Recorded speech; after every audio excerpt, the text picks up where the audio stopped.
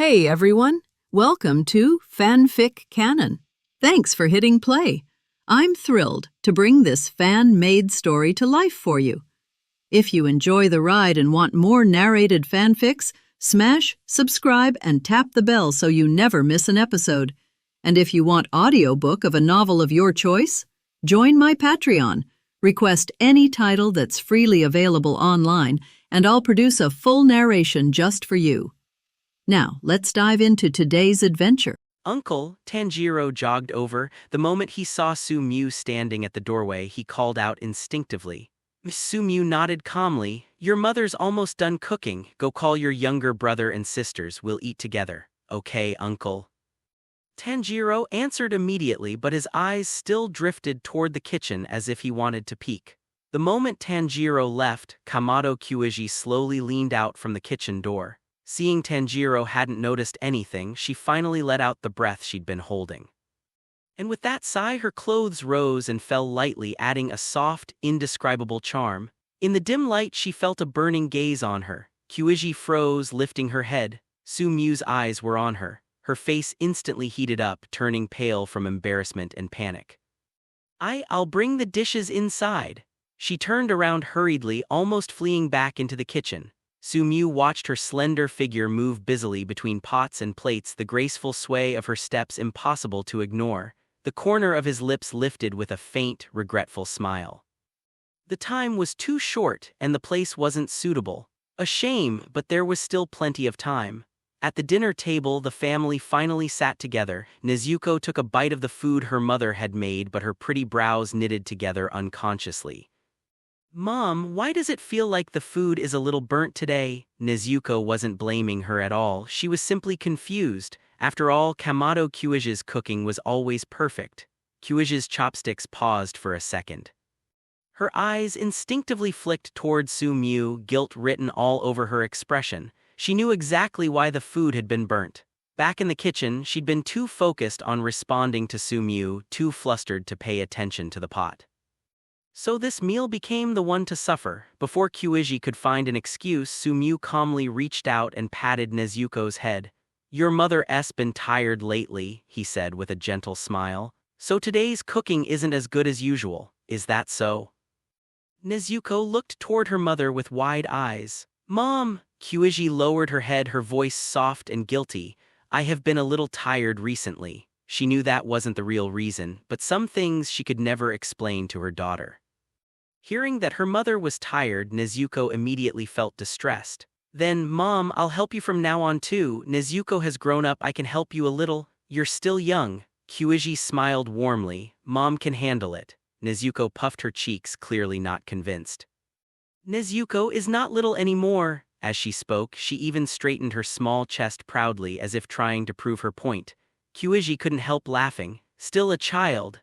Nezuko was about to argue back, but Su-Mew simply pulled her into his arms, holding her close. "When Nezuko grows up and becomes a big girl," Su-Mew said softly, "then you can help Mom, but that will take a long time." Nezuko pouted, unhappy. "Then eat properly," Su-Mew coaxed her, voice patient. "If you eat well, you'll grow up fast. Then you can help your mother sooner." Nezuko's eyes brightened immediately. "Nezuko will eat well." She nodded seriously, then grabbed her chopsticks and began eating with determination. In no time, her cheeks were stuffed full like a greedy little hamster, cute and innocent. "I want to grow up fast too and help Mother later," Hanako's small, milky voice followed. Then Takeo, Rokuta, Shidru and the others chimed in one after another, all saying they wanted to grow up quickly and help.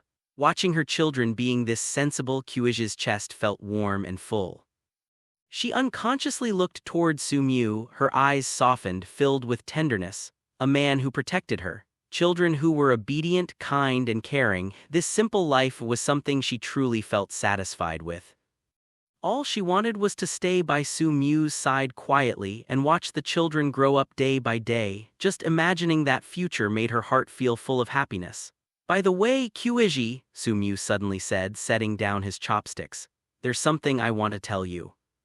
Kyuiji looked up immediately. Her gaze was gentle, almost watery, like she could melt just from looking at him. "In the future, you'll also learn the breath of the sun," Su-Mew said calmly. "In the next few days, I'll teach you myself." "Ah."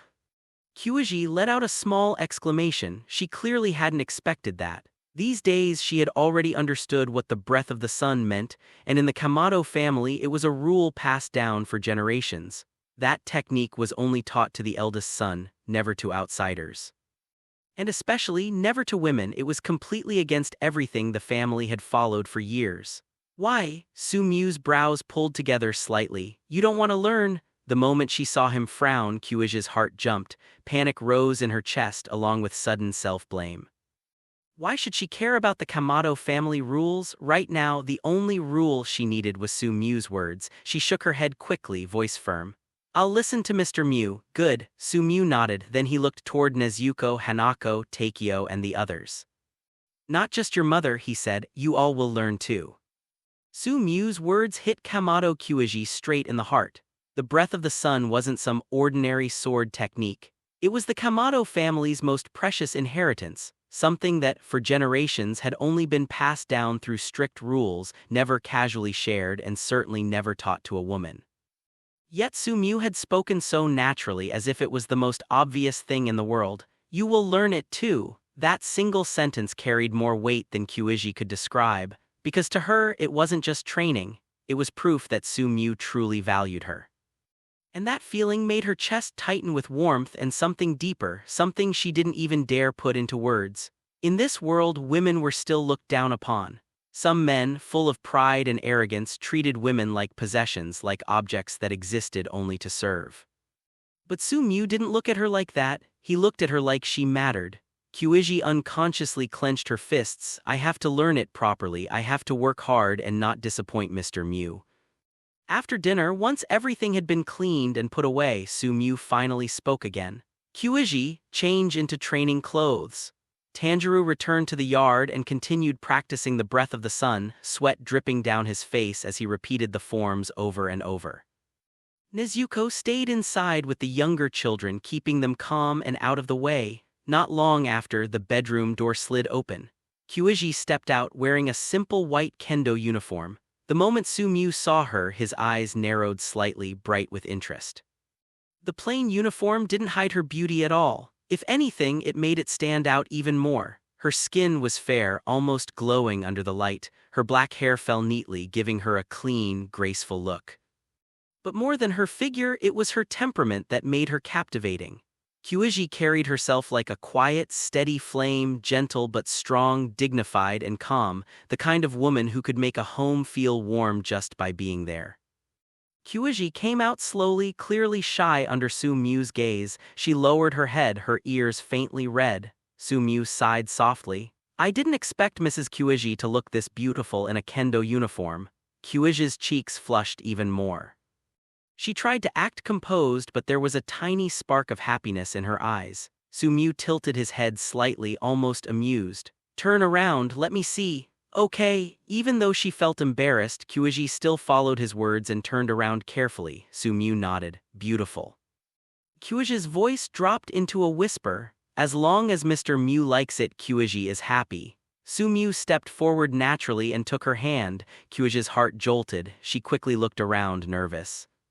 After confirming Tanjiro and Nezuko were outside and not watching, she finally relaxed and allowed him to hold her hand. Sumyu lifted her small hand in front of him and lightly traced the center of her palm with his fingers. Kyuji's body tensed instantly. A blush spread across her face like snow touched by warm wine, soft and intoxicating. For a moment, she looked so delicate that it made someone want to tease her even more. But Sumyu didn't push further. There would be time for everything later. Right now, he needed to teach her seriously. He looked at her and spoke in a calm, steady tone. Practicing the breath of the sun is not easy. It requires hard work and it tests the body heavily. Kyuji pressed her lips together, then nodded firmly. I'm fine. I can endure it. Sumyu smiled faintly. Good. He nodded once. Then we begin. Kyuji straightened her posture immediately. Her pretty face became serious, focused like a student receiving the most important lesson of her life. Sumyu was satisfied with that attitude. Then he began explaining slowly. The so-called breath of the sun is also a type of breath. It is known as the first breath. There are many breathing styles in this world. Each one has its own nature and strength. For example, the breath of rock excels in defense. The breath of thunder excels in speed and explosive power. The reason breathing styles exist is because humans are naturally weaker than demons in physical ability. He paused, his eyes calm but sharp. So the Demon Slayer Corps developed a method called total concentration breathing. The principle is simple. In a short period of time, you draw in far more oxygen than normal. That oxygen stimulates the body's potential, pushing your muscles, reflexes, and endurance beyond human limits. And for a brief moment, you gain physical ability close to that of a demon. Kyuji listened carefully, her eyes fixed on Su Mu's face. This was knowledge she'd never heard before. Even though her family had long passed down dance forms and tradition, no one had ever explained the true essence like this. Su Mu continued. The breath of the sun I'm teaching you was created by Yoriichi Tsujikuni. It is called the first breath because it is the origin, the ancestor and foundation of all breathing styles.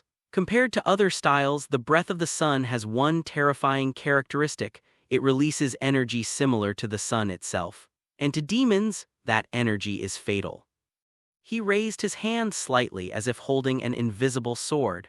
At the same time, that energy can be infused into the blade, creating a burning crimson edge. This is what people call the crimson blade. Once a crimson blade pierces a demon's body, it destroys their insides. It feels like their organs are being burned by raging fire. Their body begins to collapse and their regeneration slows, sometimes even stops. Kyuji's breath caught. Just hearing it made her spine run cold, so this was why the breath of the sun was feared.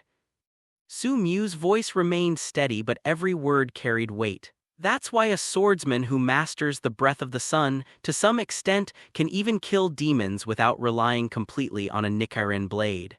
He lowered his eyes slightly, and precisely because of this. Demons hate the breath of the sun more than anything. If a swordsman who uses it appears, they will do everything they can to erase them, completely, until not a single trace remains. The spring breeze blew gently and it fell on the person's face, which was slightly damp and slightly cool. Su Mu looked at Kamado Kyuji, who was standing upright, and said, "Do you know why I asked you to learn Breath of the Sun?" Kamado Kyuji raised her eyes and looked at Mu Jun with confusion in her eyes. Obviously, I don't really know why Su Mu must teach her Breath of the Sun. Su Mu didn't answer right away but gently grabbed the opponent's small hand, and her eyes fell on the proud figure wrapped under the loose kendo uniform. Kamado Kyuji's face was slightly red and she lowered her head unconsciously. There was a tame smell all over his body. It seems that the other party will not resist what he wants to do, because I hope that if one day I leave you will be able to protect yourself. He opened his mouth quietly. Hearing this, Kamado Kyuji was very moved. He didn't expect Mr. Mu to think so far for her. At the same time, he seemed to realize something suddenly, and the little hand couldn't help grabbing Su Mu's hand nervously. "Mu Jun, are you leaving?" The woman's small face was full of nervousness, and there was a pitiful look in her eyes, as if a kitten that had been abandoned by its owner was gently rubbing its head against the bottom of its owner's trousers, hoping that the owner would not abandon it. Stretching out his hand, he gently lifted Kamado Aoi's chin. The warm sunlight fell on the woman's body, reflecting the ups and downs of her curves.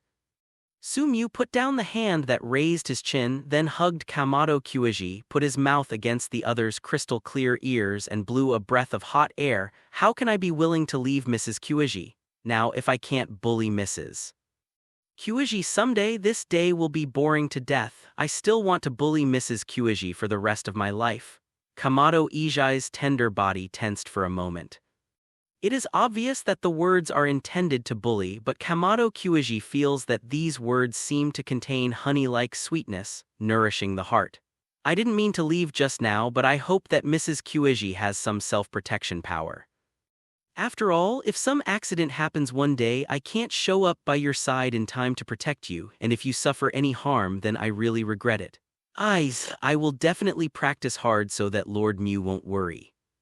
Kamado Kyuji bit her lip. "I still need to practice to be very strong, and I still want to protect Mujun." Su Mu heard it and couldn't help but look at Kamado Kyuji's blushing face. "Then I can look forward to it."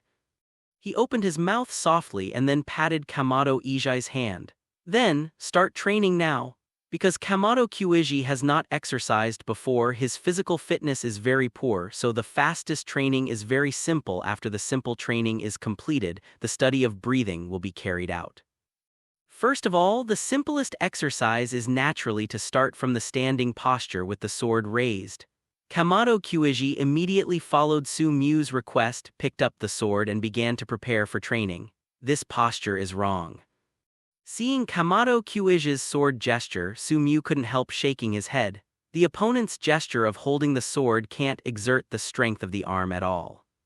Su Mu stepped forward, put her hand on Kamado Kyuiji's shoulder and pressed down slightly. Center of gravity, pressed down as much as possible. Kamado Kyuiji lowered her eyes slightly. Su Mu began to correct Kamado Kyuiji's sword-holding movement little by little and only showed a smile when the other party was completely standardized. From now on, keep this action and keep it still. In this way, you can get used to the action of holding the sword, and the next time you hold the sword, your body will have the instinct to hold the sword correctly. Kamado Ai bit her lip and agreed. At the beginning, it was not difficult for Kamado Ai to maintain a posture of holding the sword still. However, with the passage of time, I only felt that my arm became more and more sore, and the hand holding the wooden sword became heavier and heavier. As time went by, the originally light wooden sword gradually seemed to be as heavy as a mountain. Soon, a fine line of sweat appeared on Kamado Ijai's forehead. Keeping one movement for a long time makes Kamado Kyuiji feel like his whole body is falling apart finally. No matter how hard he insisted, Kamado Kyuiji felt that he could no longer maintain the previous movement of holding the sword. Mu-jun, I can't do it anymore, really. I really can't do it. Finally, unable to bear it any longer, Kamado Kyuiji put down the wooden sword in his hand and half-kneeled on the ground. At this moment, sweat almost soaked her clothes completely. I really can't do it, I have no strength, let me rest for a while? Kamado Kyuiji half-kneeled on the ground, raised her head, looked at the Mujin not far away who supervised her training and begged. Tat tat tat. Mujin walked over with strides looking down at her. Are you really out of strength? Really, I really don't have any strength at all, but I think you still have some strength. Su Mu spoke softly, and at some point in his hand there was an axe for chopping wood. Under the setting sun, the blade of the axe exuded a chilling chill. Really, there are none. Kamado Ijai almost collapsed to the ground. Su Mu didn't speak anymore but raised the axe and slashed at the Kamado sunflower branch. The blade swung. In an instant, soaking the whole body, Kamado Ai's pupils couldn't help but clench tightly, and he stepped back almost subconsciously. At this moment, his body, which was obviously sore and limp without any strength, suddenly seemed to burst out with new strength. The blade of the axe came to a stop almost touching the tip of Kamado's nose. Feeling the coldness coming from the axe blade in his nose, Kamado Ijai broke out in a cold sweat. Just a little bit short, Mujin directly chopped off his head with an axe. Hoo. He couldn't help panting heavily and his chest began to heave violently. Almost died. The fear made Kamado Kyuiji feel a little dazed at the moment. At some point, Su Mu squatted down in front of Kamado Kyuiji, who had fallen to the ground, patted Kamado Kyuiji's pale face with his hands, and asked softly, "Are you just scared?" Kamado Ai raised his head, looked at the gentle man in front of him, and swallowed carefully. How could it be possible not to be afraid? That feeling of life and death suddenly almost thought that he was really dead. Looking at Kamado Kyuiji's pale face, Su Mu said calmly, "If you're not afraid, how can you remember it? Next time, be more obedient." "I didn't say stop, how can I stop?" Su Mu squatted in front of Mrs. Kyuiji, who was half kneeling in front of her, and gently patted her pale cheek. "Next time, be more obedient. I didn't say stop, but I'm not allowed to stop."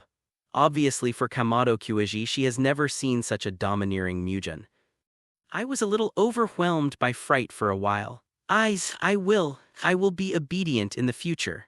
Kamado Ai lowered her head and said in a low voice, appearing extremely obedient. Su Mu's eyes drooped, probably because he had been holding the sword all the time, which made him sweat profusely. The crystal sweat wet Kamado Ijai's clothes, fully showing the woman's well-developed curves. He stretched out his hand and patted Kamado Kyuji on the head. "This is the end of today's training, it's time to go back and rest." Kamado Ijai nodded, struggling to stand up, but he had been in the same position before. His body was already stiff, and the sudden shock just now made his body even more limp at this moment, so after several struggles to stand up, he failed stand up. "Forget it, let me carry you back." Sumyu squatted down and hugged Kamado Kyuji by the waist. Being hugged by the waist, Kamado Kyuji looked carefully at Mu-jun's face with a bit of caution. "Why are you still afraid of me, number?" "No, it's just that I've never seen anything so fierce before." Kamado Kyuji lowered her head slightly. She had never seen Mu-jun so fierce before, and she was really frightened all of a sudden. Sumyu stretched out her hand and patted Kijai's pretty buttocks hard, causing Kamado Kyuji to exclaim, and then said again, "So, I've seen it now." Kamado Ijai nodded meekly. Sumyu didn't give up but continued, "In the future, not only will I kill you, but I will kill you for the rest of my life. If you don't listen to me, I will kill you." Kamado Kyuji blushed slightly and whispered, "Kyuji is willing to make Mr. Mu fierce for the rest of his life." It seemed that what he said was too bold and he was shy, so he buried his head in Sumyu's arms. After sending Kamado Kyuji to the room and telling Kamado Kyuji to have a good rest, Sumyu also came to the yard. In the yard, Tanjuro is still training hard. Compared with what he saw in the morning, he could clearly feel the progress of the other party, which made Sumyu's eyes droop slightly. Tanjiro's progress speed made him feel a sense of oppression. Regardless of the other party's young age, this tenacious spirit is unmatched even by an adult. Seemingly sensing that the uncle was coming, Tanjiro stopped the training in his hands and raised his head. "Have you been training all afternoon?" "Yes, uncle." Tanjiro nodded and then clenched his fists excitedly. "I feel that I have improved a lot. It's normal to work so hard and make progress. Hard work and sweat will never let you down." He patted Tanjiro on the shoulder. Tanjiro nodded heavily, then scratched his head again. "Uncle, that, I want to compete with Uncle." Sumyu was slightly taken aback but said with a smile, "No problem, just right. I also want to see how far Tanjiro's breathing method has progressed. Our uncle and big brother fighting." Hanako was lying by the window looking outside boredly. When she saw uncle and big brother standing opposite each other holding a wooden sword, her eyes lit up, and she clapped her little hands involuntarily. Nezuko heard this and immediately looked towards the door, and sure enough, he saw the uncle and big brother standing opposite each other in the courtyard. "Ho ho, is this going to be a fight?" Nezuko also clenched his fists, feeling very excited. For children of Nezuko and Hanako's age, it's time to be active, and they naturally like to be lively. In the room, Kamado Kyuji, who had just been hugged by Sumyu to the bed for a short rest, also heard the movement outside, especially when she heard Tanjiro and Mu-jun fight, and her heart tightened. Although her whole body was sore and weak, she was still struggling stand up. "It can't happen." Kamado Kyuji murmured in a low voice, "I need to persuade Mu-jun later. Tanjiro is not very sensible, just teach him a little lesson, and Tanjiro is too ignorant. How can he contradict Mu-jun? What's more, fighting with Mr. Mu is really not big or small." However, when they got to the door and looked at Mu-jun and Tanjiro standing opposite each other in the yard, they couldn't help but breathe a sigh of relief. Just now, they were really scared to death, thinking that Mu-jun and Tanjiro had really had a conflict. Now it seems that it is just a discussion. At the same time, at this moment, she was also a little tangled in her heart, not knowing who to support. Logically speaking, Tanjiro was her son and she should support her son, but in her heart, she was more inclined to Mu-jun. In the courtyard, Sumyu and Tanjiro were holding wooden swords. They didn't move each other, they looked at each other quietly. For Sumyu and Tanjiro, they have not been exposed to much swordsmanship, and they are actually not very good at swordsmanship. The breathing of the two seems to start to grow at this moment. Obviously, both of them entered the breathing state at this moment. Once entering the state of breathing, one's physical fitness and all aspects of physical fitness will be significantly improved in an instant. And as the breathing deepens, one can even reach a physical fitness comparable to that of a ghost. Of course, this kind of outbreak also has sequelae, that is, after the breathing state is over, the whole person will fall into a state of exhaustion, and at that time, even raising a hand will become extremely difficult. Of course, if the breathing method is entered into an extremely deep level and the normal state of full concentration breathing is reached, the sequelae of using the breathing method will disappear. Because after entering the breathing method into the normal state, the body has already formed the instinct of breathing. Even when sleeping, the state of breathing will not stop. It is almost equivalent to once entering the normal breathing state, the physical fitness of a person will always maintain the physical fitness comparable to that of a ghost. With entering the breathing state, looking at each other at this moment, both of them can feel the vague sense of oppression brought about by the strengthening of the other's physical strength. "Uncle, be careful," Tanjiro bowed and said seriously. He obviously understood that Uncle would not make the first move. "Bring it on." Su-Mu nodded. In the next second, Tanjiro stepped forward. At this moment, the speed of this young boy's body burst has already surpassed that of a normal and strong human being. Like a vigorous cheetah, it appeared in front of Su-Mu in an instant, and the wooden sword in his hand swung down in an instant to Su-Mu's neck. This is how Tanjiro trains to fight these days. Because, from the mouth of Uncle, those cruel evil spirits are almost impossible to kill. They can only be destroyed by cutting off their necks with Nichiren blades or letting them bathe in the sun. Therefore, the habit of fighting is also accustomed to cutting people's necks with swords. Although it's just a wooden sword, although the wooden sword is covered with a thick layer of white cloth, if such a wooden sword is struck on a person's fragile neck with all its strength, it is very easy to die. Although Tanjiro felt that Uncle should not be slashed by his sword, but when he shot, he still kept a little force so that he could withdraw it in time. Su-Mu raised his eyes, looked at Tanjiro's slashing sword, raised the wooden sword in his hand with a light stroke, and then blocked Tanjiro's sword with a raised wooden sword. "Go all out, Tanjiro." After all, Tanjiro is still a teenager and his physical fitness is not as good as that of a normal adult man. Although he has practiced the breathing method, his physical fitness has been enhanced to a certain extent, but the practice time is still short after all. Of course, because of the practice of the breathing method, it was able to burst out with enough combat power in a short period of time, far exceeding the combat power of a normal adult, and even 2 or 3 of them may not necessarily be their opponents. But don't forget that Su-Mu, who is facing him, also practiced the breathing method. Moreover, his own physical fitness has long surpassed that of a normal adult, and the breathing method he exerted is also stronger.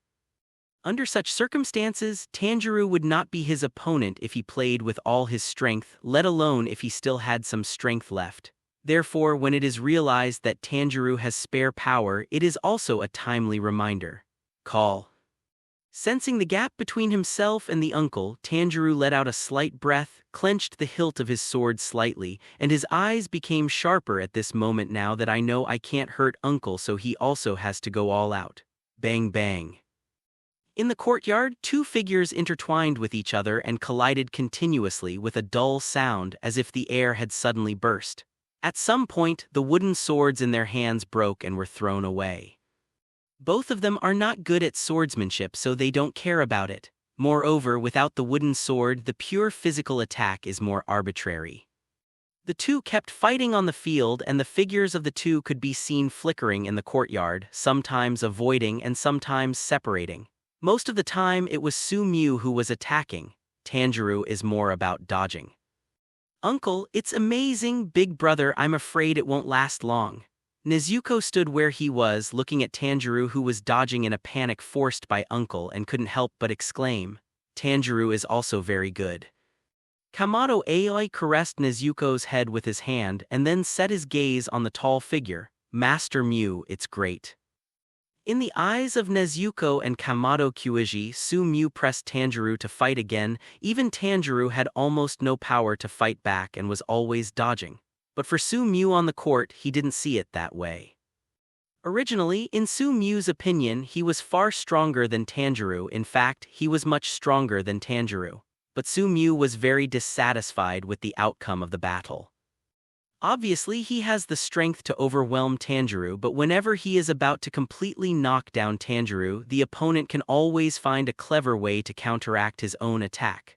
At first, Sumiu thought it was a coincidence, but gradually, Sumiu discovered that although Tanjiro was not as good as himself in strength compared to himself, the opponent could almost fully exert his own strength, and the opponent seems to be born to fight. Whether it is the grasp of the timing or the time of the shot, we can always grasp the fleeting opportunities. However, in the end, the difference in strength was too great. In the end, Tanjiro was exhausted and Sumiu seized the opportunity and slapped him on the chest. Boom! Tanjiro staggered back, his face turned pale for a moment, and finally he lost his balance and fell directly to the ground. Sumiu collected her palms, walked quickly to Tanjiro and helped Tanjiro up. "Is there anything wrong?" he asked, concerned. "No, just rest for a while." Tanjiro shook his head and said with a wry smile, "The difference between Tanjiro and Uncle's strength is too far. It's not Uncle's opponent at all. Even if I try my best, it won't work." Sumiu listened but shook her head involuntarily. "Tanjiro, you are already very good. If you have the same strength as me, I am afraid that I will lose." He wasn't lying. Tanjiro's grasp of combat opportunities was almost innate. As long as he found an opportunity, he could always seize that fleeting opportunity. On the contrary, he is far inferior to Tanjiro in terms of fighting. The reason why he defeated Tanjiro was only because of his comprehensive physical fitness. Hearing what Uncle said, the disappointment in Tanjiro's heart dissipated a lot, and moreover, he also gave birth to a little pride. Yes, his current strength is far inferior to Uncle, but how long can he last in Uncle's hands? And he is still young, and in the future, he will definitely surpass Uncle. "Uncle, I don't know, how is our current strength compared to those evil spirits?" Sumiu glanced at Tanjiro and could see the expectation in his eyes. "It's not even close. The strength of evil ghosts is far stronger than imagined. Among them, the powerful ones are not even the opponents of the pillar in the ghost-killing enemy. So, we still need to work hard." He patted Tanjiro on the shoulder encouragingly. Tanjiro nodded heavily. "I will not let Uncle down." Sumiu smiled, rubbed Tanjiro's head, then turned her head and saw the charming young woman standing on the threshold, frowning slightly. "Didn't I let you rest in the room? Why did you come out?" "Hey, I heard the kids said you were fighting with Tanjiro, so I was worried, so I ran out to have a look." Kamado Tanjuro lowered her head slightly, her white and tender chin almost touched the conspicuous mountain. "You have just finished training and your body is weak. The most important thing now is to rest. I just told you to rest and run around. You are really disobedient." Hearing what Uncle said, Tanjiro also looked at his mother, saw his mother's pale face and echoed, "Mother, Uncle is also doing it for your health. You have to listen to what Uncle says." Kamado Tanjuro glanced at Tanjiro involuntarily, his lips pursed slightly, and then his eyes glanced at Sumiu again with a bit of coquettishness. Looking at her with those charming eyes that seemed to be full of anger and resentment, Sumiu's heart felt a little warm. Night unknowingly come. The doors of every house were closed. The hut in the deep mountain, which had been bustling all day, also returned to calm. Sumiu was lying on the bed alone, feeling his throat was dry, and thinking of the dignified figure of Kamado Tanjuro in his mind, he couldn't help but feel agitated. The constant intertwined thoughts in his mind made him unable to sleep at all. He turned over and forced himself to rest, but tossing and turning just can't fall asleep. "Call!" Taking a deep breath of stale air, Sumiu didn't sleep anymore and couldn't sleep at all without venting. Pushing open the door, walked out and went directly to Kamado Ai's room. Eyes fall on the door of Kamado Ai. The door was not completely closed, there was still a slight gap. Seeing this, Sumiu couldn't help showing a smile. It seemed that the other party was also looking forward to her arrival. Stretching out his hand, he gently pushed open the door of the room. Door open, the woman in simple loose clothes was making the bed between the beds with her back behind her back. In the room, the lights were flickering, reflecting the other's slim back, and her jet black hair was draped over her shoulders. As if sensing something, Kamado Tanjuro couldn't help turning around and saw Sumiu, who opened the door. There was a hint of surprise in the woman's eyes for a moment, then a hint of resentment and finally nervousness. Sumiu opened her mouth and was about to lock the door behind her. But as soon as he put his hand by the door, he saw a cute little head exposed under the quilt of the bed. With a delicate face and beautiful sleepy eyes under the blinking eyelashes, she asked innocently, "It's Uncle, what's the matter with Uncle?" Seeing Nezuko jumping out suddenly, Sumyu couldn't help showing embarrassment on his face and habitually scratched his head with his hands. "No, it's nothing." "Oh," Nezuko's little white hand stretched out from the quilt and yawned, "Uncle, it's late, you should go to bed early." "Well, I'll go back to sleep in a minute." Sumyu smiled wryly with a bit of unwillingness and cast a hard glance at Kamado Kyuiji. Kamado Kyuiji's face was slightly flushed, and those eyes looked over with anger and resentment, eyes that seemed to be filled with water, full of seductive style. These days, the door of her room has never been closed and she has been alone all the time. Who knows, the other party will not come. Today Nezuko insisted on sleeping with her, but the other party came again. "I'm going back to rest first." Sumyu spoke, feeling a little disappointed, came to the courtyard with some vent and trained for a while. Occasionally, his eyes will look at the window. The window was not completely closed and there was a faint rustling sound of changing clothes. Presumably, Kamado Kyuiji should have fallen asleep. Hoo-hoo, gritting his teeth, he trained silently. Pity this kind of progress is too slow. Although it has improved, it is far less fast than obtaining attribute points and adding attribute points to the breath of the sun. Listening to the faint voice coming from the courtyard outside, Kamado Ijai, who was holding Nezuko in his arms, was a little dazed in his eyes and clenched his lips unconsciously. After hesitating for a moment, Kamado Ai still patted Nezuko's head lightly and softly whispered in Nezuko's ear. "Mom, go out for a while and be back in a while." Nezuko pouted in obvious reluctance. The night was slightly cool and the Kamado sunflower branch who had just left the house was blown by the cold wind. He couldn't help but clasped his hands tightly, lowered his head and took out the kettle and cups from the house. Why did Mrs. Kyuiji come out? In the courtyard, Sumyu, who was training, looked at Kamado Kyuiji coming out of the house, his eyes lit up. "Seeing that you are still training so late, let me make you a cup of tea." Kamado Kyuiji lowered his head, took small steps and came to Sumyu with tea. Sumyu nodded but looked at Kamado Kyuiji's dignified face. Kamado Ijai lowered her head slightly, her fair face was hot and red as if on fire. Sumyu glanced at Kamado Kyuiji and then scanned around vigilantly. When it was confirmed that everyone was resting and no one would disturb them, he stretched out his hand and took Kamado Kyuiji's hand and walked towards the corner of the courtyard. "When I taught you to practice the breath of the sun during the day, I felt that your body seemed to be unwell. I will check your body now." Kamado Kyuiji lowered his head slightly and secretly glanced at Sumyu, only to find that the other party was looking at him, especially when he felt the playful smile on the corner of the other party's mouth. He felt even more ashamed in his heart.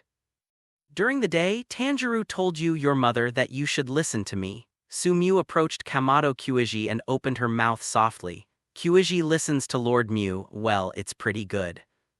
Sumyu nodded in satisfaction and then said with a bit of evil in the corner of her mouth, "Then, Mrs. Kyuiji, turn around now." At some point, the faint moonlight poked out a gap from the dark clouds and landed on Kamado Kyuiji's face. Under the moonlight, her fair face was already rosy, her beautiful eyes were charming, and what was even more exciting was the obvious dignified temperament of the other party.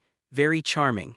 Although Kamado Ijai was a little hesitant, he turned around cooperatively. "Bend over, early morning."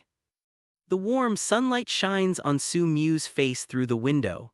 Opening his eyes, he stretched involuntarily. "I vented a lot last night, so far I just feel refreshed." Walking out as usual, sure enough, Tanjiro got up earlier than himself and started training. What a hard-working kid. Sumyu couldn't help but secretly praised. "If you feel tired, take a break and don't work so hard." He patted Tanjiro on the shoulder and said with concern, "I know, uncle." Tanjiro wiped the sweat from his forehead and nodded. Sumyu smiled and went to the kitchen. After a lot of trouble last night, he was afraid that Kamado Kyuiji would not get up so early in the morning, so he was going to prepare the meals. He just walked a few steps but stopped again and set his gaze on Tanjiro's slightly hesitant face. "Does Tanjiro have anything to tell me?" Tanjiro hesitated for a moment but said, When I got up for a run in the morning when I passed by a house, I seemed to smell the smell of blood. For Tanjiro's morning run, here's Su Mu's training advice for Tanjiro. Of course, this run is not along a flat road but in the mountains. The road in the mountains is uneven, jumping up and down. It is very difficult to keep breathing while running. But also because of this, if one can keep breathing under such circumstances, it will be very useful for practicing breathing of the day. These days, Tanjiro gets up early every morning to run in the surrounding mountains. There are several mountains around here. Not only the Kamado family lives but also several scattered families, but most of them are far away from each other. The smell of blood. Su Mu frowned. Su Mu didn't doubt that Tanjiro smelled blood. He knew that Tanjiro's nose was extremely sensitive. If he said he smelled blood, he must have smelled blood, and there was basically no mistake. Take me over there to have a look. Good, Tanjiro nodded. Along the mountain road, jumping over several steep slopes, soon, a house standing in the distance appeared in front of you. If it was at this time in the past, the smoke from the houses would have been seen rising, but up to now I haven't seen any smoke from the houses, and it seems a little too quiet here. That's where the smell of blood comes from. Tanjiro pointed to the mountain hut. He was passing by at the time, smelled the smell of blood, and was also curious, so he came to check, but the door of the family's room was closed, so he had no choice but to leave. Hearing Su Mu's words, Su Mu also quickly ran towards the hut. Sure enough, just like what Tanjiro had seen before, the fence surrounding the house was tightly closed, and the door of the house was also tightly closed. Su Mu yelled a few times, but there was no response.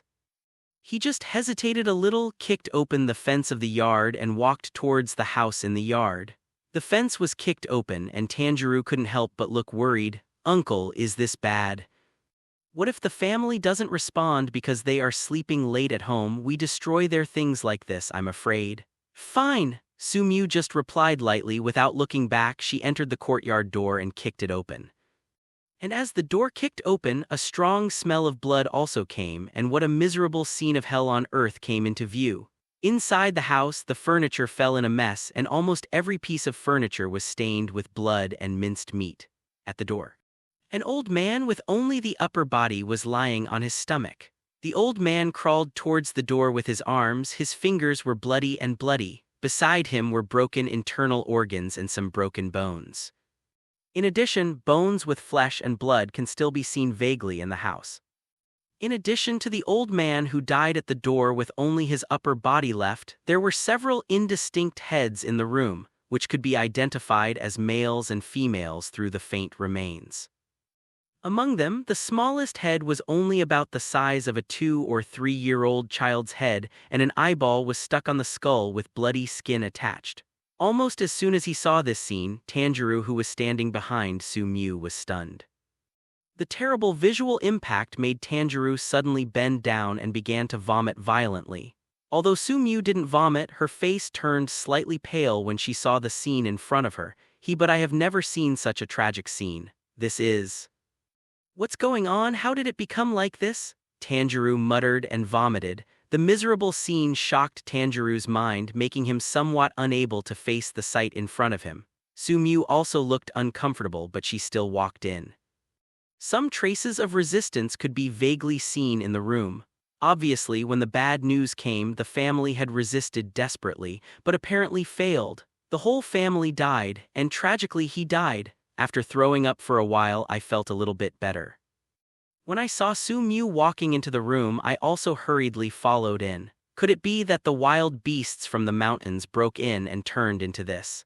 Su Mu turned back and looked at Tanjiro. You think this is what the beast can do? Tanjiro lowered his head. Su Mu has come to the window of the room. Able to see, the windows of the room were already cracked. With the door closed, it was obvious that the murderer who brutally murdered the family entered. It's not a beast. Could it be a gangster? Tanjiro said again. In fact, deep down in his heart, he had already guessed, but he was a little unwilling to believe it. Contain the body of the deceased. Su Mu didn't reply but started to collect the bones on his own. Looking at Uncle's back, Tanjiro hesitated to speak, but in the end, like Su Mu, he began to restrain the bones on the ground. Soon, in the yard of this family's house, there is an extra lonely yard. Because the bones of the corpses were scattered, it was already impossible to tell who belonged to whom, so the whole family was buried in one grave. The cool wind was blowing and the leaves were rustling. It seemed that there was a sound of whimpering echoing in the courtyard, telling the sufferings that had been encountered. Standing in front of the grave, Tanjiro lowered his head and clenched his fists slightly. "Uncle, I've seen this family before. It's a hunter from the nearby mountains and forests. There are lovely children and a kind old man. They are a happy family together." Tanjiro closed his eyes and told about the scene he saw while passing by. It was a scene of a family living happily together, but obviously such a happy scene accompanied by the smell of blood was ruthlessly destroyed. At this moment, Tanjiro's body trembled unconsciously. Obviously, the current result is unacceptable. "Uncle, tell me, who the hell is so cruel? Who can be so cruel?" Closing his eyes, Tanjiro couldn't speak anymore. The tragic scene in the room just when Uncle opened the door was always echoing in his mind. "Actually, don't you already have the answer in your heart? Why ask me?" Facing Tanjiro's inquiry, Sumiu just spoke quietly. "I just don't want to believe it." Tanjiro's face was full of bitterness. These days, Uncle told him many things about evil spirits, and Tanjiro himself thought that one day he would face these terrifying evil spirits, but never thought this day would come so soon. He always felt that he was far away from those evil spirits, but suddenly realized, "I am so close to those evil spirits." "Uncle, tell me, why are these evil spirits so cruel?" Tanjiro raised his head and looked at Sumiu. "Aren't they once human? Why they treat their former companions so cruelly?" Sumiu stroked Tanjiro's head and looked at the sad child. "Because from the moment they become ghosts, they are no longer human. The moment they become evil spirits, they become human-eating monsters. In their eyes, we are all delicious food. Facing this food, they can't bear it at all and just want to eat us all. The moment they become evil spirits, they are already different from us." After finishing speaking, Sumiu patted Tanjiro. "I hope, Tanjiro, you can hold the right of life and death in your own hands, not like this family. Otherwise, what they encounter may not be what we will face. After all, compared to them, those of us who practice sun's breath are more resented by evil spirits." P.S. The 4th chapter of Guarantee has been completed today. This is the 2nd chapter that will be updated today in addition to the 4 chapters of Guarantee. At present, Gaijin is still owed, a bit desperate number. The author with a handicap is about to cry and faint in the toilet, although it may be completely updated. A bit far away. I also want to add them all in one go, but what too much, the concubine really can't do it. The code words that can only work hard, work hard, work hard. Maybe it will take a little time to fully pay off the owed chapters. Although the current situation of Xiaojuju is a little bit difficult, the difficulty is temporary. The young author is still very confident and his mouth is still very hard. "Come on, Ali." After returning home, Tanjiro seemed a lot more silent, and the training became harder and harder. As for Sumiu, he also began to go into the mountains more actively to find prey to hunt. This time, the scene I saw not only had a great impact on Tanjiro but also had a great impact on him. It is also the first time to face the cruelty of evil spirits. Let him fully understand the cruelty of evil spirits. Let him have a sense of facing reality. Forest the snow, a huge snow-white silver wolf was running fast. It was a silver wolf king the size of a calf. The silver wolf ran fast and landed on all fours, but it was very light and almost made no loud noise. It's just that at this moment, this huge silver giant wolf turns its head back frequently. The ferocity in the silver wolf's eyes has completely disappeared, only the deep fear. Obviously, what are you afraid of? Call. Almost feeling something, the silver wolf immediately put its tail between its legs, its eyes full of fear. A few days ago, a human broke into its territory. As the Wolf King, he was extremely angry and led the pack of wolves to hunt the human who dared to provoke him. Result, they were all brutally killed by each other. Only it escaped by itself. But unexpectedly, within a few days, that terrifying human brought another person over. From then on, no matter how it escaped, the other person could always track his location in the end. Not long after the Silver Wolf King's figure disappeared, 2 figures rushed out from the forest. One was tall, wearing a fur coat, and the other was a boy with fiery red hair, an obvious scar on his forehead, and wearing clothes with an ikematsu pattern. It was Su-Mew and Tanjiro. "Which way did you run?" Su-Mew stopped, turned her head, and looked at Tanjiro behind her. Tanjiro closed his eyes, sniffed his nose, opened his eyes after a while, and pointed to the left front with his finger. "I smell the wolf's scent in the left front. Very good." Su-Mew nodded and followed Tanjiro with him. Really not long after, the Silver Wolf King who had been running away appeared in front of him and Tanjiro. And with the appearance of Su-Mew and Tanjiro, the Silver Wolf King, which was almost the size of a calf, immediately stood up with hair all over its body, standing like silver needles. The four hooves of the silver wolf paved the snow restlessly, and the wolf's mouth opened, revealing the cold and ferocious wolf teeth. "Roar!" the silver wolf yelled in the direction of Su-Mew and Tanjiro as if threatening them. But the restless eyes of the other party have already completely betrayed the other party. "If you kill this wolf, you should be able to sell it for a lot of money. In this way, the cost of moving out of here should be no problem."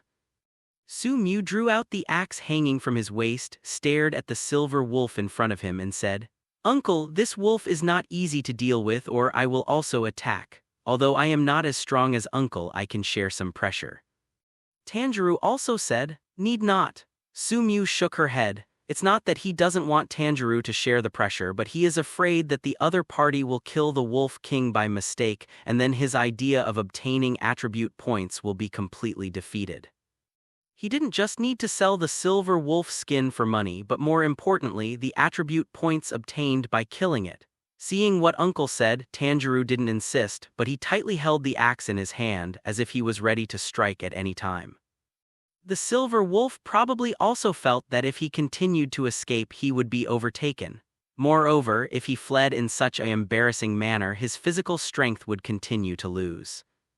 In the future, he might not even have the chance to resist, so this time the silver wolf did not flee. Instead, it kept making low, threatening sounds. This wolf is almost mature.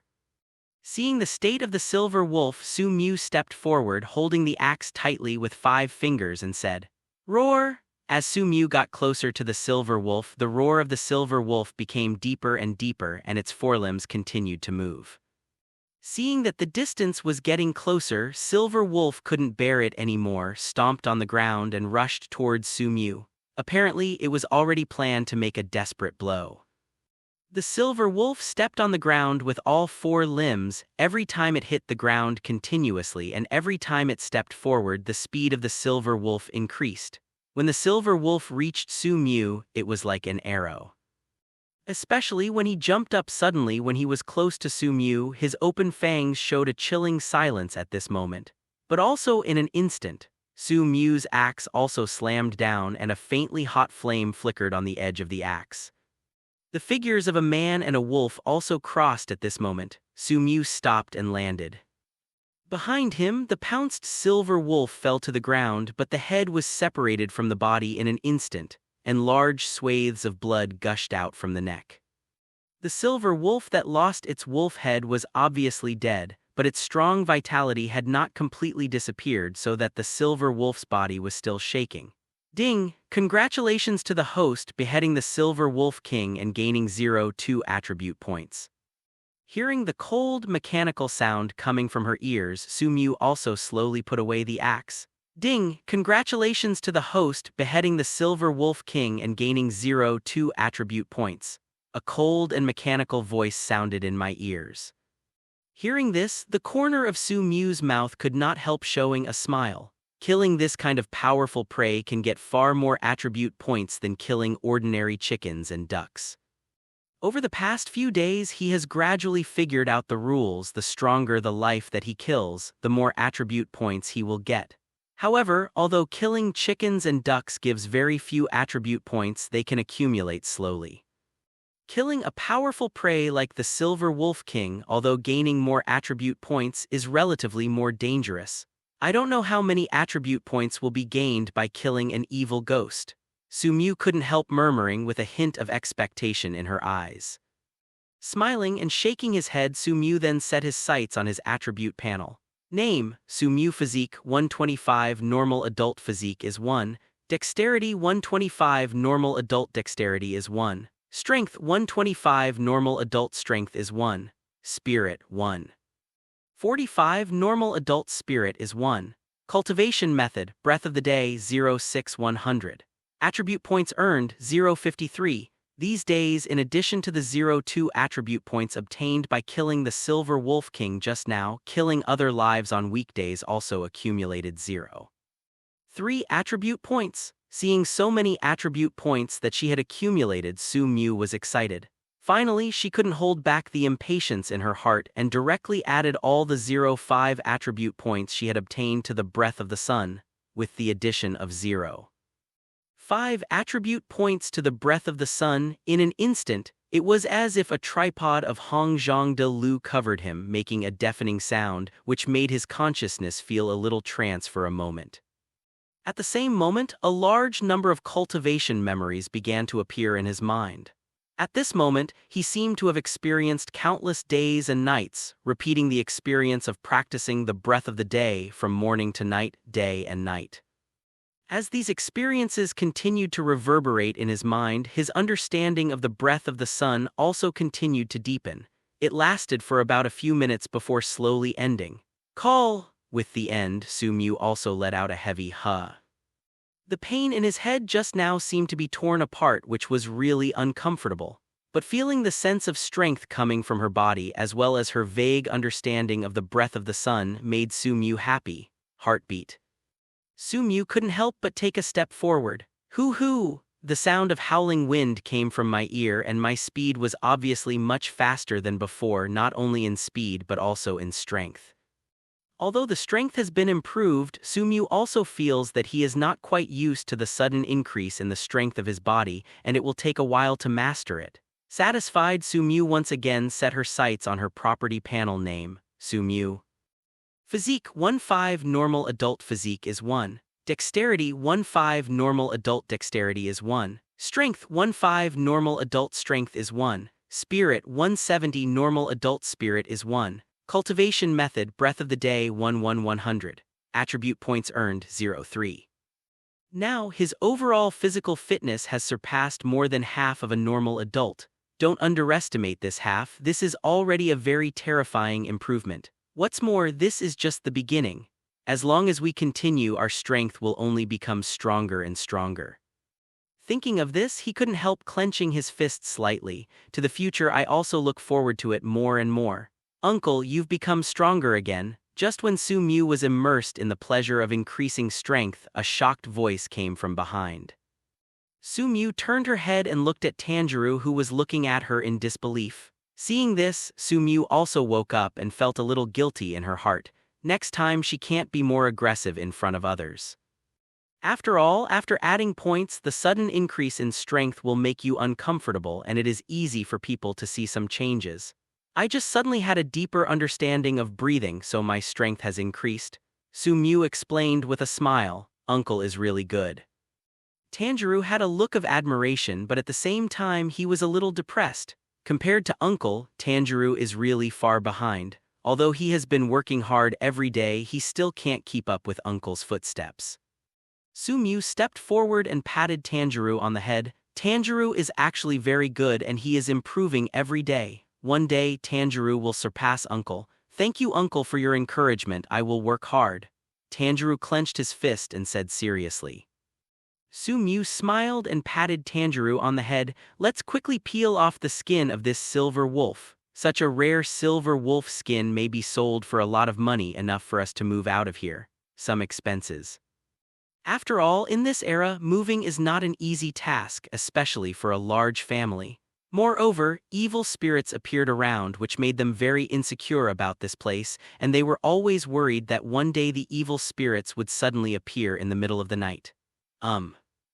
Tanjuro nodded heavily and began to go forward to deal with the wolf carcass. While doing so, Tanjuro suddenly raised his head. Uncle, do you think we can come back here in the future? When the strength is strong enough, it will naturally be possible. Sumyu patted Tanjiro's head. He naturally knew what Tanjiro was thinking. Obviously deep down in his heart, he didn't want to move and was very reluctant to part with this place. Tanjiro nodded. With their prey on their backs, Sumyu and Tanjiro walked in the mountains with 1 foot deep and 1 foot shallow. Because they both practiced the breathing method, they were both very fast. After about 2 hours, a house standing in the distance appeared in front of my eyes. When Sumyu took Tanjiro to the front of the courtyard, a woman had been waiting in front of the door early, and when she saw them coming back, she greeted them immediately. When he arrived in front of him, he stopped immediately, lowered his head slightly and put his hands on his lower abdomen. "Myu-jun, you're back." Sumyu nodded and looked at Kamado Kyuiji. Because he ran a little faster, the other person's breathing was a little short and his chest heaved up and down, which was very eye-catching.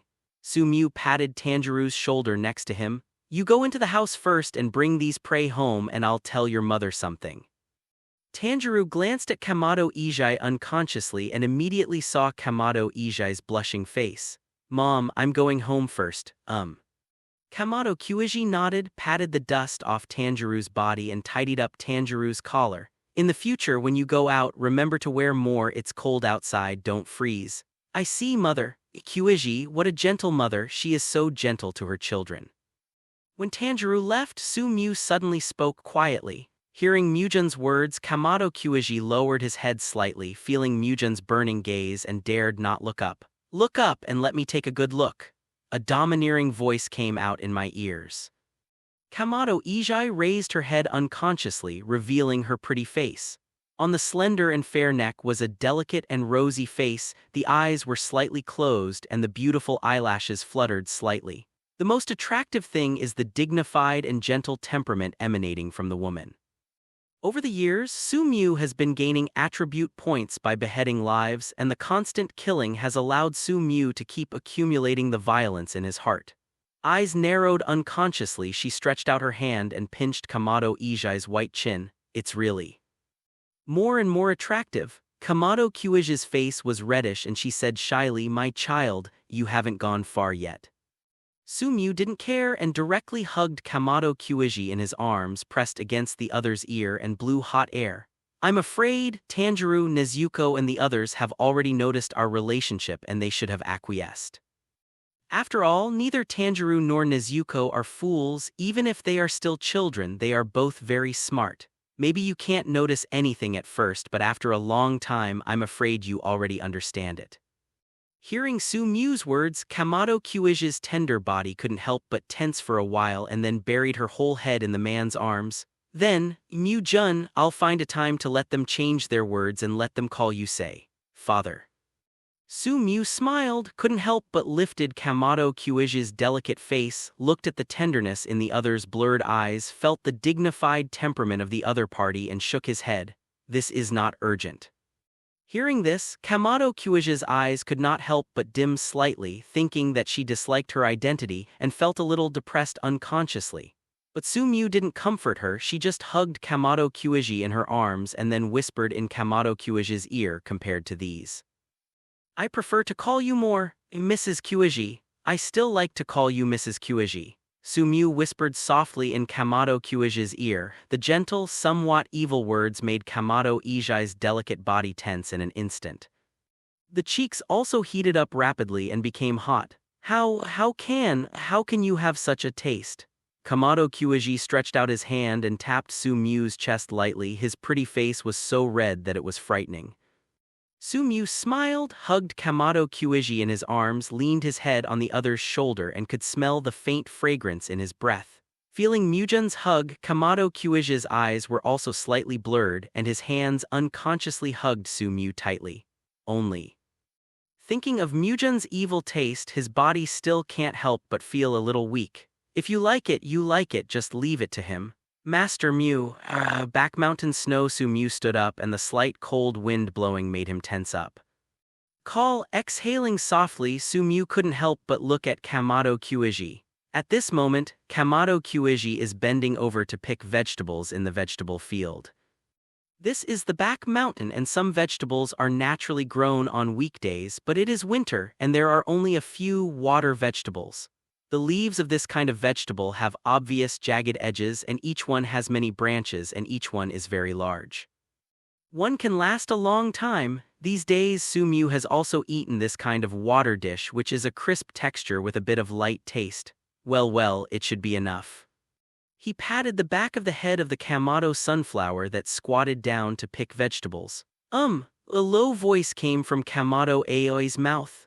After picking the mizuna that needs to be used, Kamado Kyuji stood up. After a lot of work, Kamado Kyuji's breathing was slightly confused and her beautiful eyelashes were trembling slightly. A few whitish leaves Yiluo are on Kamado Kyuji's fair face which makes Kamado Kyuji look a bit funny. Su couldn't help but chuckle. Hearing Mujun's chuckle, Kamado Kyuji couldn't help pouted. "Mujun, what are you laughing at? I just think you are cute with a bulging mouth like a little hamster." Su couldn't help laughing. Hearing Mujun's words, Kamado Kyuji lowered his head even more like an ostrich. His fair and tender face was as red as if he had applied blush. "Master Mew, you are really bad, there is no such thing as you." Kamado Kyuji reached out and pinched Su-Mew's thigh. Hey, Su smiled and told Kamado Kyuji to leave quickly. Kamado Kyuji also hastily started tidying up the already somewhat messy clothes. After all, he was busy in the vegetable field and his clothes were also stained with a lot of mud. Back home, Tanjiro, Nezuko, Hanako, etc. are all waiting, being watched by the children. Kamado Kyuji's face was also red. "I'll go and serve the food." Before Su and the others came back, the Kamado sunflower branch had already been prepared, but because it had just wasted some time in the vegetable field, it should be a little cold. Su sat on the table and greeted Tanjiro, and Nezuko went to the table and waited for the meal. Soon, Kamado Kyuji brought the food and the hot food filled the whole room with a pleasant aroma. The family eats together, talks and laughs and is naturally very happy. "Mom, why is your face a little swollen?" Nezuko, who was eating, accidentally saw Kamado Aoi's side face which was a little red and swollen. "Have it?" Kamado Kyuji touched the side of his face and indeed felt a little pain. He couldn't help but glanced at Mujun, then lowered his head and explained in a low voice, "It should be because I ate chili, it may be spicy." "Is that so?" "After that, mother should eat less chili," Nezuko muttered. Kamado Kyuji's hand holding the bowl trembled slightly and glanced at Su resentfully. Su tapped Nezuko on the head, telling him to eat quickly and then walked out. When Su came in again, she came in with a hot towel. Then it was natural to come to Kamado Kyuji and began to apply Kamado Kyuji's face. "This way, will you feel better?" The warm feeling of the hot towel combined with Mujun's caring words made Kamado Kyuji's heart warm.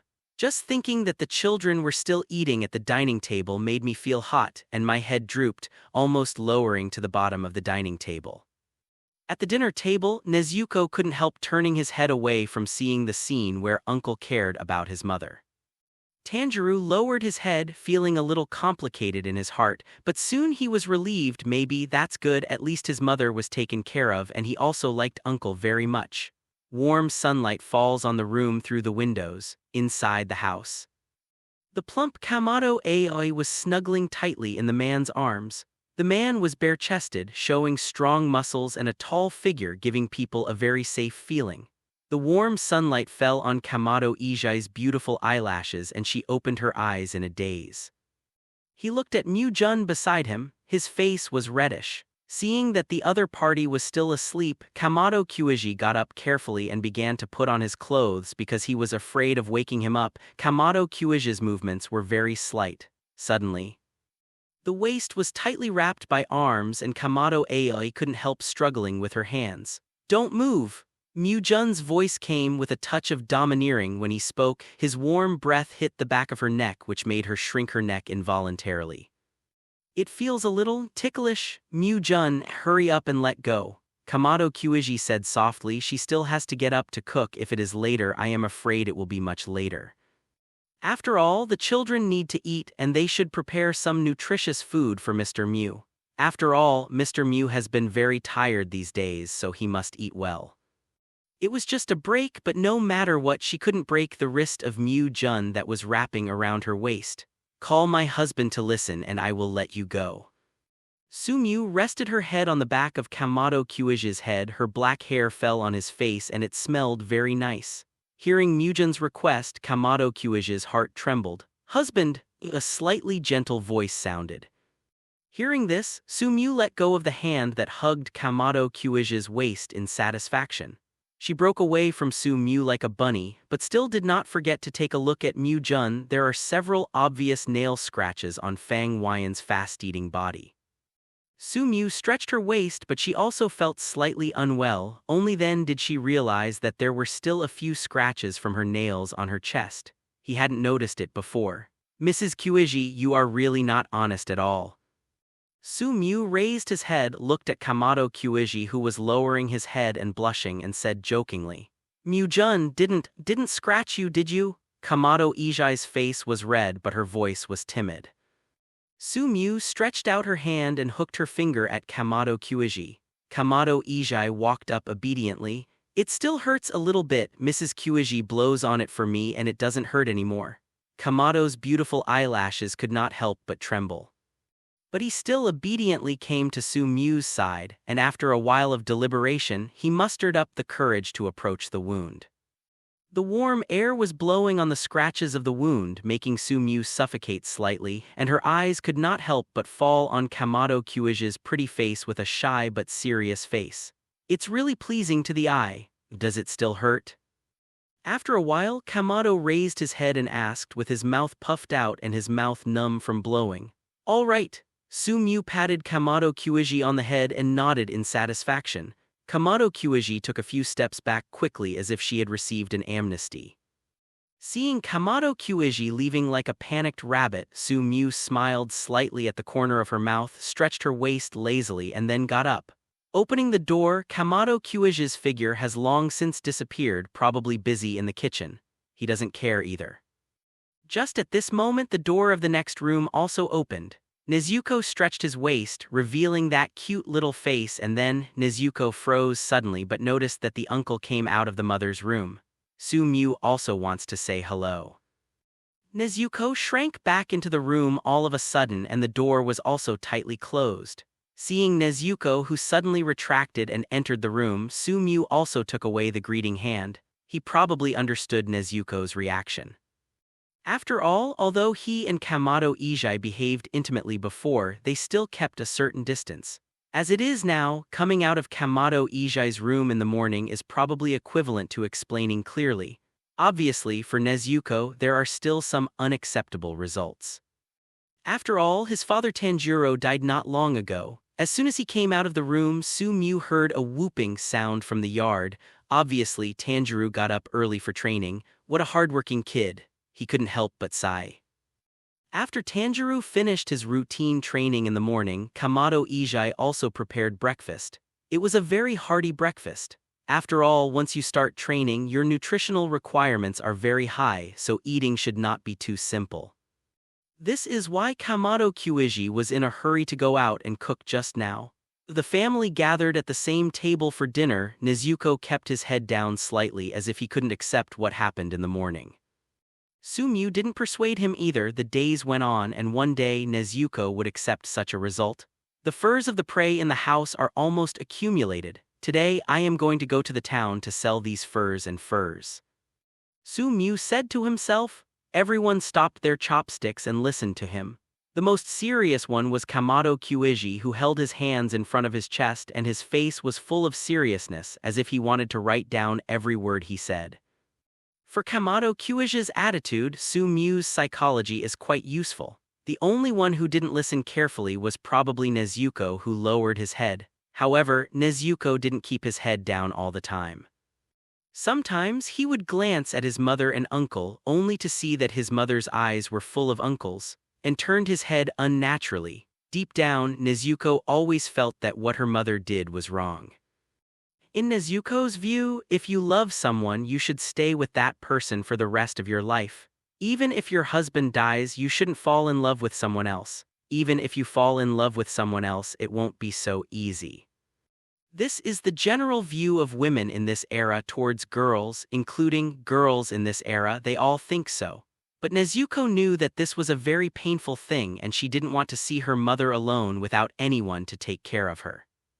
Therefore, I fell into a very entangled state emotionally, so I didn't listen to Sumyu's speech very much. Slap! The little head was hit by chopsticks. Nezuko raised his head blankly, but it was his mother holding the chopsticks. Listen to Uncle's speech. Snort. Nezuko turned his head away. Seeing this scene, Kamado Ijai's pretty brows could not help but frown, and he was about to say something to Nezuko so that Nezuko should respect Uncle and know that he is superior and inferior. Just when he was about to teach him a lesson, Mu-jun grabbed his little hand. Feeling the movement of Mu-jun's big hand gently patting and stroking his own small hand, Kamado Kyuji couldn't help but blushed slightly and lowered his head. Patting Kamado Kyuji's small hand gently with one hand, Sumyu said, "Nezuko is still young, don't be so fierce to Nezuko. Master Mu, if you spoil Nezuko like this, you will spoil Nezuko," Kamado Ai said in a low voice.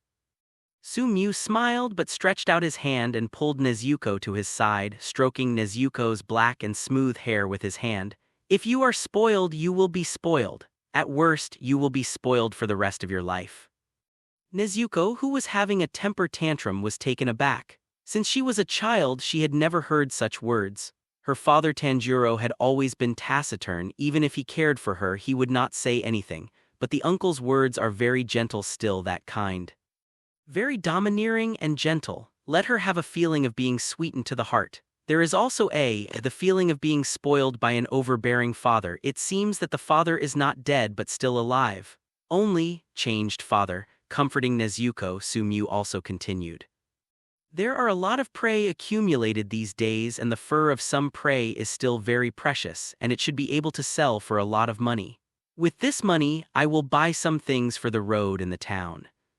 When I come back, we will move out of here. When Mrs. Kyuji is at home, tidy up all the things she packed. Sumyu began to explain one by one. Can I go to town with Uncle too? Hanako raised a small hand and spoke with longing in her eyes. It will be very troublesome to bring a child, Mr. Mu, don't? Kamado Ai next to her couldn't help but glared at Hanako. As soon as Huazi heard this, her small mouth twitched. Obviously she didn't get what she wanted and she was in a bad mood. It's okay, I can take care of Hanako. Sumyu patted Kamado Kyuji's hand, motioning him not to speak. Hanako jumped up for joy when she heard this.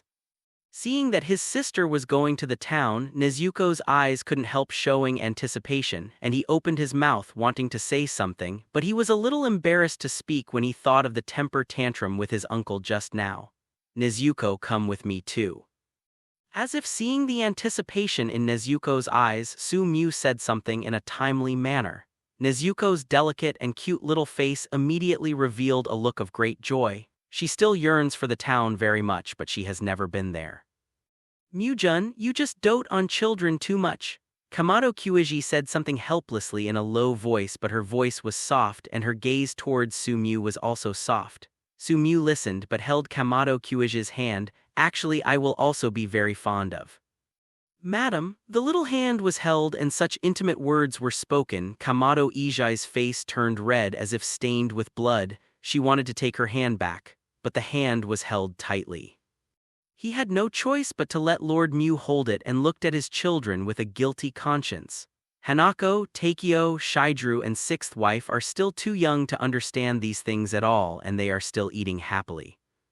Nezuko, who was more sensible, turned his head away and didn't look this way. Tanjiro, on the other hand, lowered his head and ate in a muffled voice. His eyes seemed to only have the rice in the bowl, and he didn't seem to care about the surrounding things at all. But apparently not really. Let's go, Hanako, Nezuko, hurry up and get in the car. After driving the ox cart and loaded the goods onto it, Sumyu immediately began to greet him. Huazi bounced and ran to this side, but the bullock cart was too high and Huazi was too small with short legs, jumping and jumping, but she couldn't jump up. Sumyu originally wanted to go up with Hanako in her arms, but when she saw Hanako bouncing up and down there, she was so cute and funny, so she didn't hug her immediately. Come on, Hanako, my sister will carry you up. On the contrary, Nezuko, who followed later, felt sorry for his sister and squatted down directly. When Hanako heard that her sister was going to hug her, she immediately trotted towards her and threw herself into her arms. When Nezuko got into the cart with Hanako in his arms, Tanjiro got to the shaft of the cart and Sumiu was also ready to drive the ox cart to leave. Be careful on the road. Kamado Kuiji rested on her toes, gently put a fur coat on Sumiu's body and said softly.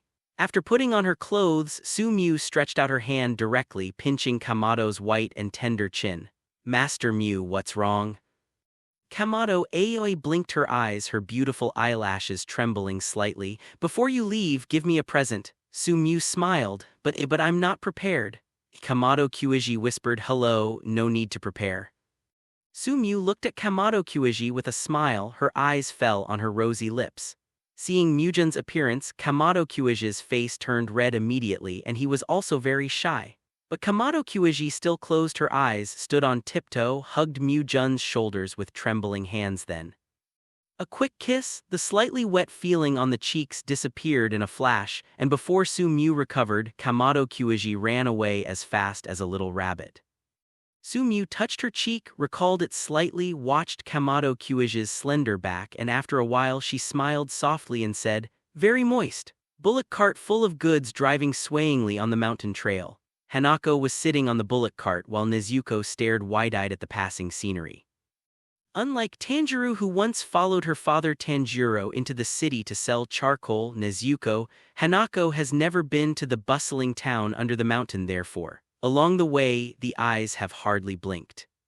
Seeing that Nezuko and Hanako like each other so much, Sumiu also rubbed Hanako's head. In the future, if I have time, I will often take you out to play.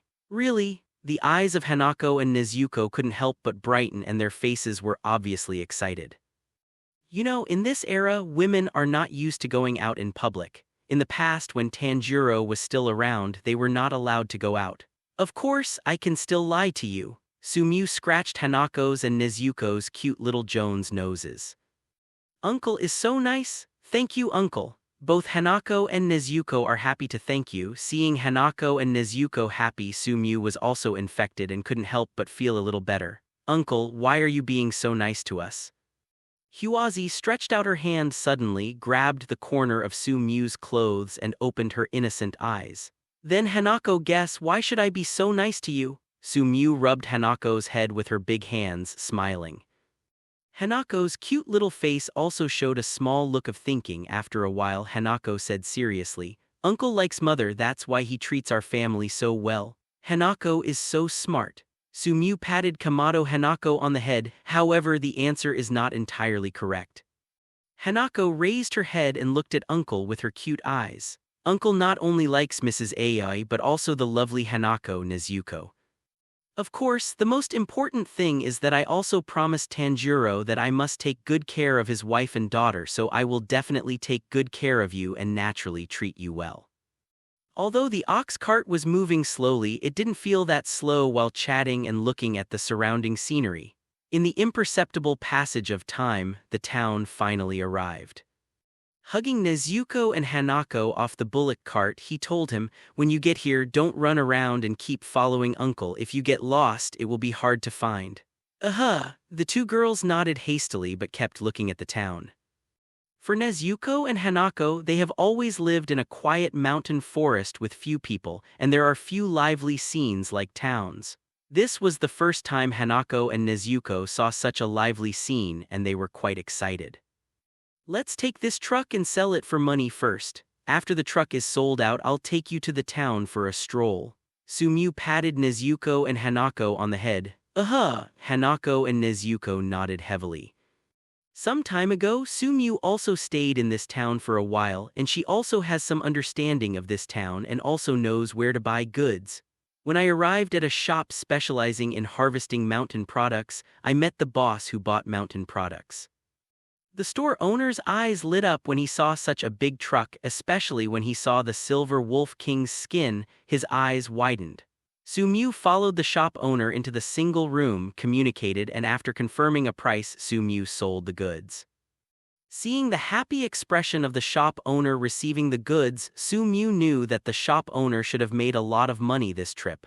However, he didn't care about it.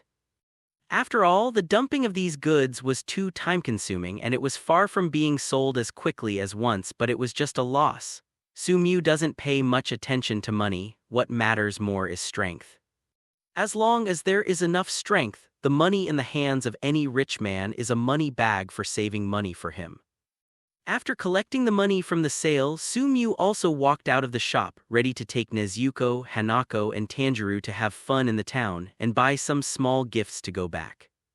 However, Su couldn't help but narrow her eyes just as she was leaving the house. Not far ahead in the family where he was staying, an old man named San Lang was lowering his head, talking to a young man. Su didn't care about San Lang's old man. But set your sights on the young man. The other party was wearing a tight black uniform with the word Mai engraved on the back and a knife blade hanging from his waist. First glance, Su recognized it. This is a swordsman from the ghost killing squad, a ghost hunter. Whenever the sun goes down and night falls, there will be evil spirits haunting and eating people. Similarly, there are ghost killing teams to kill evil spirits and protect human beings. Su recognized the young man as a ghost hunter at a glance. The reason why I recognized it at a glance, it is also the word Mai engraved on the clothes behind the young man, which means killing evil spirits. In addition, there is also the standard weapon Nichiren blades in the hands of the demon killing team, which can represent the identity of this person. Su was not surprised why San Lang came into contact with a ghost hunter. Regarding this old man, Su guessed that the other party was a hermit earlier. Now it seems that it should be right. The hermits are mostly team members without sword skills, responsible for the finishing touches after the ghost-killing team fights with ghosts. The ghost-killing team is roughly divided into two parts. One part is a combat unit that specializes in fighting evil spirits, also known as ghost hunters. Most of these people do not do production but concentrate on improving their martial arts, strengthening themselves, and then looking for evil spirits to fight. The other part is the follow-up support team. In addition to the hermit, this type of team also has the Kachu House, which is responsible for providing treatment and rehabilitation for the injured team members and nursing staff. Like the hermit, most of them are composed of members without sword skills. Of course, the current Kachu House is not called Kachu House. In addition to the Kachu Dance and Hermit, the Demon Killing Squad also has a swordsmith who specializes in making weapons, a cultivator who specializes in cultivating young blood. There is even a Wisteria family where you can rest, specially when you go out. It can be said that the Ghost Killing Squad is a very strict organization, and the top member is the Master, and the Master has been held by the Yubayashiki family for generations. Under the Lord is the pillar of the Ghost Killing team's top combat power. Under the pillar are the ordinary swordsmen of the Ghost Killing team, and there is an extremely strict grade division, roughly divided into A, B, C, D, E, Jai, Zheng, Xin, Ren, and Gui. It is such an extremely strict organization that has been able to fight against evil spirits for thousands of years, and it has not yet been destroyed. As if being watched, the young man suddenly turned his head and his slightly sharp eyes fell on Su. Su nodded slightly to him, but he sighed in his heart that he was indeed worthy of being a swordsman of the Ghost Slayer squad, and his intuition was really quite keen, and he noticed it just by taking a little extra glance. Seeing Su nodding to him, the young man also had doubts in his eyes, as if he didn't know Su. And the San Lang next to him sensed the young man's gaze, couldn't help turning his head, recognized him, and said a few words to the young man next to him. After listening, the young man nodded to San Lang and then walked quickly. "Hi. My name is Chiba Natsuo. It's an honor to meet you." The young man bowed slightly. Su nodded to him. "Can we have a chat?" Su reached out, patted Nezuko and Hanako's heads and said to Tanjiro, who was not far away, "Tanjiro, look at Hanako and Nezuko, don't let them run around, I'll be back in a while." After finishing speaking, he smiled at the young man and said, "Yes." A separate room, Su and Chiba Zia Sheng sat facing each other, and San Lang sat next to him with a pot of tea placed and steam rising. "Grandpa San Lang told me that a few days ago you saw a tragedy in a family." As soon as Chiba Zia Sheng sat down, he couldn't wait to ask. Sumyu nodded. That day, after accompanying Tanjiro in the deep mountain to see the scene, he told the San Lang who lived at the foot of the mountain. Because he had always guessed that Sanlang was a hermit, so he told Sanlang about this tragedy that might be caused by evil ghosts. Now it seems that Sanlang should have taken it very seriously. He was in contact with the ghost killing team so quickly and ghost hunters came immediately. Sumyu couldn't help but sigh. The speed of the ghost killing team is really fast enough. Yes, Sumyu nodded and told what happened that day. After patiently listening to Su Mu's narration, Chiba Xiaosheng nodded. Can I ask Mr. Mu to take me to the scene and describe it to me? Because Chiba Xiaosheng had heard from San Lang before that the location of the incident had been sorted out by Su Mu. No problem, but we will move out of here in these 2 days. After all, there are things like evil spirits nearby and we are very uneasy living here, so it can only be in these 2 days. Chiba Xiaosheng heard the words but couldn't help frowning and then comforted. Master Mu, don't worry, we are here to kill the evil spirits and protect you, and we will definitely not let the evil spirits hurt you, so there is no need to carry out any actions. Move out, it's better to be safe. Su Mu shook her head. Chiba Xiaosheng's face was a little ugly. In his opinion, it was Su Mu's distrust of his ability. Therefore, his voice became a lot colder. Since the husband wants to move, we will not stop it, but we still need to move. As a reminder regarding the matter of ghosts, please don't say anything casually, sir. Su Mu was surprised.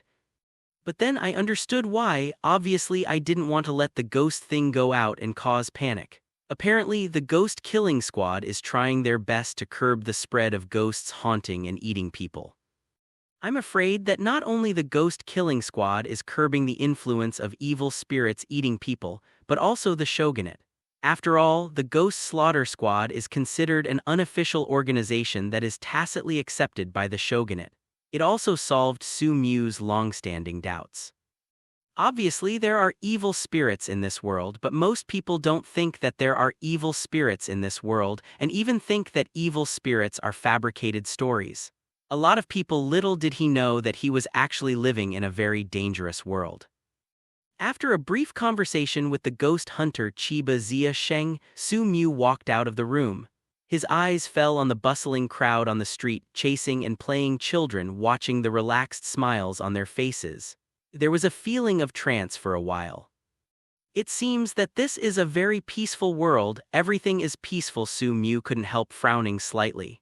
These people don't know what kind of terrifying monsters exist in the world, they only see everything in front of them.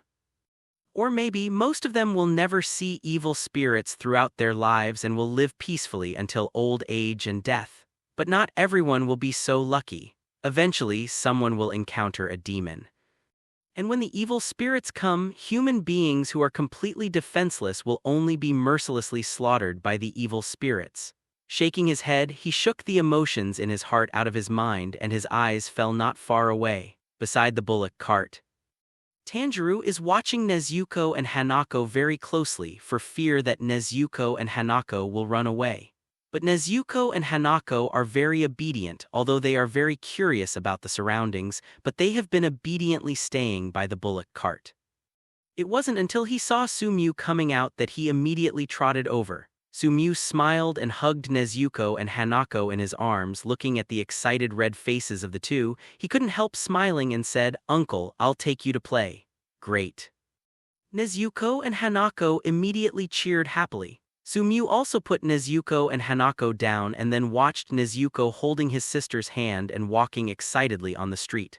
While looking at Nezuko and Hanako, Su Mu stretched out his hand, took out some money from his pocket and handed it to Tanjiro. "Tanjiro, you also go to play around. You don't need to watch the bullock cart. Someone will watch it when you go home. Someone will go back with us." "Yes, uncle." Tanjiro also showed excitement on his face. In the past, although he would follow his father Tanjiro to the town, he basically followed Tanjiro to meet various customers who wanted to buy charcoal and never took a good stroll in the town. "Go." Su Mu patted Tanjiro on the shoulder. He was not too worried about Tanjiro walking around the town alone. After all, Tanjiro also practiced the breathing method. Waiting for 2 or 3 people is really not Tanjiro's opponent. As for the devil, It is daytime now. Even Kibitsuji Musen, the ancestor of ghosts, dare not bathe in the sun, let alone those ordinary evil ghosts. Therefore, during the day, there is no need to worry about the threat of evil spirits. Even during the day, the evil spirits will try their best to hide their tracks so as not to be exposed. In the history of the Demon Slayer squad, it is rare for there to be a winding, evil spirit in 12 Kazuki who was killed head-on by the Demon Slayer squad. But there are powerful evil spirits who were tracked down by the ghost killing team, exposed to the sun during the day, and finally burned to death by the sun. Perhaps, because of this defect, even Kibitsuji Musen will only live in the dark corner of this world forever. This also makes Kibitsuji Musen very eager to be able to bathe in the sun like a normal person. This day was a very happy day for Nezuko and Hanako. On this day, they saw many things they hadn't seen before: people who could breathe fire, people who could make clay figurines out of mud, craftsmen who made them look like real people. This has never been seen before. I used to live in the deep mountains. Although it was peaceful, it lacked the hustle and bustle of the city. In the future, I will take you to more and more interesting places to play. Sumyu rubbed the heads of Nezuko and Hanako, who still wanted to continue shopping, and said softly, "Really?" Nezuko and Hanako looked up at Uncle excitedly, their eyes filled with anticipation for the future. "Certainly." Sumyu rubbed their heads, looked at the sky, and then took Nezuko and Hanako's hands, ready to go back. When they came to the place where the bullock cart was parked, Tanjiro had already been waiting.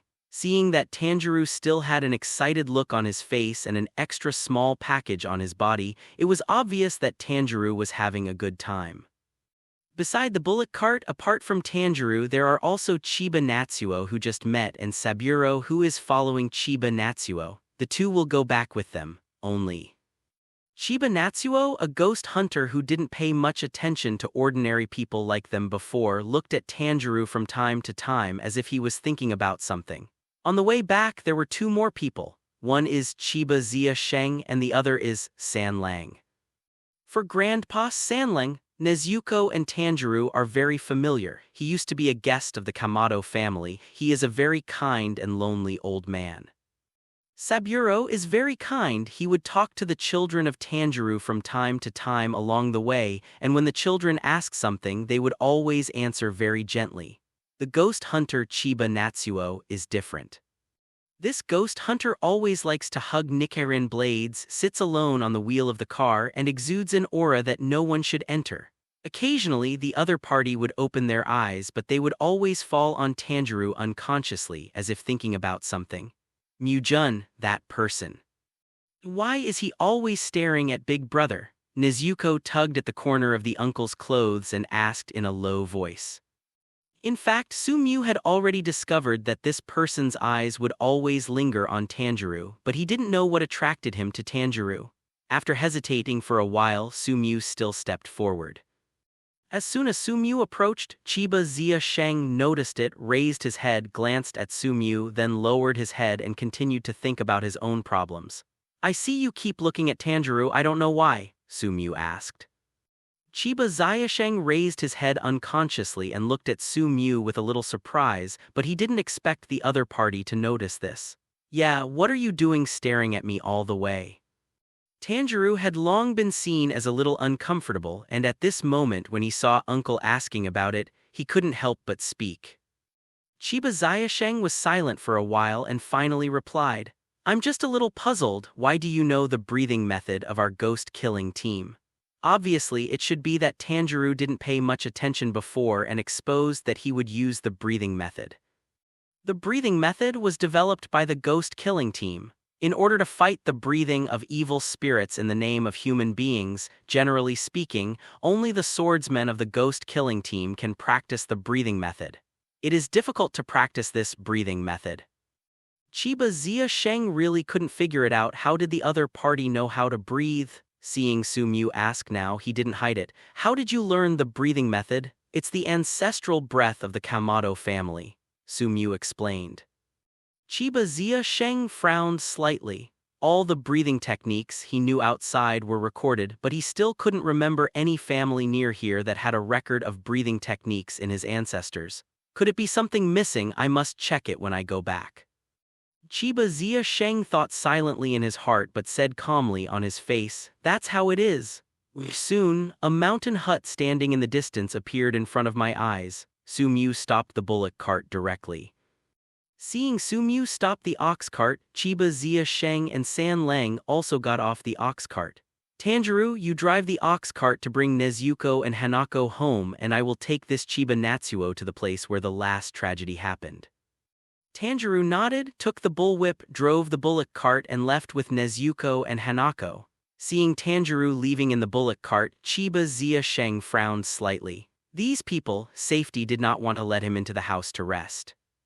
"The house is simple, so I won't leave the two of you to rest at home. It just so happens that it's still early in the day, so I just go to the place where the tragedy happened."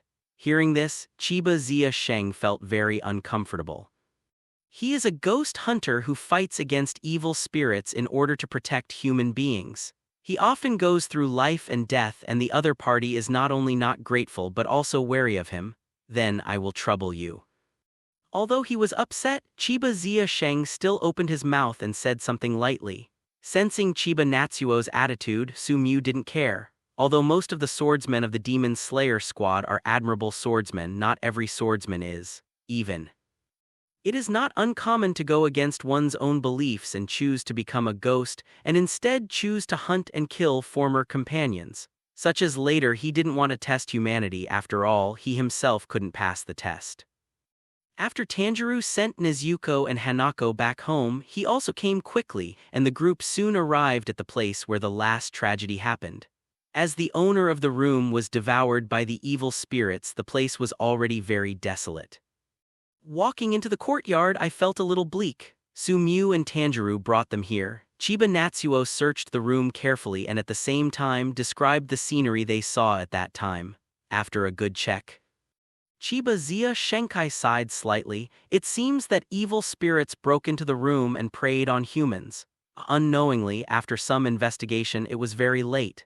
"It's getting late, so I took Tanjiro back, and it was too late. Mrs. Kuiji might be in a hurry." Su Mu spoke with a smile and took Tanjiro away without waiting for Chiba Zia Sheng to refuse. Chiba Zia Sheng stood where he was, watching the two leave. His brows were tightly frowned. It was so late, but he was not invited to rest for a night. "I'm really wary of him." Dark night, total darkness, only one swaying lamp is still lit. Although the lamp is weak, it exudes a heartwarming warmth. A young woman was leaning against the door. Her beautiful eyes looked into the distance with worry. However, the night was pitch black and he couldn't see anything. Occasionally, he heard a few deep beast roars from the depths of the jungle, which made his eyes a little more worried. "Mother, why are you still standing at the door?" A crisp voice came from behind. Kamado Ijai can't help but look back but saw her daughter Nezuko coming out of the house with disheveled hair. Nezuko is not wearing shoes. The white and tender feet are exposed like immature lotus roots. Although the figure has not grown tall, the calves are very slender and white. The light was dim, and the flickering lights falling on the girl's face made her look soft and fair. Her beautiful eyelashes trembled slightly as she spoke, and her whole body exuded a lovely smell. "You go back to the house to rest first. I'll wait for a while. What if your big brother and uncle come back soon?" Nezuko pouted, obviously dissatisfied, but still came from the side with a fur coat, came to his mother, stood on tiptoe and put the fur coat on his mother. "It's cold, mother, don't freeze too much." Kamado Kuiji's heart was slightly warm and she couldn't help stretching out her hand and gently scratched Nezuko's little nose. Nezuko has grown up and he understands how to care for his mother. Mother doesn't need Nezuko's care, it's almost as good as uncle's care. Nezuko pouted. Hearing this, Kamado Kuiji blushed and tapped Nezuko's head with his hand. "Little boy, what do you know? Just talk nonsense, go back to the room and rest." Nezuko patted his head aggrievedly, made a face at Kamado Ai and then ran back to the room. When Nezuko entered the room, Kamado Ijai's ruddy face was slightly better, but there was still an obvious blush. Tat tat tat. There was a sound of light footsteps in the darkness outside the house, and Kamado Kuiji couldn't help being startled, but soon, seeing the familiar outlines of one big and one small through the faintly flickering lights, he couldn't help but feel relieved. With a sigh of relief, his face also revealed a look of great joy, and he greeted him directly. As soon as Sumyu brought Tanjiro home, he saw Kamado Kyuiji running over quickly, and when he was getting close, the other party stopped, lowered his head slightly, put his hands on his lower abdomen and bowed slightly. Mr. came back. The woman was a bit thinly dressed, and the fur coat her daughter had put on her just now fell off when she stood up. The thin clothes outlined full curves, panting, and there was an extraordinarily alluring thrill, plus a slender figure, mature, plump, and the woman's dignified temperament. Always give people a different kind of temptation. Sumyu patted Tanjiro on the head and let him enter the room. Tanjiro glanced at Uncle's mother, sighed helplessly, and entered the room. When Tanjiro left, Sumyu stepped forward and hugged Kamado Kyuiji. Kamado Kyuiji's face was reddish. He hesitated for a moment but still hugged Mr. Mew with both hands. Although Kamado Kyuiji is tall, but compared to Sumyu's height, it is still much lower and can only be hugged on Sumyu's waist. "Why is it so late? Are you still waiting outside?" Sumyu stretched out her hand, stroked Kamado Kyuiji's soft hair, and smoothly uncovered the bun that was pulled out.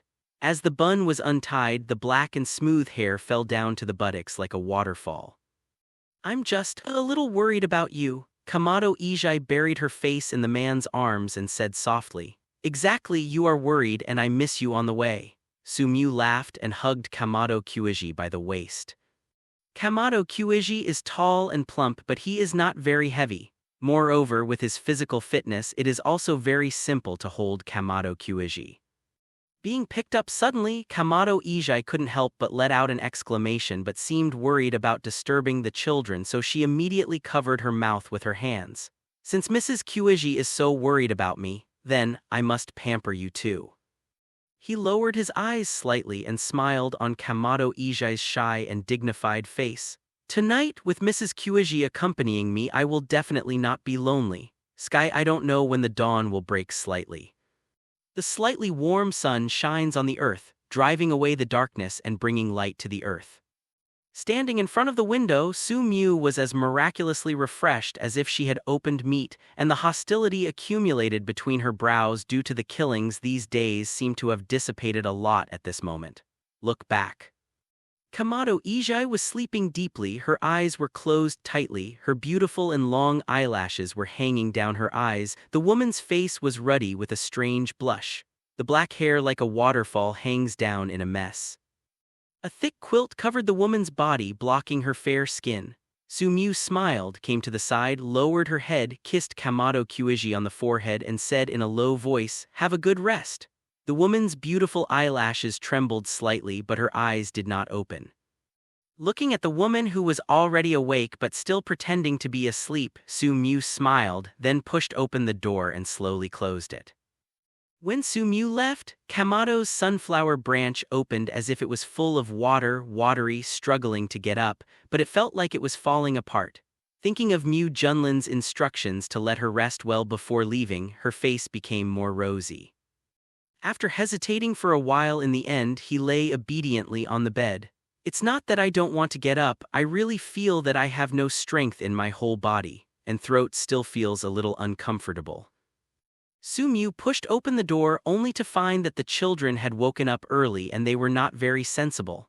Hanako, Takeo, Liutai and Mao looked fine, but Nezuko and Tanjiro had dark eye circles. Obviously they didn't sleep yesterday. Good. Perhaps he has gradually revealed his relationship with Mrs. Kyuiji, plus the kids seem to have taken it by default. He didn't have so many scruples last night, and with his physical fitness, he was a dragon and a tiger. "Tanjiro, Nezuko, get ready, we'll pack all the useful things, we're moving today," Sumyu ordered to Tanjiro and Nezuko. As for Hanako, Takeo, Mao and Liutai, he didn't give orders mainly because these children are too young to help, so letting them do it might be a disservice to help. "Yes, uncle," Tanjiro nodded and also began to tidy up in the room. Nezuko didn't clean up immediately but came to Sumyu and gave Sumyu a fierce look with big eyes with beautiful eyelashes. "You don't bully a mom like that in the future." "I didn't bully." Sumyu shook her head. "Liar, my throat is hoarse from crying." Nezuko pouted, dissatisfied. Sumiu was slightly taken aback, then reached out and rubbed Nezuko's little head. Nezuko, you are still young and don't understand. When you grow up, you will understand. If you don't believe me, go to the house now and ask Kyuiji if I bullied her. Smiling and patted Nezuko on the head, Sumiu was ready to pack up and prepare for the move. However, he stopped immediately and his eyes fell on Nezuko. Speaking of which, how old is Nezuko? I won't tell you. Nezuko turned his head and shook his head, his soft hair hid his hands. Looking again, he had already entered Kamado Ijai's room. Obviously, Nezuko didn't believe his words and was going to ask Kamado Ijai. Look away from Nezuko's petite back leaning on the lower handle, his eyes are inexplicable. In the future, Nezuko, a lovely girl, will become more and more juicy. Really, looking forward to it. After staying in a hut in the mountains for a long time, it is inevitable that there will be some feelings, especially for the Kamado family who have lived here for generations. It's just that no matter how reluctant you are, you will eventually leave. After all, this is not a safe place. In the future, Kibutsuji Musen, the ancestor of ghosts, will appear in this place and kill all the Kamado family living here. In order to avoid a tragic fate in the future, Sumiu chooses to stay away from the edge. After all the preparations for the move are done, the move begins. Put some valuables at home on the bullock cart and then greeted everyone to leave here. Knowing that she was leaving the place where she had been living, the younger Hanako, Takeo, began to cry. Although Nezuko didn't cry, he has been standing there looking at the home he lived in. There are many memories of children here. Now he has to leave here and he doesn't know when he can come back. Tanjuro was very silent, clenched his hands unconsciously. Compared with his younger siblings, Uncle had already told him the reason for moving. For the safety of his family, they had to move. If he was strong enough, how could he move? Thinking of this, Tanjiro's desire to become stronger became more and more intense. Sumiu was standing on the shaft of the car, looking at the mountains, thinking about Chiba Zia Sheng, the ghost hunter. Has he found any evil spirits active in this area? Because he always felt that the evil spirits active in this area would not be simple. After all, in the future, it will be Kibutsuji Musen who slaughtered the Kamado family here. How could it appeared in the depths of such a remote mountain for no reason? 3 days later, a bullock cart full of things is walking on the road. On the bullock cart, Sumiu held on to the bullwhip and drove the bullock cart silently. Next to her, there was a beautiful woman with a slightly tired expression. Her eyes were slightly closed. Obviously, Kamado Kyuiji was a little tired from the exhaustion these days. Live. Kamado Kyuiji, an adult, is like this, and the other children are obviously even more depressed. That is, Sumiu and Tanjiro are in slightly better condition. Simply put, although the journey was difficult, nothing happened, let alone any robbers or robbery. Be patient a little longer, it's almost there. Sumiu was driving the bullock cart, looking at the tall buildings faintly visible in the distance. She couldn't help but comfort her. Even for him, the journey for 3 consecutive days full of travel and dust was too much for him. But simply, the destination is approaching and it is easy. Of course, if you are alone, you don't have to be so difficult, it will be easy, but moving is different. There are many things that Kamado and the children are unwilling to give up, so there are a lot of things. Coupled with a few noisy children, it is even more difficult. If Nezuko and Tanjiro were not quite sensible, the journey would have been even more difficult. Fresh wontons, delicious wontons stuffed with meat, delicious mixed wontons. Candied haws, delicious candied haws. Eat one and you'll want to eat a second one. It's not good and it doesn't cost money. Clay figurines, good-looking clay figurines. No matter what kind of clay figurine you want to make, I can make it and you are guaranteed to be satisfied. In a bustling town, there is a rush of people and there are various stalls on the side of the road. On the streets, there are people pulling donkeys, driving horses, riding bicycles, and people come and go. Along the way, Hanako, Nezuko, and other children who were much sluggish were shocked when they saw the lively scene in front of them, and their tired eyes became excited, staring at the lively scene. It's so lively. Tanjiro couldn't help feeling, compared to the small town at the foot of the mountain, this place is more than 100 times more lively, and the flow of people is incredible. Moreover, there are many things that he has never seen before which made his eyes widen. The beautiful woman who had been nestling in Su Mu's arms couldn't help but sit up at this moment, staring at the bustling city in a daze. For Kamado Kyuiji, who has been living in the mountains, he has never seen such a lively scene. A lot of people. Kamado Kyuiji couldn't help sighing, but immediately, as if he saw something, his face suddenly turned rosy. Lowering her head, she tugged on Su Mu's sleeve and whispered, "That woman is so shameless." Su Mu couldn't help looking over, but it was a woman wearing a skirt revealing large white thighs. "Don't look, I'm not ashamed." Kamado Kyuiji hastily covered Su Mu's eyes. Su Mu gently moved Kamado Kyuiji's hand, covering her eyes away, then approached Kamado Kyuiji's ear and said softly, "Anyway, it's someone else's woman and it's not me who suffers from her exposure." Kamado Kyuiji's face turned red. She couldn't help but turn her head away, her slender and fair neck flushed. After all, she was also considered. Although she has always dressed very conservatively, but in front of Mu Jun, what is it? "When the time comes, I'll buy a few too, and Mrs. Kyuiji will wear them for me to see." Su Mu laughed. I don't wear those shameless clothes." Kamado Kyuiji blushed and shook her head vigorously. She was really ashamed to go out in such clothes. "Only wear it for me to see," Su Mu said next to Kamado Kyuiji's ear, his teeth almost biting Kamado Kyuiji's hot crystal earlobe. Kamado Ijai blushed. This time she didn't say anything to refuse. Obviously it was a default, but the woman's eyes seemed to be full of water with an inexplicable coquettishness, and besides the coquettishness, what attracted people's hearts even more was the dignified and virtuous temperament. Even if he was dressed conservatively except for his face, his whole body was tightly wrapped, but such a posture could not conceal its charm.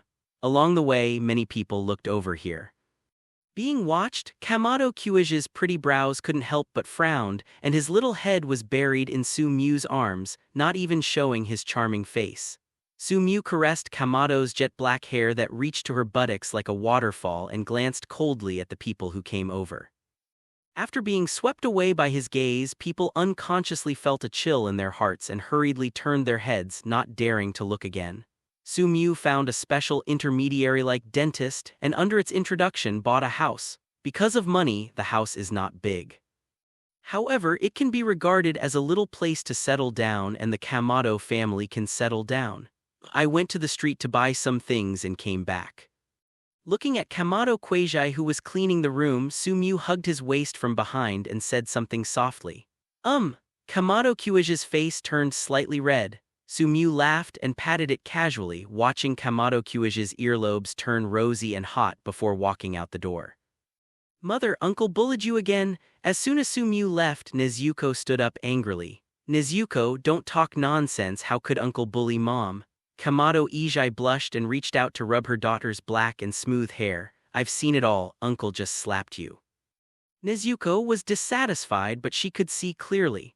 Kamado Kyuiji's face was also hot, and he unconsciously covered his buttocks behind him with his hands and then let go as if he was electrocuted and looked at his daughter's indignant eyes and felt his heart tremble even more.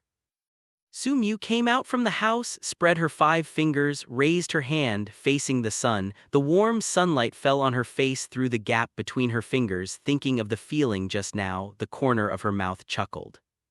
"In addition to buying some daily necessities, I also need to buy some good-looking clothes for Kyuiji. It's best."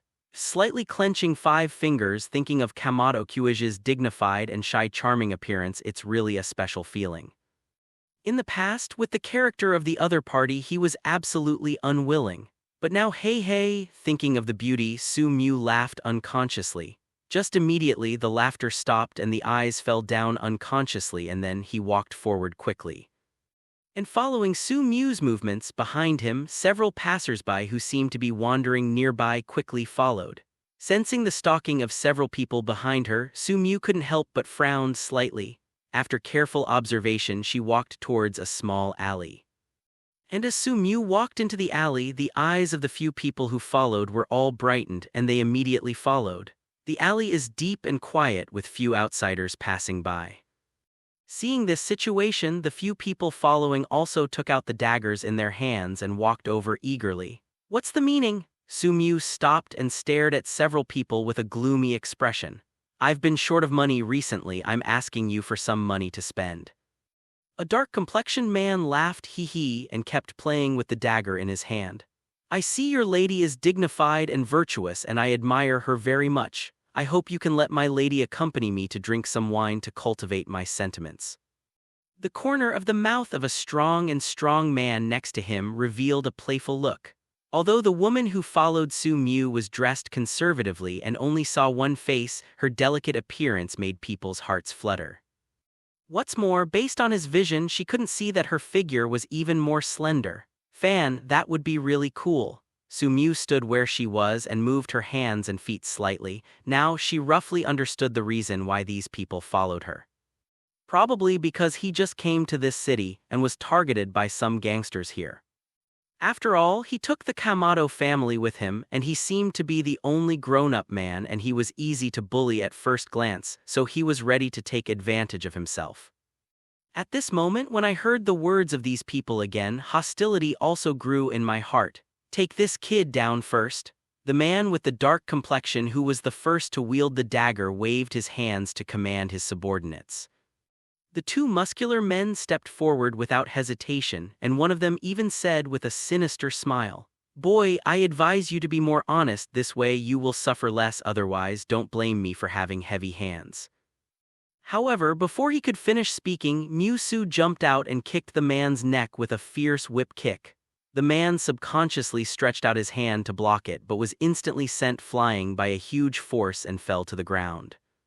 When I looked at it again, both the hands and the neck of this person were already limp.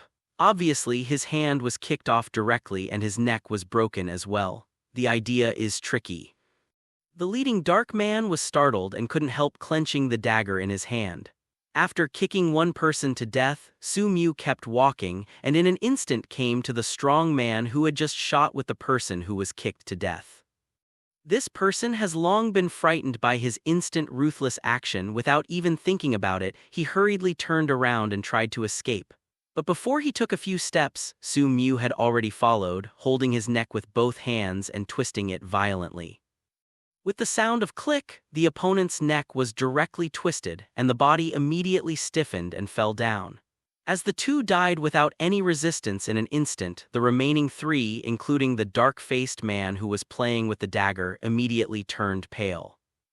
Without even thinking about it, they immediately knelt down and begged for mercy. At this moment, the three of them had already regretted not falling. What kind of fat sheep is this? This is simply not a human but a ghost. Even after killing two people, Su Mu only panted slightly and stopped when she saw the three people kneeling on the ground begging for mercy. It's not that they are going to let the three of them go. It was because of the continuous mechanical and emotionless voice that stood out in my mind. Ding, congratulations to the host, kill one person and get 0-1 attribute points. Ding, congratulations to the host, kill one person and get 0-1 attribute points. Hearing this voice, Su Mu couldn't help feeling complicated and her eyes fell on the remaining three people unconsciously. He never thought kill you can also get attribute points. Maybe thought, but deep down in my heart I refuse, so will instinctively avoid. Forgive us, we don't know Mount Tai with our eyes. Please spare my life, there are 80 years old in my family. The sound of pleading and weeping woke up Su Mu. Su Mu looked up and looked at the three of them with a silent expression. Feeling Su Mu's gaze, the three of them were also gasping for breath, their bodies shaking like chaff sieves. Next, wonderful Su Mu moved her body violently and rushed towards several people. Seeing that Su Mu chose to kill in the end, two of them chose to run away, but compared to Su Mu's movements, they were still too slow and they were caught up in an instant and their necks were easily twisted. Seeing that he couldn't escape, the dark man with the dagger turned hard, raised the dagger and stabbed Su Mu in the chest. Su Mu's body was turned slightly and her left palm was a knife which instantly cut the opponent's wrist holding the knife. Crack! The sound of bones breaking was heard, accompanied by the shrill scream of the dark man. Before the man came back to his senses, Su Mu was already bullying, pinching the other's neck with his wrist, and the sound of bones breaking instantly sounded. Ding, congratulations to the host, kill one person and get 0-1 attribute points. Ding, congratulations to the host, kill one person and get 0-1 attribute points. Ding, congratulations to the host, kill one person and get 0 attribute points. 3 consecutive unemotional and mechanical voices rang in my ears. Hearing the voice, Sumyu also set her eyes on her attribute panel name. Sumyu Physique, 1-5 normal adult physique is 1. Dexterity, 1-5 normal adult dexterity is 1. Strength, 1. 5 normal adult strength is 1. Spirit, 170 normal adult spirit is 1. Cultivation method, breath of the day, 1-100. Attribute points earned, 0.53. In this short period of time, he obtained 0.5 attribute points, and the ease of obtaining made Sumyu a little dazed. You know, it was only when he came to this world that he killed the first black bear he met to gain 0.1 attribute points. That black bear is more difficult to deal with than these few humans. This made Sumyu feel even faintly impulsive, but immediately this impulse was suppressed by him. Some things, after all, have some bottom line. But although he won't kill innocent people indiscriminately if he deserves to die, if he is a heinous person for the sake of attribute points, he may not be willing to take them at will. Mountain forest. Chiba Xiaosheng walked all the way, finally stopped and landed in front of a cave with a look of hesitation on his face. These days, he pursued all the way and finally found the trace of the evil spirit here. At other times, he would definitely wait for other teammates to come over and then go in to search together. After all, for ghost hunters, killing ghosts is never a solo effort. It's just that at this moment there is some hesitation because it is daytime. If you encounter danger, get out in time and you should be fine. Chiba Natsuo raised his head, looked at the hot sun and then stepped forward. The cave is dark and the further you go, the darker it is. Along the way, Chiba Xiaosheng found several dry bones that had been eaten clean, especially in a few places where the flesh and blood still remained. This should be a lair of evil spirits. Chiba Natsuo murmured, gripping the handle of the Nichiren blades tightly, his muscles tensed all over his body. After investigating the situation here, Chiba Natsuo did not intend to continue but prepared and waited for his companions to come together. However, just as he was about to exit, his eyes fell on a corner. A Jayako landed there quietly. Although it was dark night, it exuded a radiant brilliance. At first glance, it is a valuable thing. Chiba Xiaosheng's eyes flickered around, hesitating slightly, but he couldn't avoid the greed in his heart and stepped forward, ready to put Jayako away. After all, it was just a matter of convenience. However, as soon as he arrived in front of him, a feeling of heart palpitations rose from the bottom of his heart. Before he could react, a pale hand pierced his chest. His body shook slightly, he lowered his head and looked at his chest. At this moment, his chest was empty and the heart that had been beating in his heart was gone. His eyes widened involuntarily. There was deep resentment in his eyes, but life is coming to an end. Boom! The body fell limp to the ground and Nichiren blades fell limply. And with the death of Chiba Natsuo, Jayako, who fell in the corner at this moment, a monster slowly crawled out of it. Finally, the true original form appeared, all white with yellow eyes, green lips, and purple fins on top of its head. The mouth is at the position of the eyes are at the position of the forehead and mouth, and several small arms grow from the head. It is 12 Kazuki, Winding Wu, Pot Ghost. Jayako, how did the ghost killing squad find this place? Jayako murmured, frowning. Could it be that the ghost killing squad knows that I'm looking for blue flowers of the other side for my lord near here? Cyan Bana, it is the ancestor of ghosts. Kibitsuji Musen, something that has been hard to find for thousands of years but cannot be obtained. In order to find the blue Bana, Kibitsuji Musen created countless evil spirits to search for it, and because these jealous evil spirits caused turmoil, a ghost hunter organization named Demon Killing Team was established. And 12 Kazuki. Jayako has been sent by Kibitsuji Musen to search for the blue Bana. And Jayako, who admires Kibitsuji Musen extremely, has been working hard to search for the screen these years.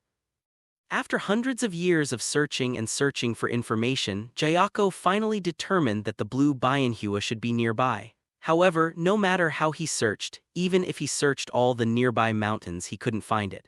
Damn it, where is the blue Bana flower? I searched all over the place but I couldn't find it. Obviously, it should be nearby. Why can't I find it? How should I explain to the adults? Gyako covered his head with an extremely painful expression on his face. After Su Mu killed several people, took their belongings, dealt with them a little, and left quickly.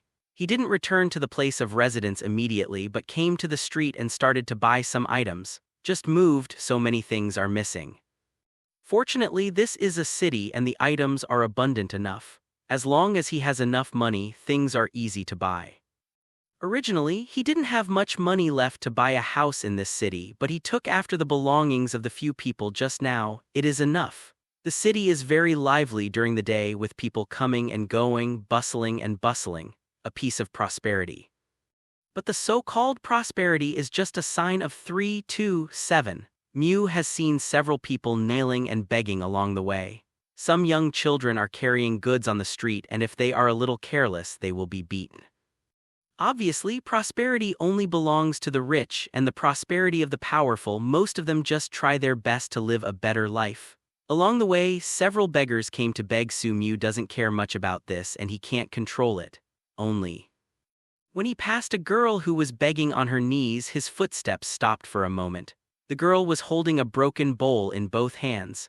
At this moment, as he stopped, the little girl was raising her head, revealing a dusty, dirty little face. His body was also tattered. One foot was wearing a shoe with several holes in it and the other was bare. The only thing that people care about is the girl's pair of pink and purple eyes, and unlike other beggars begging, they will say some auspicious words or cry miserably. The child in front of me is very silent, like a dumb person. He can't speak. Su Mu glanced around. There were also a few beggars who seemed to be quite strong, and as he stayed in front of the girl, his eyes couldn't help but fall. Seeing this, Su Mu didn't give the girl any money after all. Instead, I chose to buy a few warm buns nearby and put them in the little girl's bowl. He knew very well that even if he gave money, the girl probably wouldn't be able to keep it. Instead, it would be better to give her food. Seeing that I was just giving some food, the few beggars wandering nearby also looked away. The hot buns fell into the broken bowl, and one could clearly see that the girl's pink and purple eyes were full of longing, and her dry lips were unconsciously pursed slightly. Obviously, the little girl was very hungry, but the little girl didn't eat it. Instead, she held a few buns in her arms as if she didn't care that the hot buns would burn her, then wrapped these buns in worn clothes. Then the little girl kowtowed to him and hurriedly ran in one direction. When passing several sturdy beggars nearby, the little girl shrank obviously.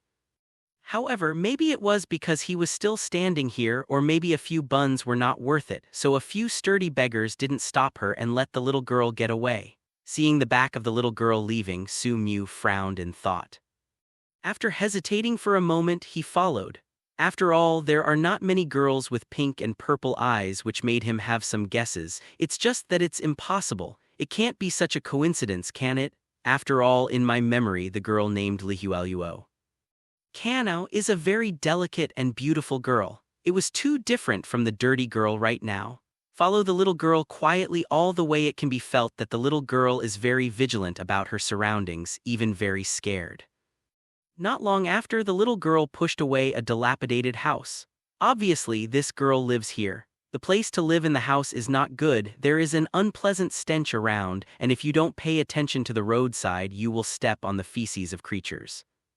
In some dilapidated houses around, there are some shabby clothes, but women with large skins are standing at the door, trying to solicit business. It seems that they should be PR*Sint**** Utes, and they are of the lowest level. There was also a burst of beating and cursing in some houses.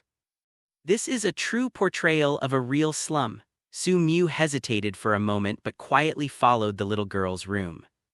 When following along the way, Su Mu found that the little girl seemed to be very sensitive to the surroundings, especially those pink and purple eyes, which were always amazing, and she almost found him hiding several times. Because of this, Su Mu feels more and more that this girl is very similar to the future Lihualuo Kanao. Sister, I'm back. Su Mu quietly followed behind and heard the little girl talking rarely, and then realized that this girl is not a mute. She can talk, but she shouldn't talk much at ordinary times, even when she is begging.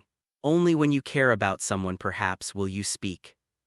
The little girl entered the room holding the steamed stuffed bun that she had been holding in her arms with some treasure, and handing it to the wooden bed to another little girl's mouth.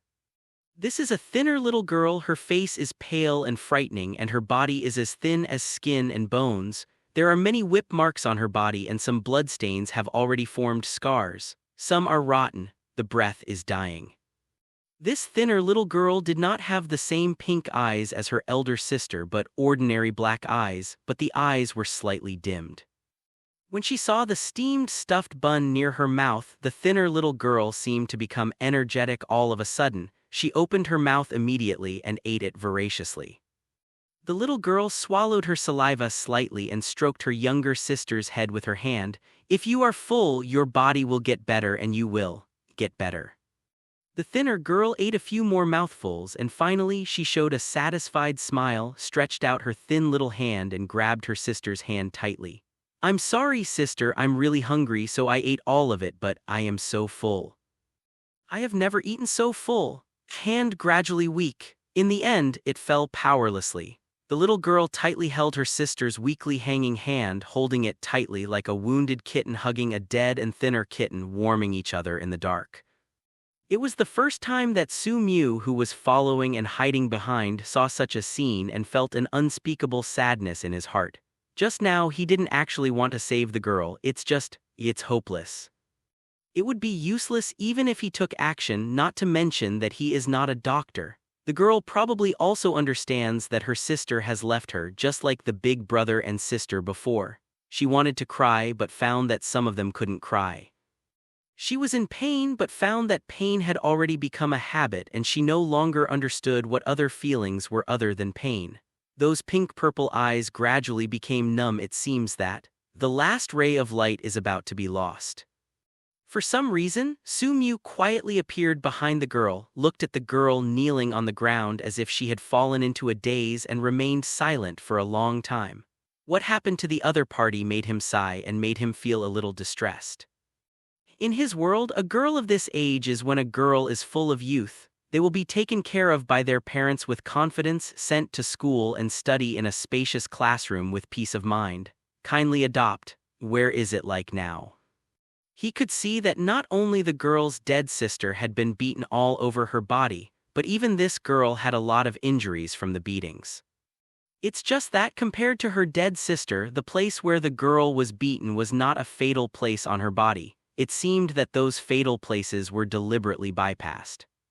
But obviously, judging by the extent of the girl's wound, the person who hit her should be extremely vicious, and he shouldn't care about the girl's death at all. Therefore, it probably won't be a special bypass, but it is very likely that the girl avoided it. It looked like a puppet girl standing there sluggishly. Su Mu stretched out her hand, gently stroking the dull girl's head and stroking the dirty hair that has formed into a group of unity. If you want to cry, just cry. Su Mu looked at the girl with dull eyes and said softly. The girl didn't cry but was just dumbfounded like a puppet. The last person she was close to left, as if her life had lost the last ray of brilliance and she was completely plunged into darkness. Su Mu didn't know how to comfort the other party. I just feel that no words can soothe this girl's wounded heart. His eyes fell unconsciously on the body of the thinner girl on the bed. The small body had innumerable scars, the skin and flesh were as thin as if chopped off to the bone and the cheeks were sunken. What a cruel person could do such a thing. Really, I can't forgive you. Especially seeing the girl's originally spiritual pink-purple eyes become numb, Su Mu couldn't help feeling a little angry. Su Mu thinks that she is not a good person, even a very selfish person. The scene in front of him still caused ripples in his heart after all. He is always still alone. Uncle, can I take you out of here? Su Mu squatted down and looked at the girl in front of her with a gentle expression. The girl just stood there blankly without any response to his inquiry, like a puppet, without any response to the outside world. Seeing this, Su Mu also sighed helplessly. He didn't find it strange that the girl didn't respond in any way. Just like girls of this age, they are immature mentally and their hearts are also extremely fragile. Sudden blows and cruel fate are not something girls of this age can resist, so it is easier to close one's spirit, close one's own to struggle to resist. Tap tat tat. Slightly staggering footsteps came from outside the door, vaguely accompanied by drunken raving. Hearing this voice, there was no reaction at first. The girl, who was like a puppet, but her thin body receded as if getting an electric shock, and a trace of fear appeared in her eyes. Fear. Obviously, this is an instinctive reaction that has been imprinted on the girl's body for a long time. Su-Mu stood up, looked out the door, narrowed her eyes slightly. Staggering, a sloppy-looking man walked in with a wine bottle full of drunkenness. As soon as he entered the door and saw Su-Mu, the drunk man was slightly taken aback, leaning against the door, pointing at Su-Mu with a drunken finger. "Who are you? Why came to my house?" Because of drinking too much, alcohol is anesthetized and the drunk speaks in a stammering manner. Su-Mu just looked at the drunk man quietly and pulled the girl behind her. Vaguely, he felt his sleeves move slightly. She couldn't help lowering her head, but the young girl was holding her sleeves tightly with her small hands. Her body was trembling slightly. Obviously, she was afraid of the drunk who just came in. "Is this person in front of you the one who caused all this?" Su-Mu narrowed her eyes slightly and a cold light flashed across her eyes. "Hi, what do I ask you, deaf?" It seems that Su-Mu's long silence offended this drunk, or 5-1. This drunk is a person who is very easy to get angry. Smashed it. Su-Mu turned her head and the wine bottle brushed against his flying hair and landed on the wall behind her, making a soft sound as the wine bottle shattered. And the girl hiding behind him was also frightened by the movement, her thin body trembling. Sensing this scene and thinking of what the girl had encountered, Su-Mu's eyes showed a hint of hostility. With a violent movement of the body, in an instant, he came in front of the drunk man and he kicked his leg. Boom. The drunk was kicked by him directly from the door and flew into the yard, screaming in pain. The painful stimulation eliminated the alcohol in his body, and the drunk man also came to his senses. Looking at Su-Mu, who was walking step by step, his face suddenly turned pale. Forgive me, forgive me." The drunk man lay on the ground, kowtowing constantly. The viciousness of the other party made him tremble inwardly. Su-Mu walked slowly in front of the man, one foot stepped on the man's hand. Ah! Accompanied by the strenuous footsteps and the pain of 5 fingers connected to the heart, the drunk man let out an extremely shrill scream. "Forgive me, spare my life because the Lord is good." The man begged bitterly. Su-Mu quietly looked at the man's distorted face due to pain and at the man's fearful and terrified eyes with a calm expression. The perpetrator will only beg for the stronger perpetrator, but it is cruel abuse for the weaker. "That child, who are you?" Su-Mu looked at the distorted face because of the pain and asked lightly. "My daughter, it's my daughter," the man hastily explained. Su-Mu couldn't help but quietly looked at the man in front of her. Her expression was silent. She never thought that there would be such wolf-hearted parents in this world. Su-Mu didn't expect that this man would be the girl's father. Simply unimaginable. There are such cruel parents in this world. Sigh slightly, he will step on the man's palm away. He originally wanted to kill this kind of scum who abused children, but at this moment he had to think about it, after all. In any case, he is the father of the girl, killing the other party's father in front of the girl. The man immediately covered his injured hand. The pain from his 5 fingers distorted his face. "Why treat your daughter like this?" The soft voice came, but it made the man tremble all over. "Because she's a loser." Halfway through the speech, the man stopped immediately, knelt down and kowtowed. "My lord, I know I was wrong. I know I was wrong. I will definitely treat my daughter well in the future." Obviously, the man also noticed that the person who came to the door suddenly must have seen what happened to his daughter, so Su-Mu was silent for a while, then nodded. "I hope you can practice consistently." After speaking, he took a deep look at the man, sighed silently, and then turned to leave. Kneeling on the ground and waiting for a long time after confirming that the other party had left, the man raised his head, stood up, felt the pain in his body, and then looked at his daughter, who was curled up in a corner not far away with a flash of violence in his eyes. B***ch. He immediately picked up the rattan in the yard. Seeing the figure of the man holding the cane and approaching menacingly, the girl's body couldn't help trembling and fear appeared in her eyes instinctively, but the girl didn't run away. Obviously, the majesty that lingered on the man for a long time made the girl even want to resist. He didn't dare to have any thoughts, he could only tremble all over, waiting to be beaten. The anger of the weak and the despicable will only draw the knife to the weaker and will only bow their knees in the face of those who are stronger than them. As far as the man is concerned, he bows his knees outside and is full of anger. He can only drink to relieve his sorrow and he has nowhere to vent his anger. When I got home and saw the weaker family members, I vented this rage on the children. These years, how many children were killed by him? He can't remember 13 clearly. It was a bit bumpy when I killed the first one, but after that my heart began to immerse myself in this pleasure. He loved the look of fear in the children when he whipped them. Only at this time, only then did he feel that he was a master. However, when he just raised the whip to vent the resentment in his heart, his body froze suddenly. Because suddenly a big Japanese hand appeared on his neck at some point, gently pinching the fragile throat. A huge sense of fear can't help but permeate from the bottom of my heart. My lord, forgive me, I don't dare anymore. Standing behind the man, Su Mu lowered her eyes slightly. I still don't quite believe you. A soft sound came out, accompanied by the sound of the man's neck being broken, and the man weakly let go of the rattan in his palm.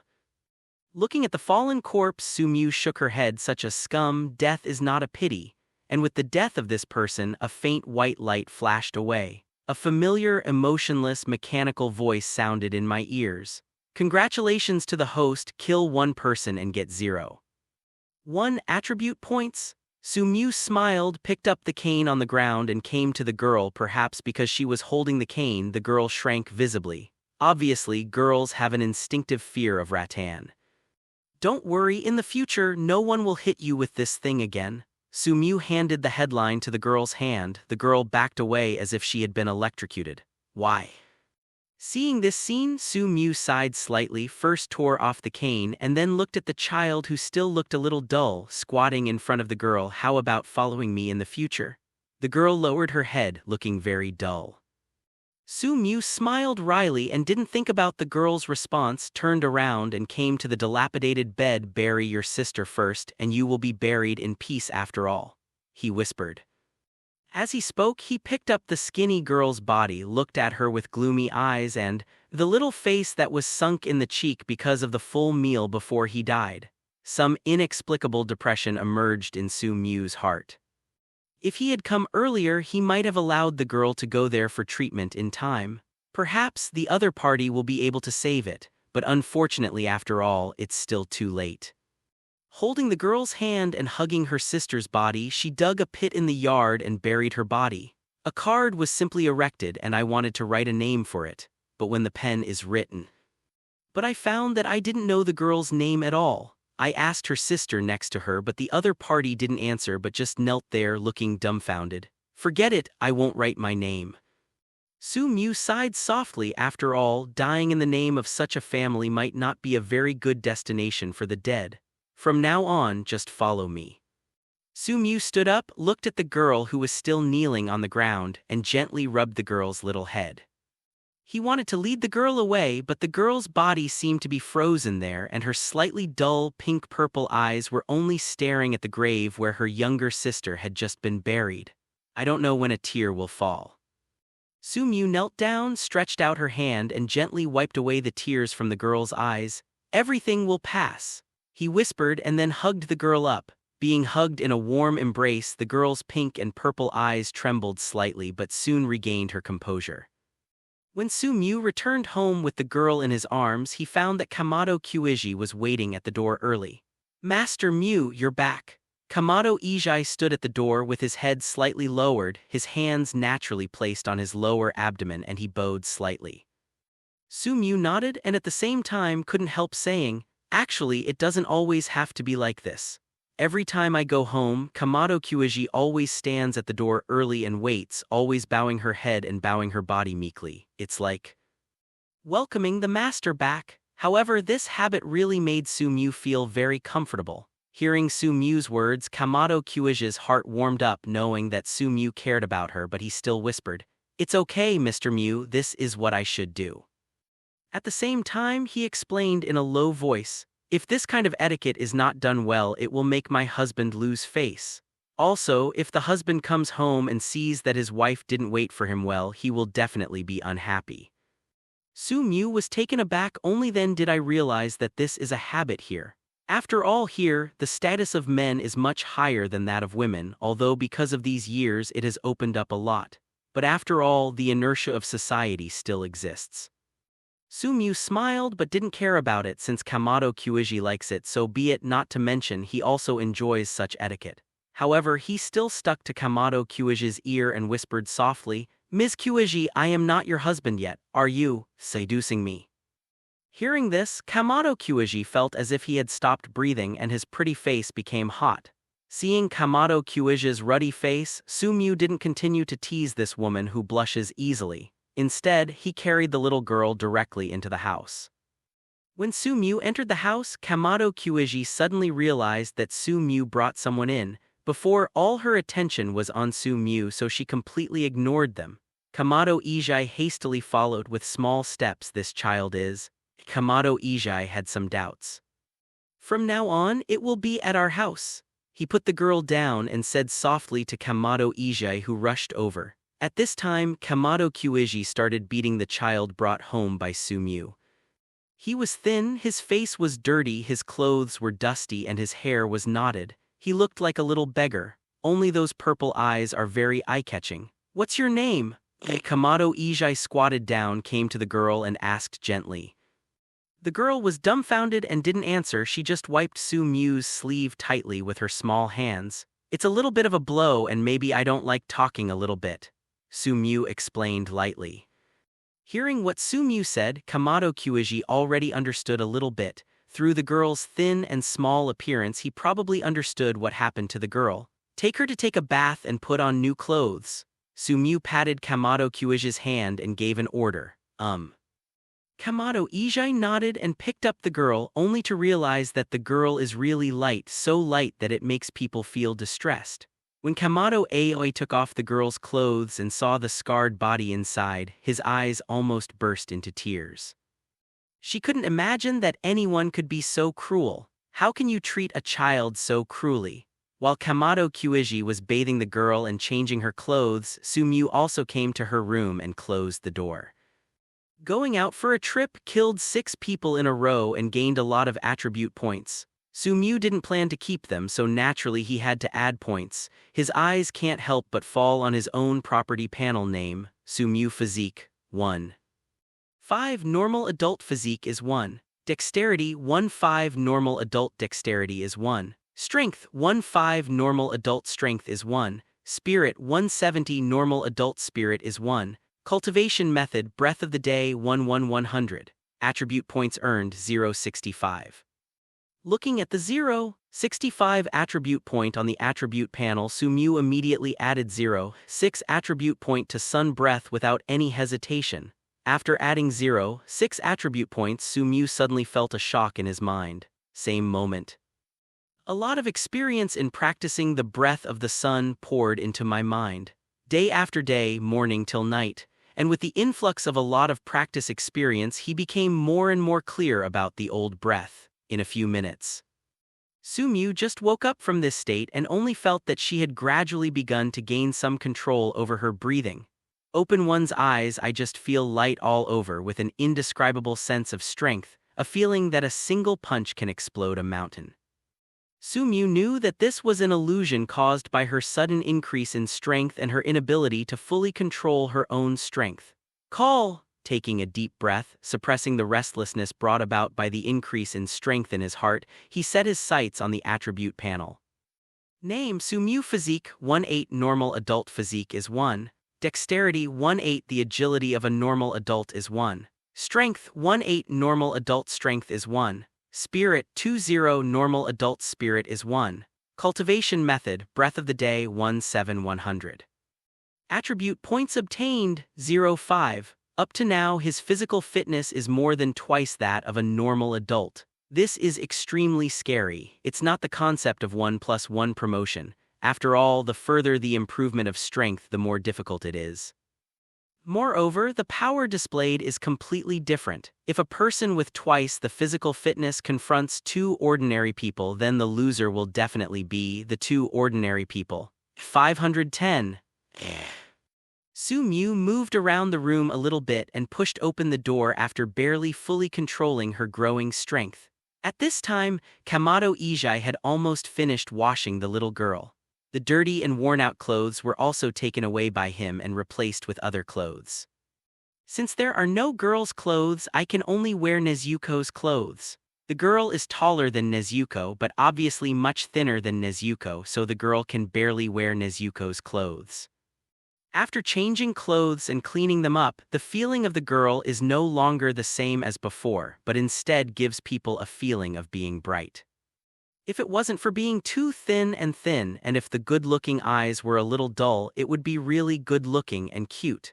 As soon as the girl was brought out by Kamado Ijai, she immediately ran up to him, touched his sleeve, and hid herself behind her. Sensing the girl's state, Su Mu gently rubbed the girl's head. "Don't be afraid, from now on just treat this place as your own home." The girl looked up, her pink eyes looked at the man who brought her back from where she lived and killed her father. She didn't feel anything about her dead father. In her young heart she was always afraid of the devil-like father. From her birth to now she has never had any love, let alone father's love, mother's love, and some only severe beatings. Her big brother, younger brother, older sister, and younger sister all died in such brutal beatings. Only her still alive. Relying on his own keen vision, he survived without being beaten to a vital position, but just to live. Perhaps it won't be long before they will still die like those big brothers, sisters, and younger sisters. In the past, she lived in such a home and she was afraid of such a home, but she couldn't get rid of such a home of fear. But now, the man in front of me said to give her a home. Vaguely, she felt that perhaps this home was different from the one she used to live in. But I was very scared, afraid that I would still live in the original home. Heart. There are expectations for the future, but there are also fears. She doesn't know what the future holds, only know he tightly pulled the sleeve of the man in front of him with his hand. Before, in her life, she had never received any love, nor had she ever had love. That world is dark. It was the appearance of the man in front of her that brought him out of that dark world, allowing her to glimpse a glimmer of light in this world. But she afraid of the lights again, because too warm, the warmth is a little unreal. Those unreal feelings made her grab the sleeve of the man who brought her to this warm place. So only then will there be a sense of security in my heart, a real feeling.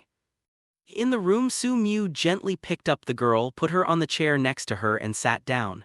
The girl was very quiet and obedient, so she just sat there obediently. Looking at this scene, Su Mu really couldn't understand how could such a cute child bear such a heavy hand. How can you have such a cruel heart? That heart, I'm afraid it is more vicious than evil spirits.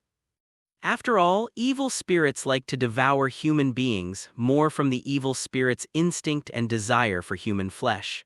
But the girl's parents are not like this. The reason why they beat the child is not that the child has made any mistakes, but to satisfy their own pleasure, to satisfy the children when they look at her with fear in their eyes. A feeling of such a vicious heart.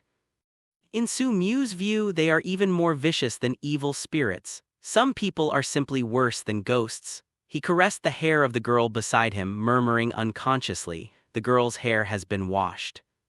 Although it is already very clean, it still has a dry feeling and it does not have the lubricating feeling like stroking Kamado's hair.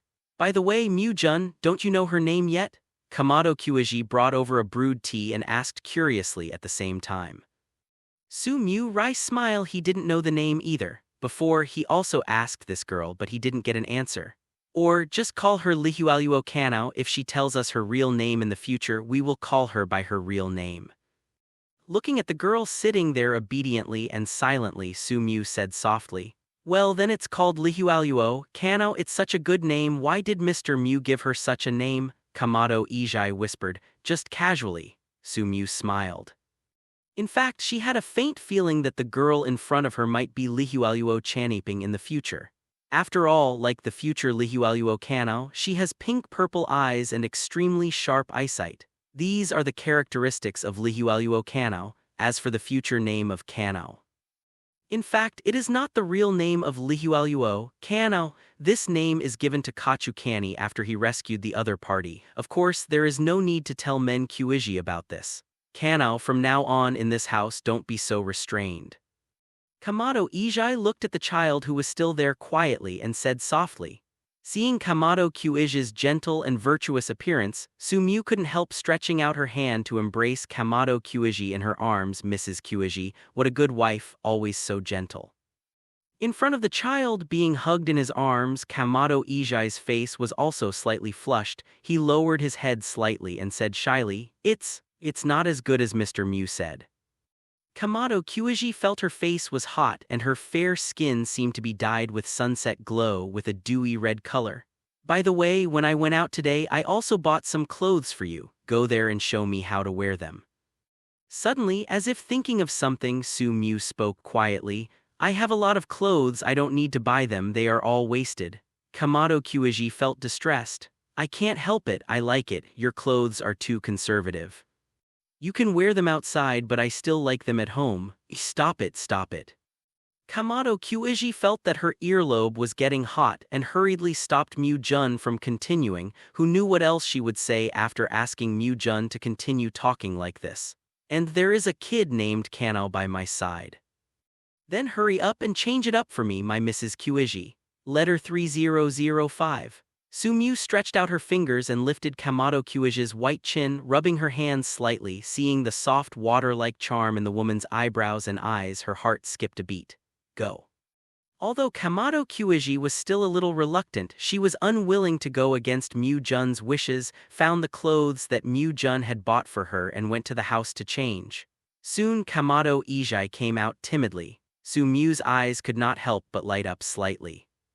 The white knitted shirt was paired with a plaid skirt, and a pair of black calf socks made her already fair, long and straight legs even more eye-catching. Coupled with the woman's plump figure, Sumyu's eyes light up slightly. Feeling Mujun's gaze, Kamado Kuiji's face was red and hot, and he was both ashamed and happy in his heart. He wanted to go back to the house to change the revealing clothes immediately, but he was reluctant. He wanted to wear them for a while, but it wasn't she likes to wear it, mainly because she thinks Mu Jun likes it, so she can let Mu Jun look at it for a while. Seeing this beautiful woman full of tenderness and herself, Sumyu felt a great sense of accomplishment in her heart.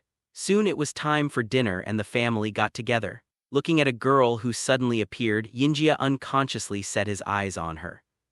Being watched by everyone, Lihualuo Kano seemed to shrink back in fear. From now on, Kano will be a family with us, please don't bully her. Sumyu opened her mouth as Lihualuo Kano introduced, Hi, my name is Nezuko, nice to meet you. Nezuko smiled and extended his hand generously. But soon, Nezuko's smile became a little stiff because the other party didn't reach out to shake her hand. This made Nezuko feel that the girl in front of him didn't want to know him. She was timid and reluctant to talk. Sumyu dropped the chestnut flower in time. Kano explained. It's okay. Nezuko nodded understandingly but felt a little angry in his heart because, since the other party came over, the uncle's care and attention seemed to have all fallen on the other party. This made Nezuko feel a little uncomfortable inside. However, Nezuko is kind by nature, so he won't bully each other. Hi, my name is Tanjuro, nice to meet you. My name is Hanako, nice to meet you too. The other children also introduced themselves one by one, but because of Nezuko's previous example, they knew the character of this girl, so they didn't continue to reach out but just briefly introduced themselves. Then, we welcome Lihualuo Kano to join our big family. After everyone had finished their introductions, Sumyu was the first to extend a welcome. Lihualuo Kano still stood there blankly like a puppet, but the girl's inner world is not like the show, like a pool of stagnant water. There was a strange emotion in the girl's heart at this moment. Lihualuo Kano didn't know what this strange emotion was, only knew that this was a feeling she had never felt before. There is no beating here that my father would come from if he got a little upset. Nor is it just a vicious curse at every turn. It's warm here, everyone welcomes her. Just now, when the sister named Nezuko reached out to shake her hand but she didn't shake hands, she saw the disappointed expression on the other person's face, and she really wanted to say something, but she found that she seemed unable to say anything at all. I don't know when it started. She no longer knows how to express her feelings. Can't express my love, I can't even express my dislike. This made her very anxious, but she couldn't really say anything. She loves it, it's like heaven. And all of this was brought to her by the man in front of her, which made Lee Hyuluo. Kanao couldn't help touching the corner of his clothes tightly. She has been living in darkness and in a miserable world like weeds in the cold winter, who never know when they will be frozen to death by wind and frost. At this time, the arrival of Su-Mu brought her to such a warm place.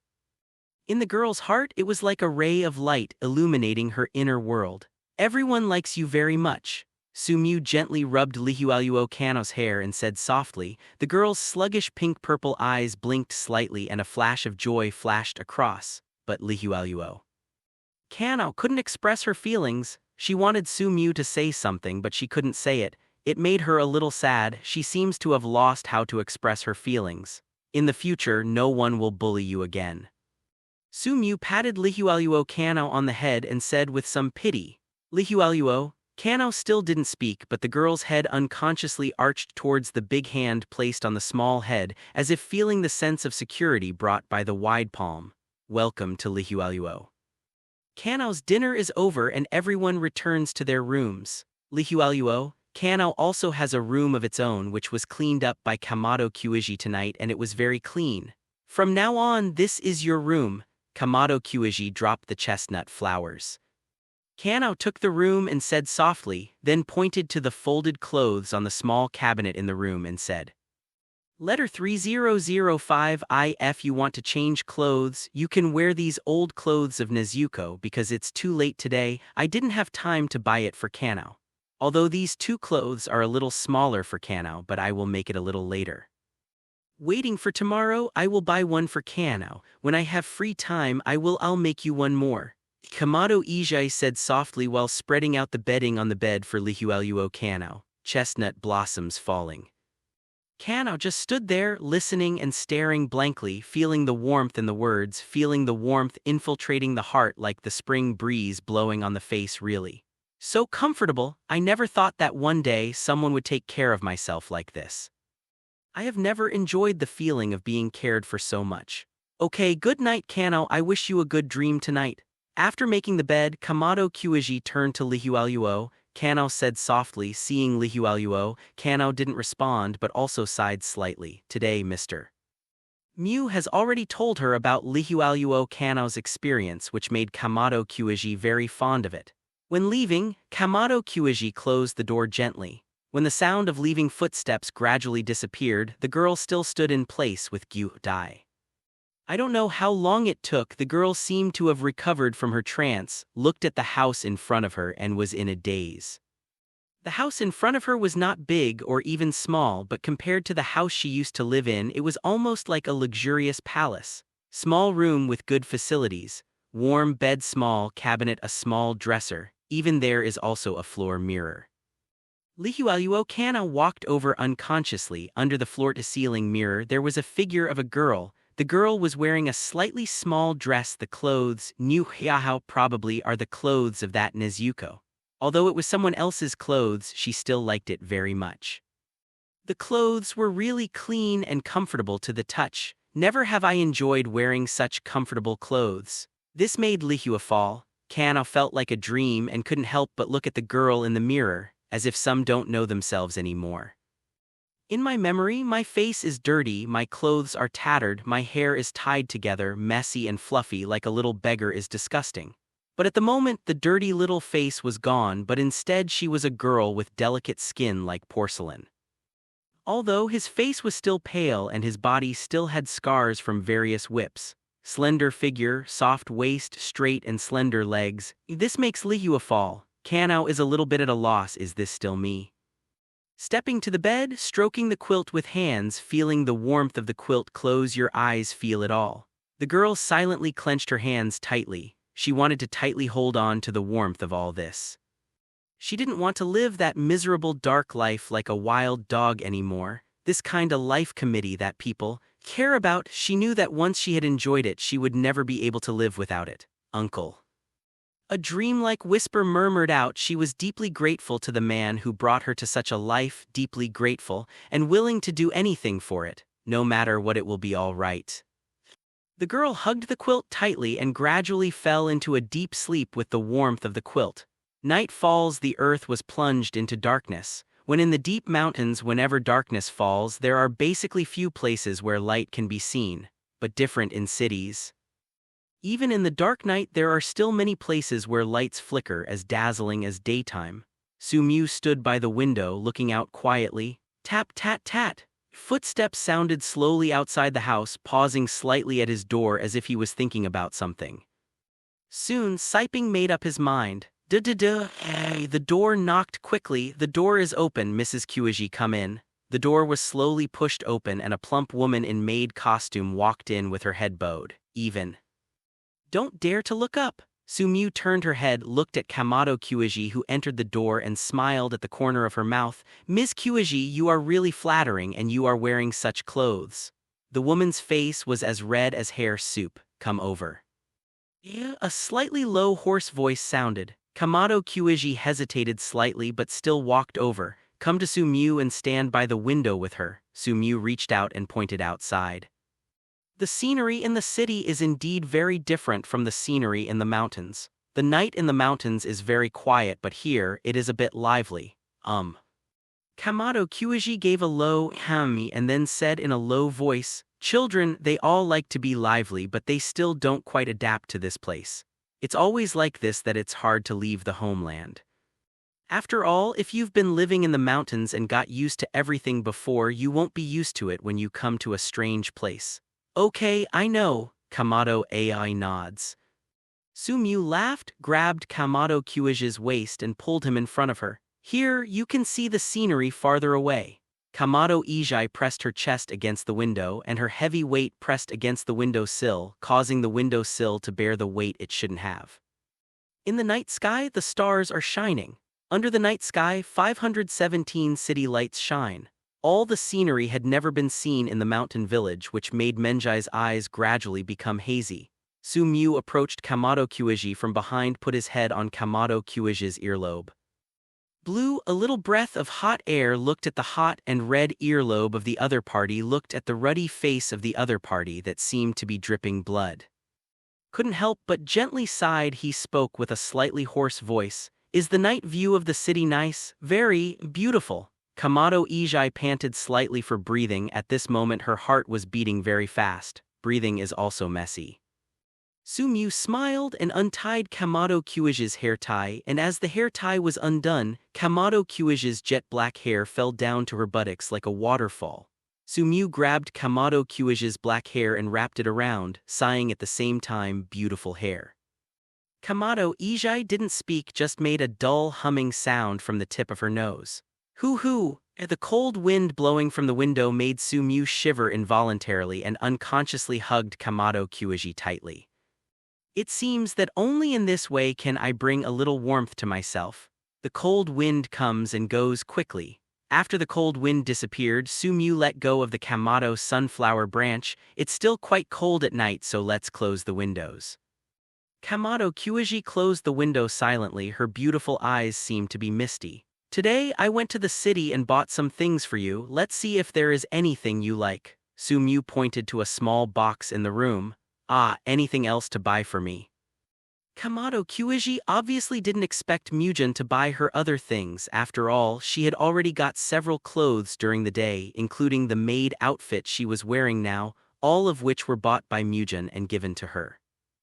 Although there are a few clothes that are very revealing, including the one she is wearing now, it makes her blush even at a glance, and even afraid that Nezuko will see these clothes, she hides those clothes tightly for fear Nezuko was found.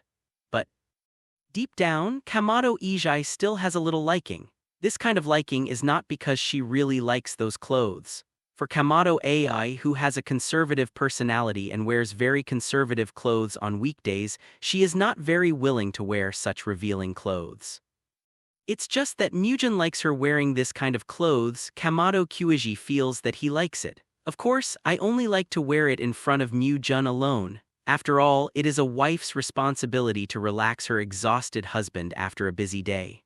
Although she is not Mujin's wife. Some looked forward to walking towards the box, but after taking 2 steps, the pretty brows could not help but slightly raised. But just when he was enjoying the scenery by the window, his calf accidentally touched a nail hanging on the wall. It was painful at the time and it hasn't completely healed yet. Once I walk, I feel somewhat uncomfortable. Arriving at the bedside cabinet, Kamado Aoi opened the small box on the cabinet. With the box open under the faint light, there is a necklace with a slightly fluorescent glow. What a nice view! Kamado Kyuji couldn't help being amazed. In the small box, besides the necklace, there is also a collar, earmuffs, and a rope. For other things, Kamado Kyuji didn't care, his eyes just fell on the necklace. After all, really beautiful. Women always have a natural pursuit of beautiful jewelry, just like some dragons in the story always like some shiny treasure cloth and the like. Gave it to you. Sumyu took out the necklace with a smile and put it on Kamado Kyuji's injured. Looking at the necklace lying quietly in his hand, Kamado Kyuji was slightly stunned for a moment, then his eyes turned red. He raised his head and looked at Mujin, who was looking at him with a smile. His voice was as soft as water. "Thank you, Mujin, I'll put it on for you." Sumyu smiled, took the necklace from Kamado Kyuji and then gently put it on Kamado Kyuji's neck. The necklace was slightly cool and it fell on Nguyen's neck, causing Kamado Kyuji to shrink her neck slightly. But soon, Kamado Kyuji got used to it and even felt that the slightly cool necklace gave off a very cool feeling. Some can't put it down, touching the necklace on the chest for Kamado Ijai. No one has ever given her any jewelry or other gifts. Real very touched. Let me take a good look. Sumyu stretched out her hand and raised Kamado's chin BDDF slightly, revealing the girl's slender, white and beautiful neck like a white swan and the slightly fluorescent necklace hanging on the neck. The fluorescent necklace hangs just above the center of the 2 peaks, shining like stars. It's beautiful. Sumyu couldn't help sighing again. Beautiful ornaments and only beautiful beauties can bloom the most dazzling beauty. Hearing Mujin's praise, Kamado Kyuji was also delighted, but he was a little uncomfortable with Mujin pinching his jaw. "Since I gave you a gift then, Mrs. Kyuji, shouldn't you also give me a gift?" Sumyu smiled slightly. I wasn't prepared, Kamado Kyuji also spoke in a panic. She didn't expect Mujin to give him a gift, so she was a little at a loss at the moment. "It's okay, just give me a kiss and it's considered a gift for me." Sumyu smiled. Kamado Kyuji felt shy and couldn't help but look up, looking at Mujin's smiling eyes. Although still very shy, Kamado Kyuji still closed her eyes, put her hands on Mujin's shoulders slightly trembling, and then touched them like a dragonfly on water. After the kiss, Kamado Kyuji immediately turned her head away, leaving only the flushed white nape for Sumyu. Sumyu licked her lips slightly. Feeling the gentle touch just now, he couldn't help but smile proudly. "Madame Kyuji's kiss is really nostalgic," Mu sighed. Kamado Ijai blushed and buried her face in Sumyu's arms shyly. Sumyu smiled and lightly placed her hand on Kamado Kyuji's head. Night getting deeper. After some comfort, Sumyu lay slightly on the bed. Her eyes fell on the small box on the bedside table. Hand into the box, he took the collar inside his hand and played with it slightly. Kamado Kyuji, who is pinching Mujin's feet, feels a little strange when he sees Mujin holding a collar. "Master Mu, do you want to raise a dog?" "Bought a collar." When she entered the city today, she saw several dogs with collars around their necks, which was different from the mountains. They never put such things on dogs. Sumyu raised her eyes and looked at Kamado Kyuji.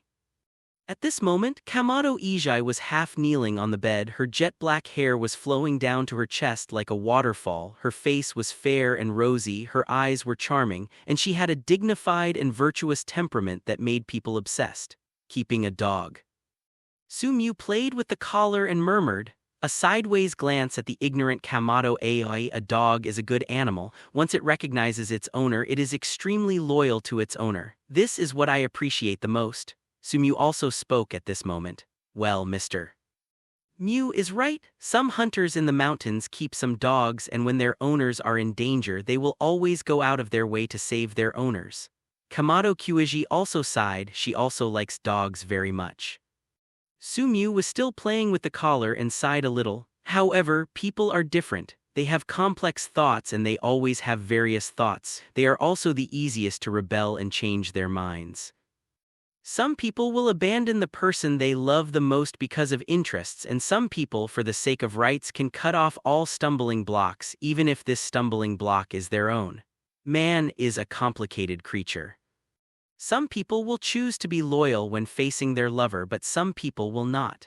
He opened his mouth plainly, and with a pair of eyes he quietly looked at Kamado Ijai, but hearing Mujun's words, Kamado Kyuiji's originally rosy face suddenly turned pale. She heard the meaning behind Mujun's words. It's talking about her, not a loyal woman. Kamado Ai opened his mouth wanting to explain, but he couldn't say it because the facts are right in front of us. She has committed herself to Lord Mew, this obviously immoral, not fidelity. There is nothing wrong with saying this. However, at this moment, Kamado Kyuiji felt endless grievances in her heart. She really was completely tied to Mujun regardless of body and mind. If she can dig out her heart to prove herself, she is even willing to dig out her heart and show Mujun a look. Seeing Kamado Ijai's eyes flushed and weeping silently, Mew handed over the collar unhurriedly. I like dogs because once a dog recognizes its owner, it will be very loyal to its owner. So, Mrs. Kyuiji, will you be as loyal to me as a dog? Mew calmly looked at Mrs. Kyuiji, whose eyes were flushed and weeping silently, full of grievances. If you are loyal, please offer your loyalty. Please offer your allegiance, let me see. Kamado Kyuiji stared blankly at the things in Mujun's hand. There was no response for a long time. That thing was not bought by Mujun because he wanted to raise a dog too. For her, this made Kamado Ijai feel at a loss. Even there is a feeling of being humiliated. Ms. Kyuiji, will you always be loyal to me? Mew raised her eyes and squinted at the woman in front of her. Seeing the other party biting his lips slightly, his watery eyes with obvious grievances, watching the other party's fair face quickly turn red because of shame. Unconsciously, there is a bit of playfulness in the eyes. If you're loyal to me, it's like I prove it, he spoke softly. If you can't even do this, how can you make me trust you? He opened his mouth quietly, stretched out his hand gently, and picked it on the white jaw of Kamado Kyuiji, feeling the tenderness from the jaw. Since following myself, I can be described as 100% caring. Except for a little simple work, basically it is rarely asked to do work. In the past, Kamado Kyuiji's hands had obvious cocoons due to hard work, but now, after so long of cultivation, they have already become white and tender. All of this is inseparable from my love. Chin raised. Kamado Kyuiji couldn't help closing her eyes slightly, and her beautiful eyelashes trembled slightly. She should have agreed to all of Mujun's requests, but this time the request it really made her feel ashamed. It made her whole body feel weak and hot.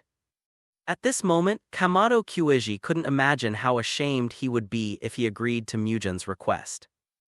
Mew was not in a hurry but gently stroked Kamado Kyuiji's hair that was as smooth as a waterfall, vaguely feeling the increasingly intense psychological activities in Kamado Kyuiji's heart at this moment. He kind of likes the feeling of Kamado Kyuiji, who obviously refuses in his heart but has to do it. Obviously very virtuous and gentle, but also a charming look. The contrast between temperament and charm gave Mew a very exciting feeling in his heart. Finally. Seems to figure it out. Kamado Ijai slightly opened her red eyes. Her delicate and beautiful face was full of shame, but her pick up the thing Mujun dropped on the ground just now and hold it in the palm of his hand. Look at what's in your hand.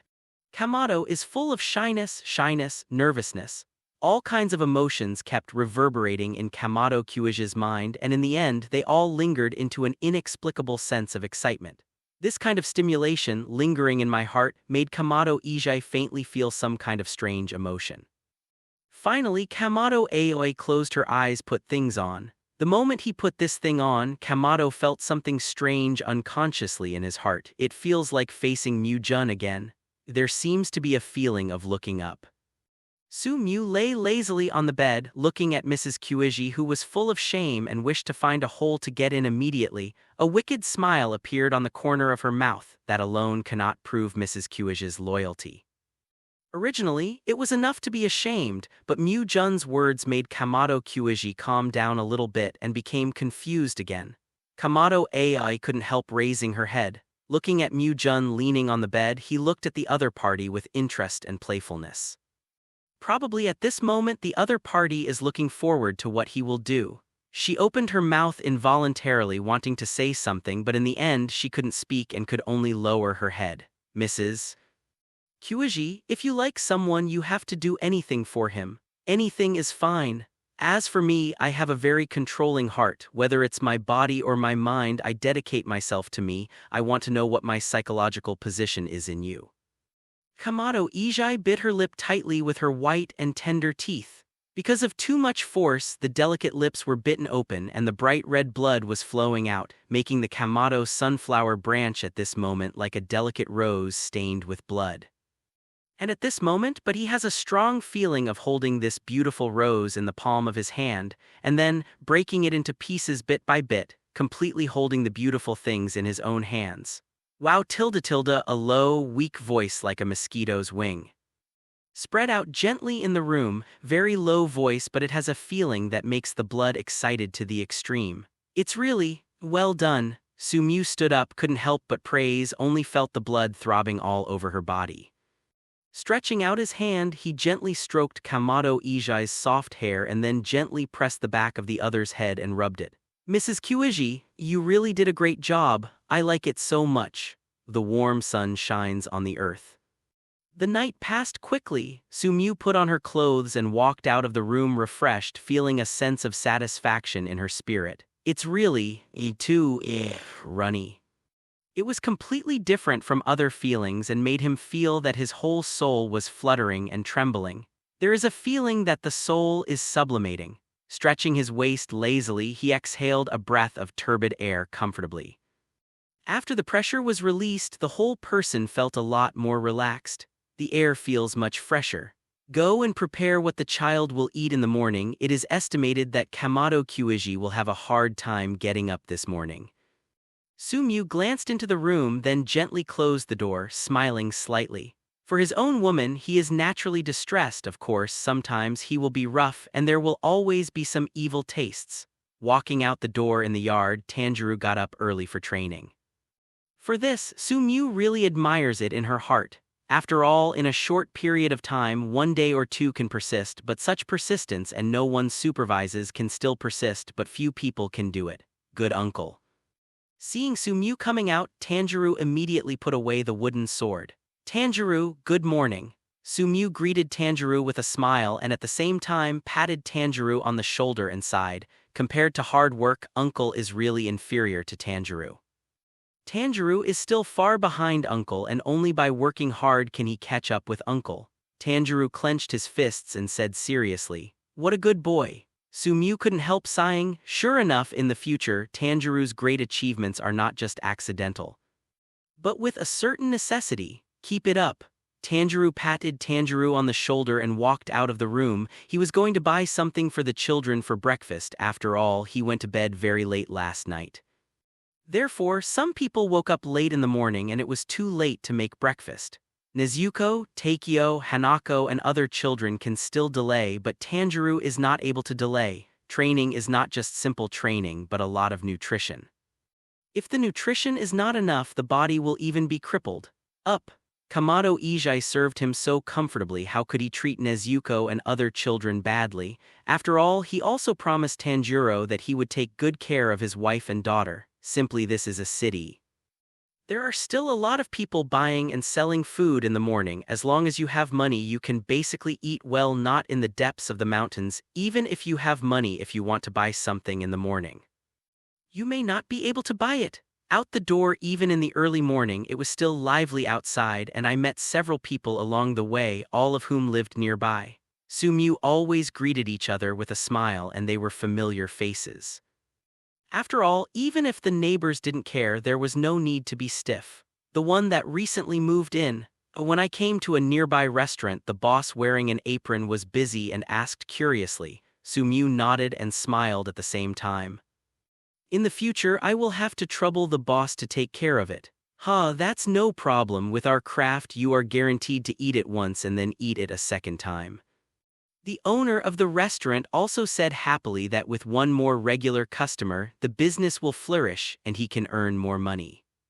Seeing that the boss provided more food than usual, Sumyu also understood in her heart that the boss wanted him to buy from him in the future.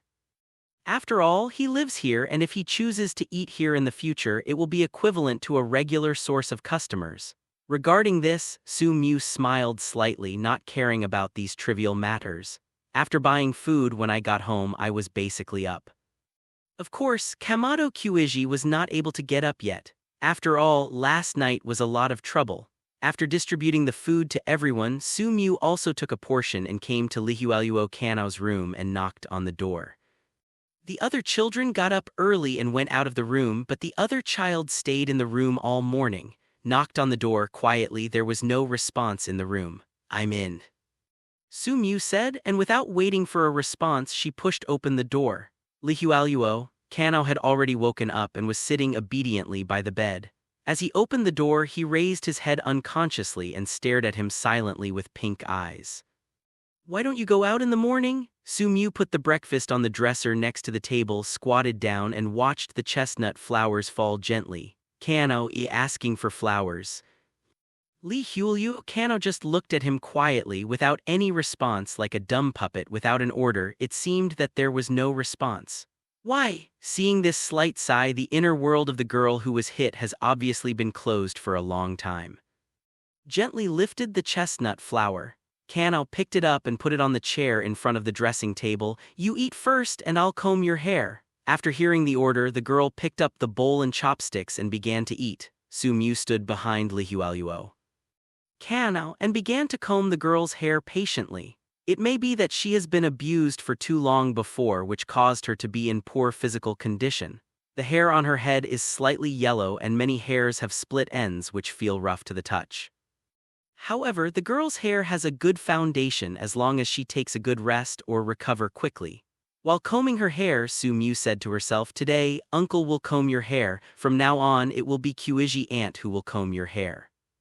Sumyu said to herself, not thinking about Lihualuo Kanao's response, but deep down she felt sorry for this poor girl.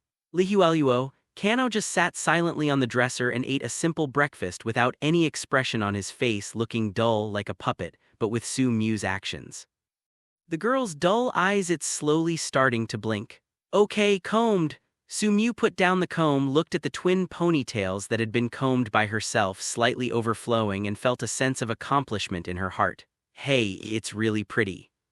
Sumyu couldn't help tapping Lihualuo lightly. Kanao's little head was dirty and tattered before, so he couldn't feel anything at all. Now, after dressing and washing, she is as cute as a little princess. The only bad thing is that the girl is too thin because of her long-term nutrition, which reduces her beauty a lot. However, it can be said that Lihualuo Kanao is definitely an out-and-out beauty, and when he grows up in the future, he will surely be very juicy. Really looking forward to it. Wait until the chestnut flowers fall. After Kanao finished eating, Sumyu also took her hand out of the room to let the chestnut flowers fall. After Kanao played with several other children, he continued to bring bought breakfast back to his room. The room was a bit messy. The floor was full of scattered clothes. There were also some maid uniforms that had been torn into pieces and broken stockings. The tables in the house were also placed in a mess, and several chairs fell off. With the character of Kamado Ijai, a virtuous woman, all the rooms will always be cleaned and the equipment in the rooms will be neatly arranged. This circumstance occurs. Sumyu smiled slightly but didn't care about it, but came to the bedside with the lunch box. "It's time to eat, Mrs. Kuiji." Sumyu spoke softly. Lying on the bed, Kamado Kuiji's slender eyelashes fluttered slightly and his watery eyes slowly opened, revealing a feeling of laziness and powerlessness all over his body. Seeing Mujin in front of him, Kamado Kuiji's face turned red as if soaked in blood, and there was an indescribable young woman's charm between the beautiful brows. The slender, tender feet wrapped in pure black socks hurriedly hid them back under the blanket. Struggling to get up, but the whole body is as soft as if there is no bone and there is no vitality at all. His eyes cast a reproachful look at Mu Jun with a bit of resentment and a bit of strange style. "Let me feed you." Su Mu smiled, then laid her head on her back in her arms, took the lunch box by herself and started feeding. Feeling the feeding from Lord Mu, Kamado Kyuji's slender and beautiful eyelashes trembled slightly and said with a rather resentful expression, "Kyuji, I really don't understand, Mr. Mu." The woman's voice was a bit embarrassed. "Sometimes it's so gentle, sometimes it's so rough, always thinking of some messy tricks." Speaking of this, Kamado Kyuji's white and tender face became redder and hotter. "Always bully people in different ways." Su Mu sighed slightly, stroking Kamado Kyuji's black and smooth hair like a waterfall. "There is no way. Who is Mrs. Kyuji so charming? It's overwhelming." Originally, there was still a bit of resentment in my heart, but when I heard what Su Mu said, that bit of resentment seemed to be blown away with the wind. It turned out that the reason why Jun bullied her so much, just because of I like her so much. Immediately his heart was filled with a sense of happiness, his eyes became more gentle, and he looked at the side face of Mu Jun, who was concentrating on feeding himself, and slightly parted his slightly moist lips. "In the future, I will depend on you for a long time." After spending a short time with Kamado Kyuji, Su Mu also left the room and told Kamado Kyuji to take a good rest.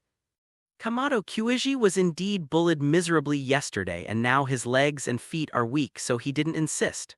Walking into the living room, Takeo, Shidru and Liutai are chasing and fighting, while Hanako is playing with a game similar to a jigsaw puzzle. Nezuko accompanied Lihualuo Kano and talked with him. Apparently only Nezuko was talking. Lihualuo Kano is like a puppet without emotion, just sitting on a small stool blankly with his little hands neatly placed on his calves, always silent.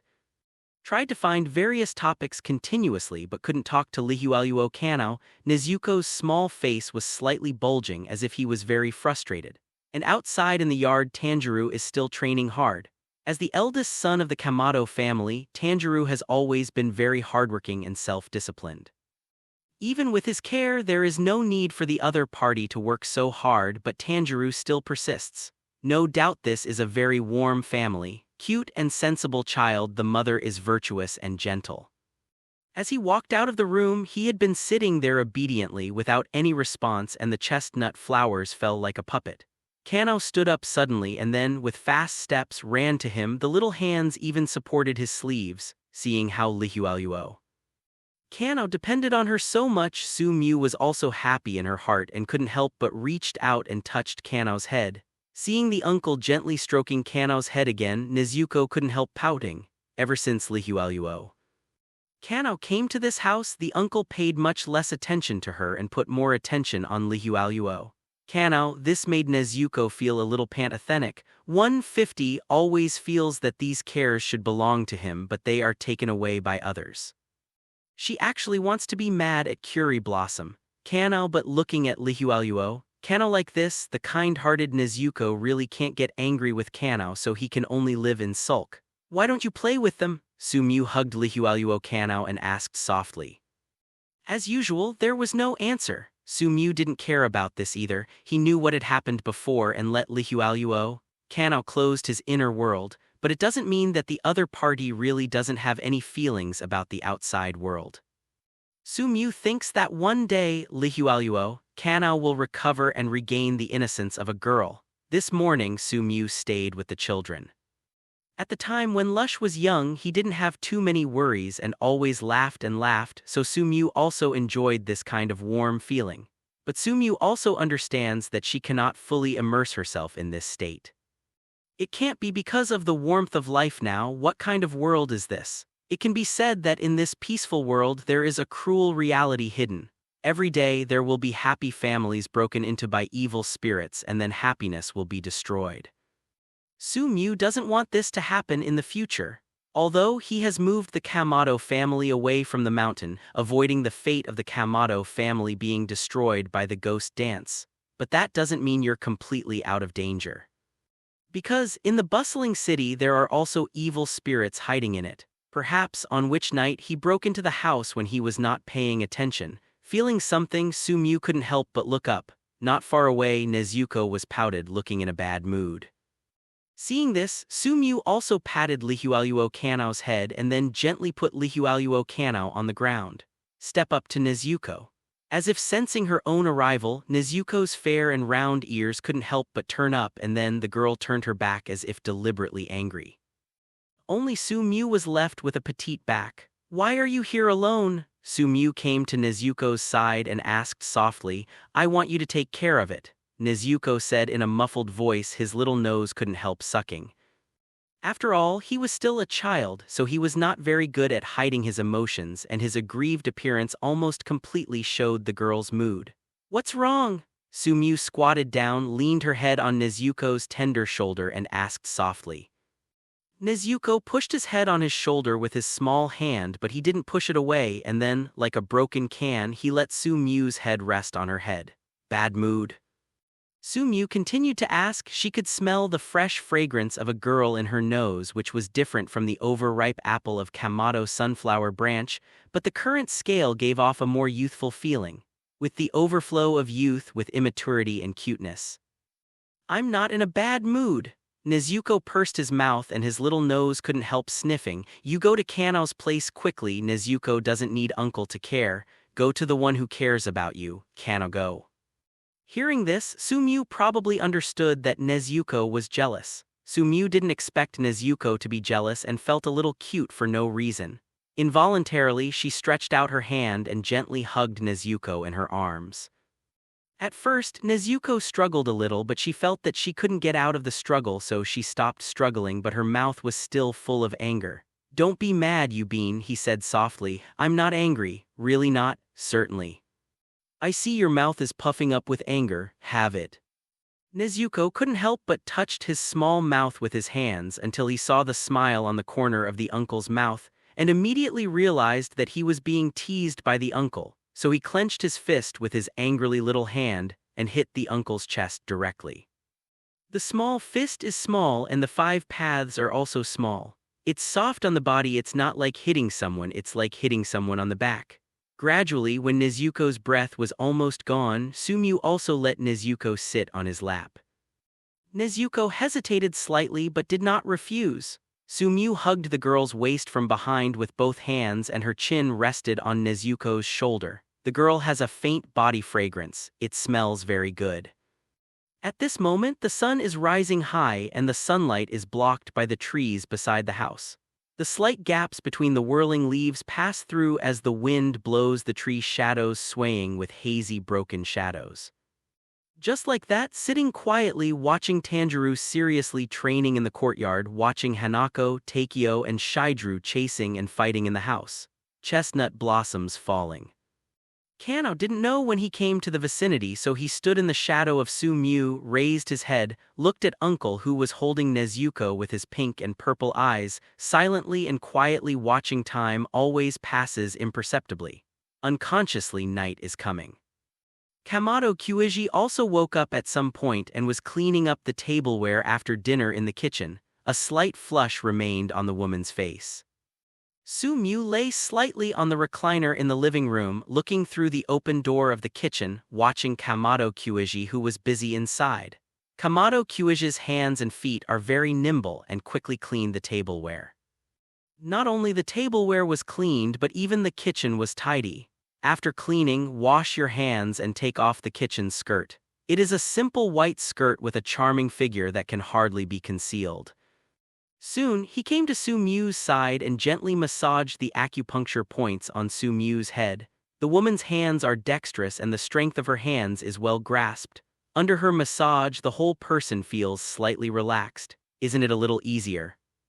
Kamado Ijai lowered her head and said softly, Sumyu nodded, stretched his waist, and naturally placed his hands on the rope on Kamado Kyuiji's head. Gently uncovered the black and smooth hair like a waterfall immediately fell to the plump buttocks. The bundled hair was finally untied, and Kamado Aoi couldn't help but cast a coquettish glance.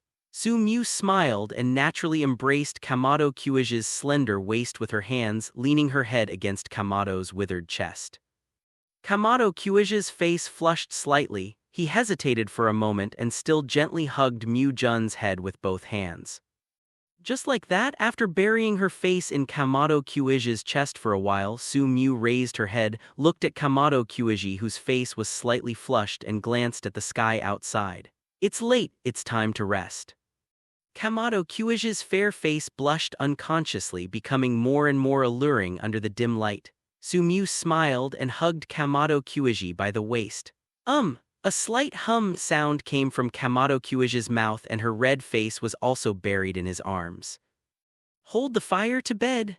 Gently cover it with a quilt." Kamado Kyuji's long eyelashes fluttered and her beautiful eyes opened involuntarily. Looking at the quilt covering her body, her eyes were full of doubts. She thought that Lord Mu would. Who knows, that Mu Jun doesn't seem to have it. When there was some disappointment in my heart, I let out a heavy sigh of relief. You know, my throat was almost hoarse last night, and my throat is still sore and my body is still a little weak. Even though I have rested for almost a day today, my body still feels a little weak. She was also worried about how to serve the lively Mujin and how to make him more comfortable and relaxed. It is the responsibility of a wife. But I didn't expect that my worry seemed superfluous and the other party didn't seem to. Seeing that Mujin turned to leave, Kamado Kyuji's white and tender hands immediately got out of the bed and grabbed the corner of Su Mu's clothes, who was about to leave the room. Feeling the corner of the clothes being caught, Su Mu couldn't help turning her head. At this moment, Kamado Ijai almost hid most of her face in the quilt, looking at him shyly with misty eyes. "Master Mu, don't feel sorry for Sunflower Branch." After finishing speaking, the girl tightly closed her eyes with infinite shyness appearing on her face. Su Mu lowered her head, kissed Kamado Kyuji's hot forehead and said in a low voice, "Take care of your body and make it better." A soft sound from Wei Wei's nose came from under the bedding. Su Mu smiled, turned around and was about to leave. "Master Mu here tonight, let's rest." A low voice came from under the bedding. Su Mu turned her head, looked at Kamado Ijai, who had buried her head in the bedding, and smiled. "Go to bed first, I'll be back soon." "It's so late, what are you going to do?" Kamado Ijai's face poked out quietly from under the quilt, looking at him with misty eyes. "Kill." Su Mu looked out of the window, looking at the dark night, calm opening. Kamado Kyuji's heart couldn't help trembling, and he couldn't help looking at Mu Jun, but he couldn't see Mu Jun's figure anywhere. The city is still bustling and lively at night. It's just that behind the prosperity there is endless filth. Behind those feasting banquets there is more filth and darkness. Su Mu quietly walked out of the room and walked on the street, walking away from the darkest area in the city. Patter. The shoes stepped into the sewage, splashing a large cloud of muddy water with an unpleasant smell. Su Mu couldn't help but stop, her brows furrowed tightly. There was also an unpleasant smell in the air. This is the slums of the city. Naturally, the environment will not be much better. Of course, the bullies who are active here, the murderers who hide inside, and the society's 3 religions and 9 streams all exist. And he came here to kill those evil thunders. Killing these people was not because he hated evil or punished evil and promoted good, but simply wanted to gain attribute points. After all, these people don't regret their deaths, but before they die they shine for themselves. Certainly. He can also kill those ordinary people, although it is much easier than killing these cruel bullies, but in his heart, he still can't pass the test in his heart. Although he is a selfish person, he is not the kind of person who kills innocent women and children for no reason. If he really did that, then what is the difference between him and those evil spirits who have long lost their humanity?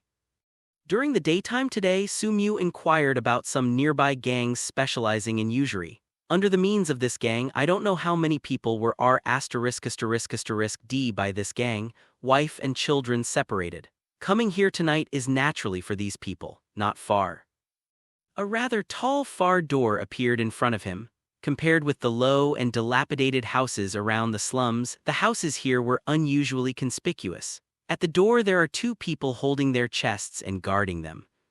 Both of them are majestic in stature and extremely fierce in expression. "Hurry up and get in," At this time, a big man with 4 tattoos and most of his upper body naked came from outside and walked towards the compound by the hair of a young girl with a delicate complexion.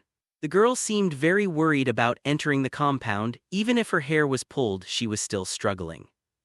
It seems that this action, which angered the big man, made the big man raise his hand suddenly, and it was 2 slaps. The girl was slapped with 2 slaps and fell to the ground. When she looked again, the corner of her mouth was already bleeding, and even a tooth had been knocked out, and her face quickly became red and swollen. The severe pain made the girl almost shed tears in pain, and her body curled up involuntarily. "Damn it, be honest with me." The tattooed man opened his mouth fiercely and at the same time stretched out his hand again and grabbed the woman's hair. "Go to the house and have a good time with me. I will postpone the money owed to us for a few days. After a few days, if you still don't make it, I will sell you to the hook to earn money for me to pay off the debt. I just borrowed a few hundred and I have already paid it off, you guys." The woman was extremely sad and angry. "It's just interest. If you borrow a few hundred, you can pay it off if you repay a few hundred. How can there be such a light thing? It's really easy to borrow our money." The woman's face turned pale when she heard the words, and at the same time she was constantly struggling. Sensing the woman's struggle, the tattooed man waved his hand again, ready to slap the woman a few times to make her behave. It's just that when he waved his hand just now, he felt that he couldn't move his palm. At some point, a tall figure appeared in front of him, grabbing his wrist. No matter how hard he tried, he couldn't struggle. "Since this little girl has already paid off the money owed, why don't you just let her go?" Sumyu grabbed the tattooed man's wrist with a relaxed smile on his face. Following Sumyu's movements, the burly men who were still lazily standing at the door immediately stood up and immediately surrounded Sumyu. A few strong men immediately surrounded him, staring at Sumyu with bad eyes just because Sumyu controlled the tattooed man in his hand, so they did not act rashly. "Hey buddy, this is my place." After the tattooed man couldn't break free from Sumyu's hand no matter how hard he tried, he also spoke with a sneer at the corner of his mouth. Here, he really wasn't worried about what this sudden kid would do to him.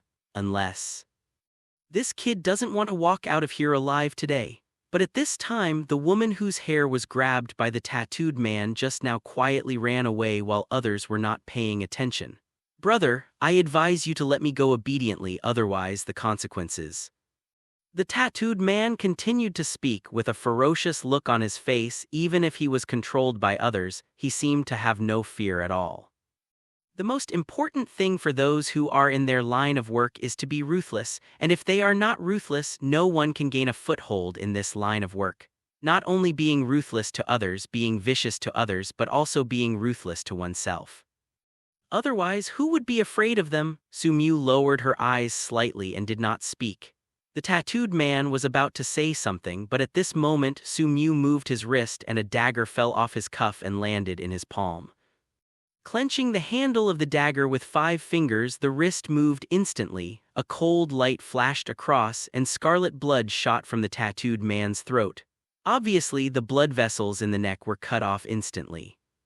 The tattooed man covered the cut blood vessel with his hands. His eyes were full of disbelief. He almost didn't understand why the other party would make a move. Didn't he want to live? But obviously, he could no longer think about it anymore. His consciousness had slowly disappeared with the passing of his life, and he finally collapsed powerlessly on the ground. Ding! Congratulations to the host, beheading 1 person and gaining 0-1 attribute points. A familiar and mechanical voice rang in my ears. "Kill him!" Seeing the death of his companion, the eyes of several strong men surrounding 13 were also wide open, and they rushed towards Sumyu with the weapons in their hands. A dagger cut the tattooed man's throat. Sumyu stomped on the ground. His body rushed forward in an instant, and when he was about to reach 2 big men approaching, his body suddenly fell short, and at the same time, a sharp whip kick hit him. The legs and wrists of the rushing person. Perhaps in terms of fighting experience, he is completely inferior to these people, but his strong physical fitness makes him unmatched by these people in terms of speed and physical reaction ability. Boom! Accompanied by the dull B asterisk asterisk asterisk G sound, the two strong men immediately hugged their legs and curled up in pain. "Kill you!" Another strong man rushed forward holding a machete in his hand and swung the knife to chop. Su Mu held the dagger and pointed a square in front of him. The machete slashed on the dagger and the gold and iron collided, bursting out a burst of dazzling sparks. Seeing that Su Mu easily blocked his knife with a dagger, the man with the knife couldn't help but change his face. You must know that holding a machete to cut a dagger already has an advantage, and his strength is also stronger than ordinary people, but his vicious the knife was easily blocked by this person, which made him feel a chill in his heart. The body instinctively wants to retreat. However, Su Mu's speed was faster than expected and he approached in an instant and the dagger in his hand slashed at his neck. The man wanted to hide but found that Su Mu's speed was so fast that he couldn't dodge at all. A sharp dagger cut the throat. Blood flowed instantly. Ding! Congratulations to the host, kill a human, get 0-1 attribute points. The familiar and mechanical voice sounded in my ears again. Beheading this person, Su Mu was already close to the two screaming men on the ground who had just been kicked directly by his whip leg. Silver burst the dagger cut through the necks of the two of them in an instant. Ding! Congratulations to the host, kill a human and get 0-1 attribute points. Ding! Congratulations to the host, kill a human, get 0-1 attribute points. After beheading the two of them, the familiar and mechanical voice sounded in my ears again. Slightly relieved, beheading 4 people in a row made his breathing a little chaotic. Calmed down slightly, Su Mu then set his sights on the ground. Because of the death of the 4 people, the whole ground was stained red with blood and a strong smell of blood radiated out. After killing the 4 people, Su Mu did not hesitate and continued to walk towards the gate in front of him, which was clearly incompatible with the surrounding buildings. "Who are you?" A big man who just came out of the house when he heard the movement outside saw Su Mu walking in and instinctively opened his mouth vigilantly. Su Mu didn't answer, just kept going. "Stop!" The big man opened his mouth in warning. Su Mu leaned over suddenly and in the next second his body suddenly moved forward. Accompanied by a burst of cold light, a flower of blood immediately bloomed on the neck of the big man. Ding! Congratulations to the host, kill a human and get 0-1 attribute points. Beheading this person, Su Mu didn't stop. Go ahead and enter the house. However, as soon as she entered the room, Su Mu's body stiffened slightly. Beside the door, a black muzzle was facing him. Su Mu immediately raised his hands, but he also dropped the dagger in his hand. "Who are you? Who sent you?" Gritting his teeth, a vicious voice came from the mouth of the man holding the gun. This is a man with gloomy eyes. His upper body is naked and he has exaggerated muscles. What is even more frightening is that there are at least 7 or 8 deep scars on his body, among which the number of small scars is even more innumerable. Obviously, this is a fierce man who has experienced life and death. As soon as they met each other, there was a ferocious aura emanating from him. Facing this ferocious aura, Su Mu instinctively suffocated slightly. Su Mu inhales unconsciously, her body is also slightly tense and she whispers in her heart that she is careless. With her super strong physical fitness, ordinary people are not her opponent at all. Even if you are in danger and want to leave, no one will be able to stop you. But did not expect these people had guns in their hands. This is what Su Mu didn't expect. After all, when I came to the world of Demon Slayer, in my memory, when the ghost-killing team dealt with evil spirits, they always used cold weapons, so I instinctively ignored the fact that guns existed in this era. At this time, he remembered that guns had already appeared, and he even remembered that the second part of 12 Kazuki, Shadow Ghost and Paling, is a powerful evil spirit who likes to use hot weapons. "Tell me, who sent you here?" Seeing that Su Mu was silent, the voice of the man with the gun became more and more severe. Su Mu narrowed her eyes slightly and said in a changed voice. The man with the gun instinctively listened. It's just that Su Mu didn't say the latter words at all but turned around abruptly, kicking the man with the gun with a sharp whip kick like lightning. The moment Su Mu just made a move, the man with the gun pulled the trigger with his finger and the howling bullet shot towards the center of Su Mu's eyebrows. Su Mu had roughly predicted the opponent's bullet before he made any move. position so the head is lifted to the side. Even so, the bullet still passed by his face and he was only a little bit close to being hit directly on the head by the bullet. After the man with the gun fired a shot, he immediately faced a sharp kick from Sumyu. Almost instinctively, the man blocked it with his arm. Boom! The whip leg hit the man's arm, making a dull sound. Then a powerful force came out and the man was kicked upside down by the kick. Falling to the ground, the man only felt that his whole arm was in pain as if broken, and at the same time his whole body was numb. "Why are you so strong?" The man couldn't believe it. The other party's history was scary today. Kicking the man away, Sumyu didn't stay where he was but approached the man in an instant and kicked the man's head fiercely. The man's complexion changed and he turned sideways suddenly. Although he avoided the fate of being kicked to the head, his right shoulder could not escape and his right shoulder was directly kicked off. Regardless of the horror in his heart, the man hurriedly backed away. Sumyu followed closely behind, attacking towards him like a storm, fast and ruthless. As long as he was not careful, he would be killed by him. And the man is obviously very skilled in fighting. Even in this situation, his handling methods are even more calm, and he has avoided the killing blow several times. It's just a pity that he was not strong enough in the end and his physical fitness was far inferior to him. He only persisted for a few moves before he was hit on the head with his palm, killing him instantly. Call. After killing this person, Sumyu also let out a slight breath. In terms of real strength, this person is more than a little worse than him, but the opponent has extremely strong combat experience and is also very decisive and ruthless against the enemy. If the strength is the same, Sumyu feels that he may not be this person's opponent at all. In the end, I still have too little experience with the enemy. Looking at the scars all over the body of the dead man, Sumyu couldn't help sighing. Ding! Congratulations to the host, kill one person and get 0-2 attribute points.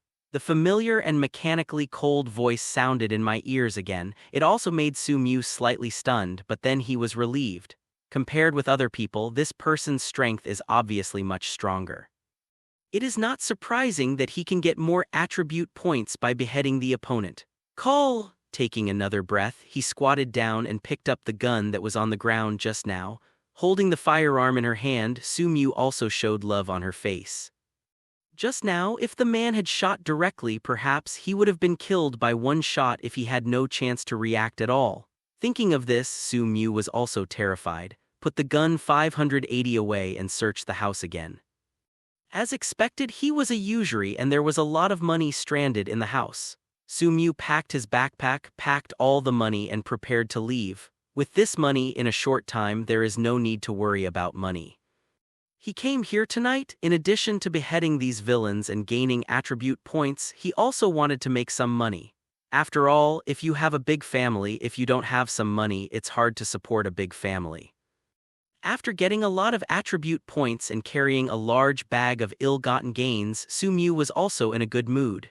She glanced around and confirmed that there was nothing missing before Sumyu left. On the way back, the night in the slums is not like other places in the city. Few houses here are lit at night and the night is almost dark. Occasionally, a few drunken alcoholics can be seen on the road. Sumyu carried the package and walked silently. Suddenly his gaze paused slightly. In front of him, an old man who seemed to be somewhat rickety was squatting on the ground with his head lowered as if he was chewing something. Beside him, a woman was lying there and her body could be seen shaking from time to time. Through the faint outline of the woman, Sumyu recognized that this woman was the woman who just ran away when he was fighting with those people. It's just obvious that the woman is dead at this moment. Seemingly sensing some movement, the slightly stooped old man raised his head. The most conspicuous thing on the old cheeks were the scarlet eyes that seemed to be bloodthirsty and the remaining flesh and blood at the corners of the mouth. Obviously what the old man chewed just now was not other food. Toa. Human flesh and blood. Seeing this, Sumyu's pupils couldn't help shrinking slightly. Obviously he recognized what this thing was. It is a demon. Involuntarily his hand instinctively landed on the firearm he had just acquired at his waist. But at this moment this crooked old man is also buried like a wild beast, his scarlet eyes are staring at him, his skin is tinged with purple, and with the soft moonlight falling on his body he brings with a horrible breath. Su-mu didn't move. At this moment his whole body was tense and he also looked at Su-mu coldly. At this moment there seemed to be an indescribably chilling atmosphere. Su-mu stood where she was, her gaze calmly facing the evil ghost in front of her. And the evil ghost still lay on the ground like a wild beast. Under the dim moonlight, the other party's scarlet eyes became more and more conspicuous in the darkness. Those scarlet eyes, which seemed to be addicted at any time, stared at Su-mu for a long time. The air seems to be condensing at this moment. After waiting nervously for a few minutes, I saw that the evil spirit did not attack but just stared at him. Seeing this, Su-mu retreated tentatively. Although he backed away, he kept his gaze fixed on this evil spirit. If the other party moved slightly, he would immediately draw out his firearm. Although firearms cannot kill evil spirits, the highly efficient bullets can still cause harm to evil spirits. The evil spirit was still lying on the ground, staring at him faintly with scarlet eyes, watching Su-mu's figure recede slowly, then continued to lower his head, burying his head in gnawing. Under the dim moonlight, the evil ghost's mouth was full of blood, making its appearance even more ferocious. Completely out of the sight of the evil spirit, and after walking a long distance, Su-mu let out a heavy sigh of relief. After all, the evil spirit just now gave him a very dangerous feeling. Obviously not an ordinary evil spirit. If they match up, he is not fully sure, and the evil spirits are far more difficult to deal with than imagined. After all, if there is no Nichiren blades, it is basically impossible to kill the evil spirit with ordinary weapons. Even if the evil spirit is wounded, with the terrifying recovery ability of the evil spirit, it will not take long to heal. Think of the scene where I just saw a ghost.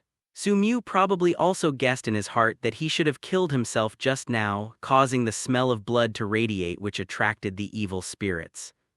After all, evil spirits have an unparalleled desire for human flesh and blood. As for why he didn't do anything with himself just now, Su-mu probably guessed it should be that the evil spirits didn't want to cause too much noise, and there were already enough dead people and enough food, so it was completely unnecessary. Moreover, I probably feel that my own strength is not easy to deal with. Even if I can deal with it, it will probably take a lot of effort. There is ready-made food, so there is no need to do anything extra. Of course, perhaps in this city there are also things that evil spirits fear. For example, the ghost killing team that appeared in the dark to protect human beings and kill evil spirits. The behavior of the evil spirits also lets Su-mu understand that these evil spirits are not irrational existences. They have wisdom and understand thinking, and these evil spirits cannot be viewed as wild animals in the room. Kamado Tanjuro lying on the bed couldn't fall asleep for a long time. Her heart was not at ease. Su-mu's words before leaving made her feel very worried about what Su-mu was going to do tonight. Some worried about what would happen to Su-mu.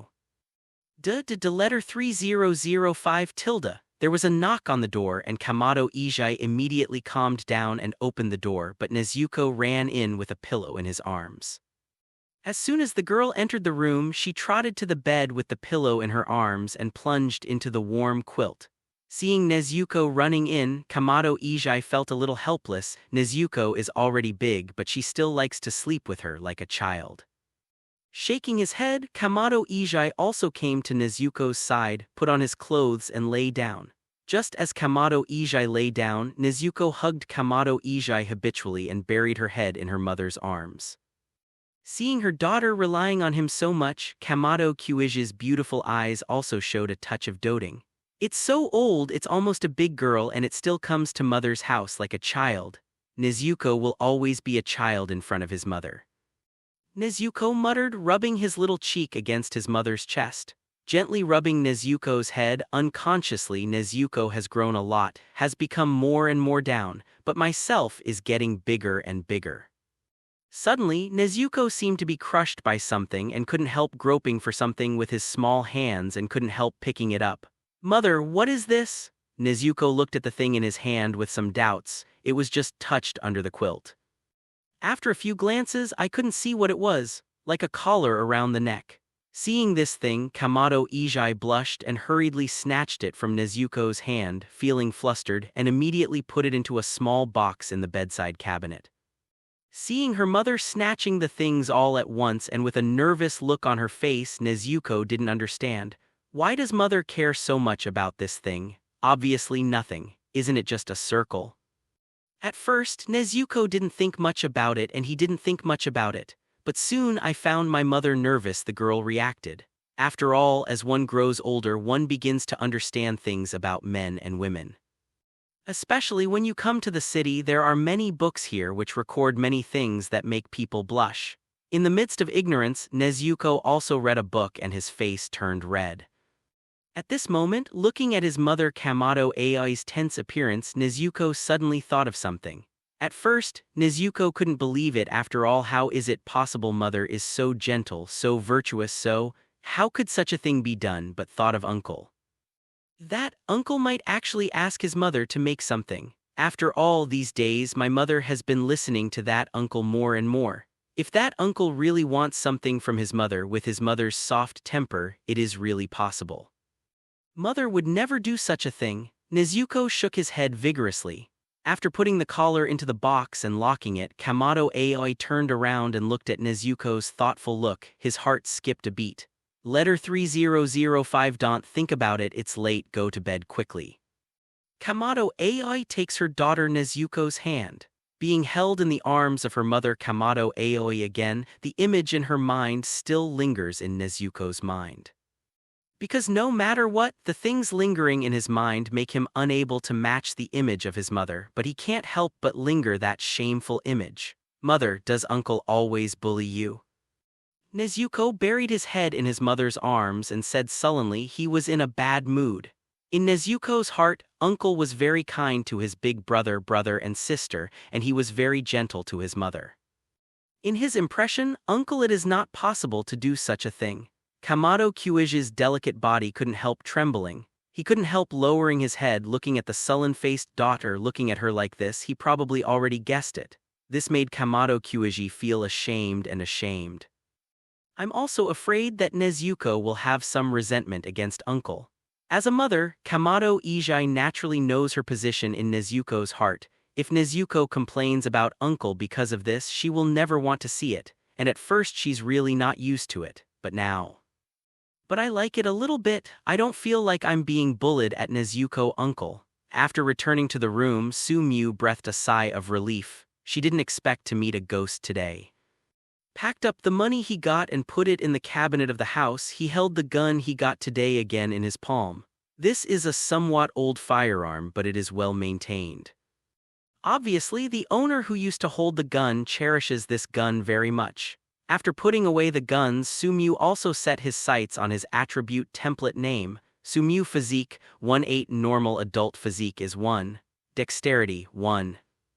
8. The agility of a normal adult is 1. Strength 1-8. Normal adult strength is 1. Spirit 2-0. Normal adult spirit is 1. Cultivation method breath of the day 1-7-100. Attribute points earned 0.75. In one night he harvested 0.75 attribute points, which is much more than the attribute points obtained by hunting prey on the mountain. It's not even comparable at all.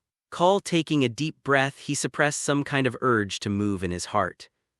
After all, this speed of quickly acquiring attribute points makes it easy for people to indulge in it. If you don't have any scruples at all, you may really become a murderous maniac. This is very inconsistent with his heart. Of course, he will not give up this method of quickly increasing attribute points. So he set a rule in his heart, that is to shoot 170 to kill those heinous people, those who deserve to be killed. Thinking of it this way, my heart is suddenly empty and my mind also has a sense of clarity. Only at this time did he set his sights on the attribute points obtained that night. He hesitated for a moment before adding all the obtained attribute points to Sun's breath.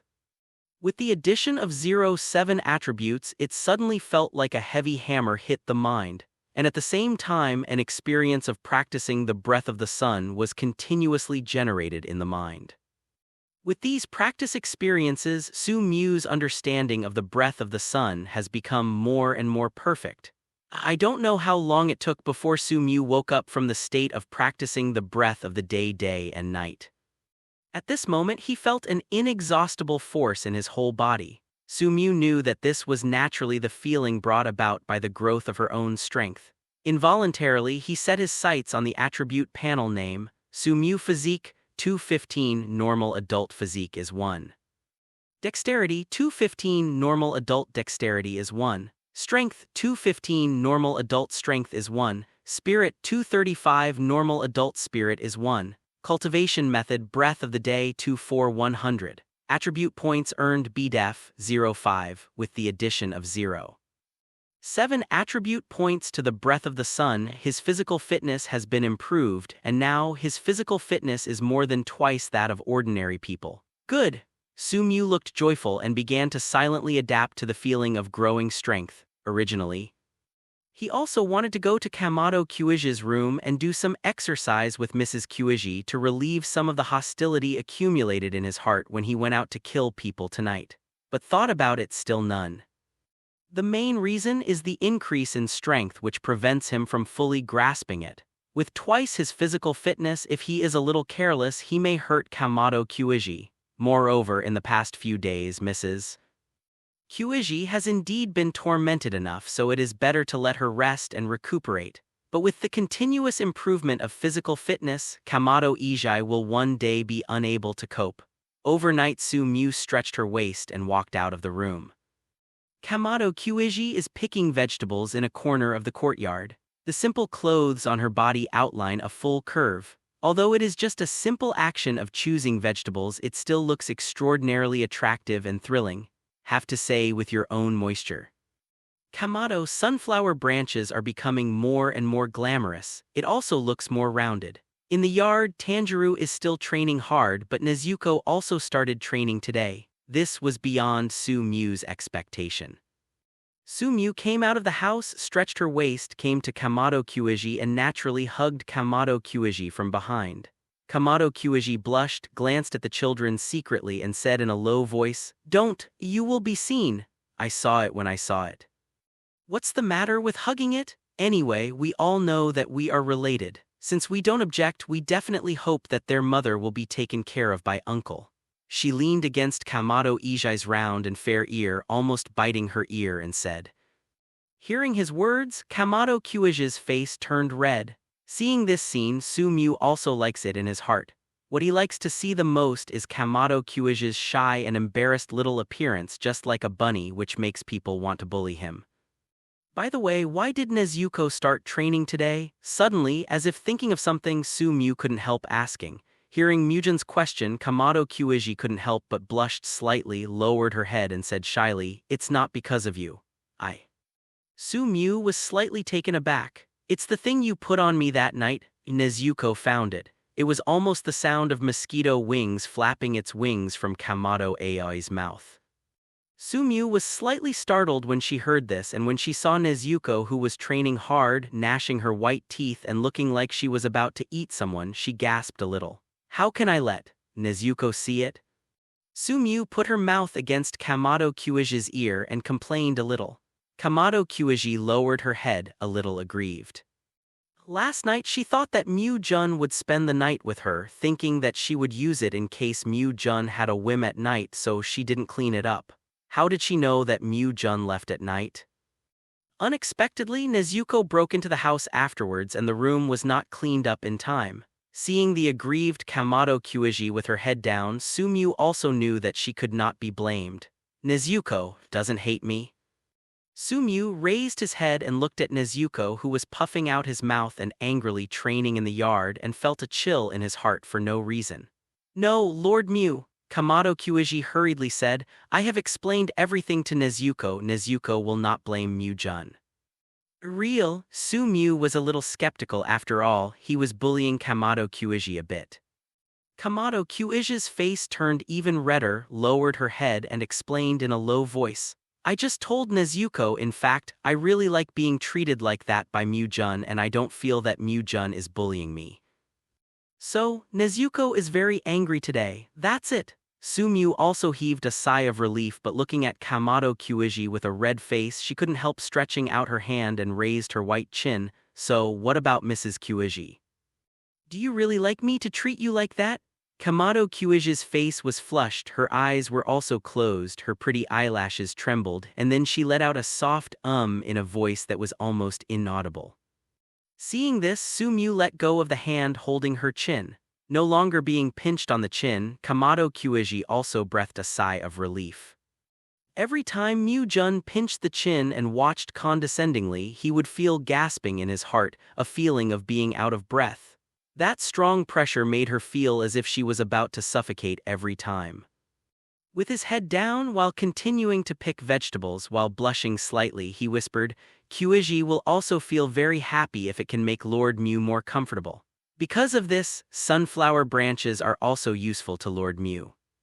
After breakfast, Sumyu lay on a soft chair, leaning her head against Kamado's broad and deep chest while enjoying the massage between her brows with her small hands. She asked, "Speaking of which, Mrs. Kyuji has never been to the city, has she?" Kamado Kyuji's small massage hands couldn't help but stop, and his pretty brows were slightly thoughtful. "I can't remember. It seems that since I got married, I seldom go out." Women in this era seldom go out after getting married. Most of them stay at home with their husbands and children, and few show their faces. "That's it." Sumyu nodded slightly. With his movements, there was a gentle ripple on the pillow. Kamado Kyuji didn't care and continued to gently massage Mu-jun with her small hands. In the house, the children are playing. Tanjiro and Nezuko continued training in the yard. Lihualuo, Kano stayed in one place quietly. Occasionally he would blink his eyes and look around. If he didn't look carefully, he would even think that the other party was a delicate puppet. "Then Mrs. Kyuji, do you want to go out for a stroll?" Sumyu continued to ask. "May I?" Kamado Kyuji asked in a low voice. In fact, she was also very curious about the outside. When she entered the city, she saw how lively the city was and wanted to take a stroll in the city. "Of course, I will take you out later," Sumyu laughed. Hearing what Sumyu said, Kamado Kyuji also showed joy on his face, looking very happy. After changing clothes and explaining to the children, Sumyu went out with Kamado Kyuji. When going out for the first time, Kamado Kyuji was obviously a little timid and obviously uncomfortable with the surroundings. However, with Sumyu's company, he gradually got better. Compared with the quietness of the mountains, the city is undoubtedly quite prosperous. For the little woman who only stays at Dashin's house all day long, what she sees is only the outside of the house. It is the first time she appreciates the luxury in the city, and she sees many things she has never seen before. It's really lively. Looking at the waiting meeting going on in the distance, Kamado Ijai couldn't help sighing. "Find a tea house, go in and sit and watch." Sumyu smiled. There is a tea house next to it and there are quite a few people drinking tea. Sumyu took the door trick to the one by the window, ordered a pot of tea. "I'll make tea." Originally, the waiter in the store wanted to come to make a drink, but Kamado Kyuji said directly, "Actually, just ask the waiter to make a bath, Mrs. Jai doesn't need to be so troublesome. I still like to let Mr. Mu drink tea made from sunflower branches." Kamado Ai lowered her head and whispered. After hearing this, Sumyu didn't say anything and continued leaning against the window looking at the scenery outside. Kamado Kyuji really knows how to make tea, from washing the pot, brewing, dividing the cups, and finally making the tea very well. In addition, the Kamado sunflower branches are very beautiful and the tea is made to give people a high visual enjoyment. "Master Mu, please drink tea." Sumyu took the teacup and took a sip. Maybe it was just watching Kamado's sunflower branch making tea, or maybe the tea itself was good, but it tasted surprisingly good. "The tea Mrs. Kyuji makes is really delicious," Sumyu couldn't help but praise. Received praise, Kamado Kyuji was very happy, and at the same time there was a touch of pride in his heart. Involuntarily puffed out his chest. "I have also studied hard for a long time." With the movements of Kamado Ijai, the clothes undulate slightly, which is very eye-catching. "I prefer eating grapefruit to drinking tea," Sumyu said with a hazy smile.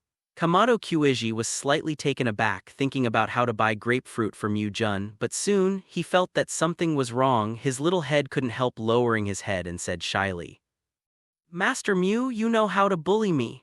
Su Mew took a sip of tea, didn't pay attention to it, and occasionally teased her, watching the other person's face turn red immediately, always had a special taste.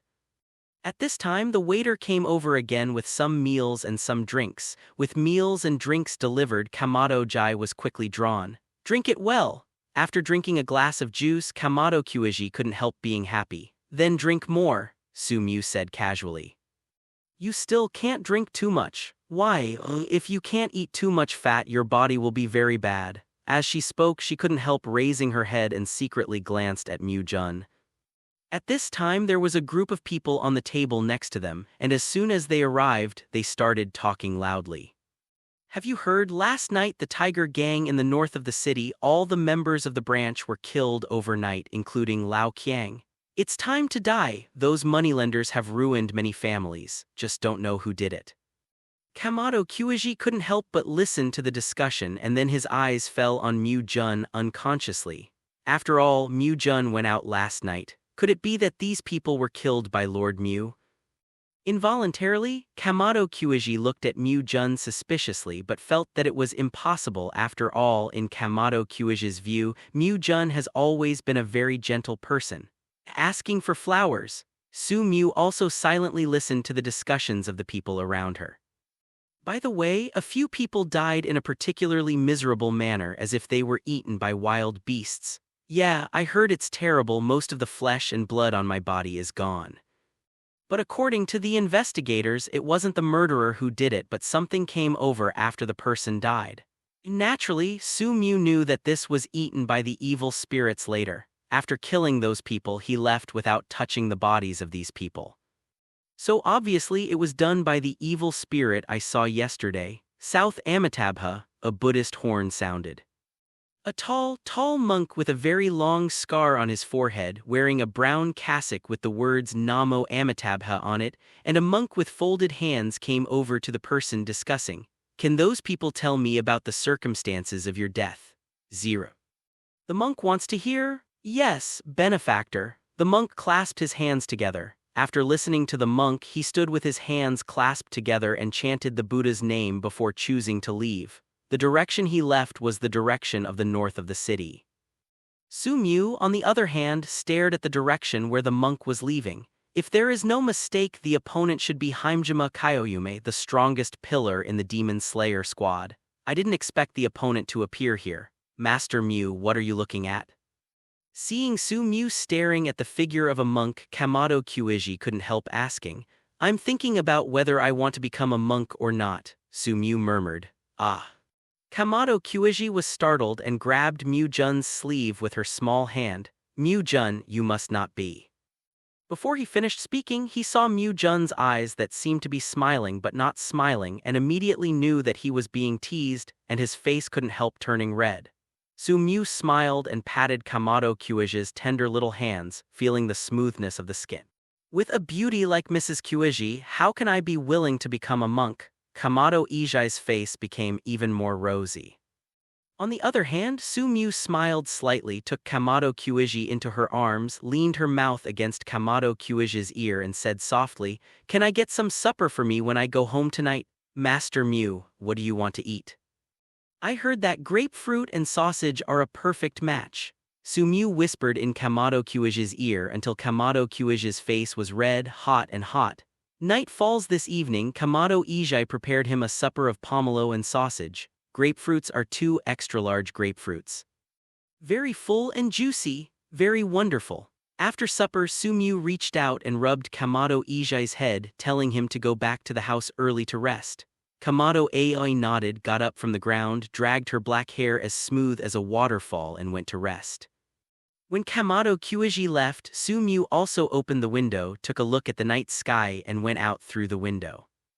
Since seeing the evil ghost last night, Su Mew has been haunted by an indescribable sense of urgency, and she is more and more urgent to improve her strength.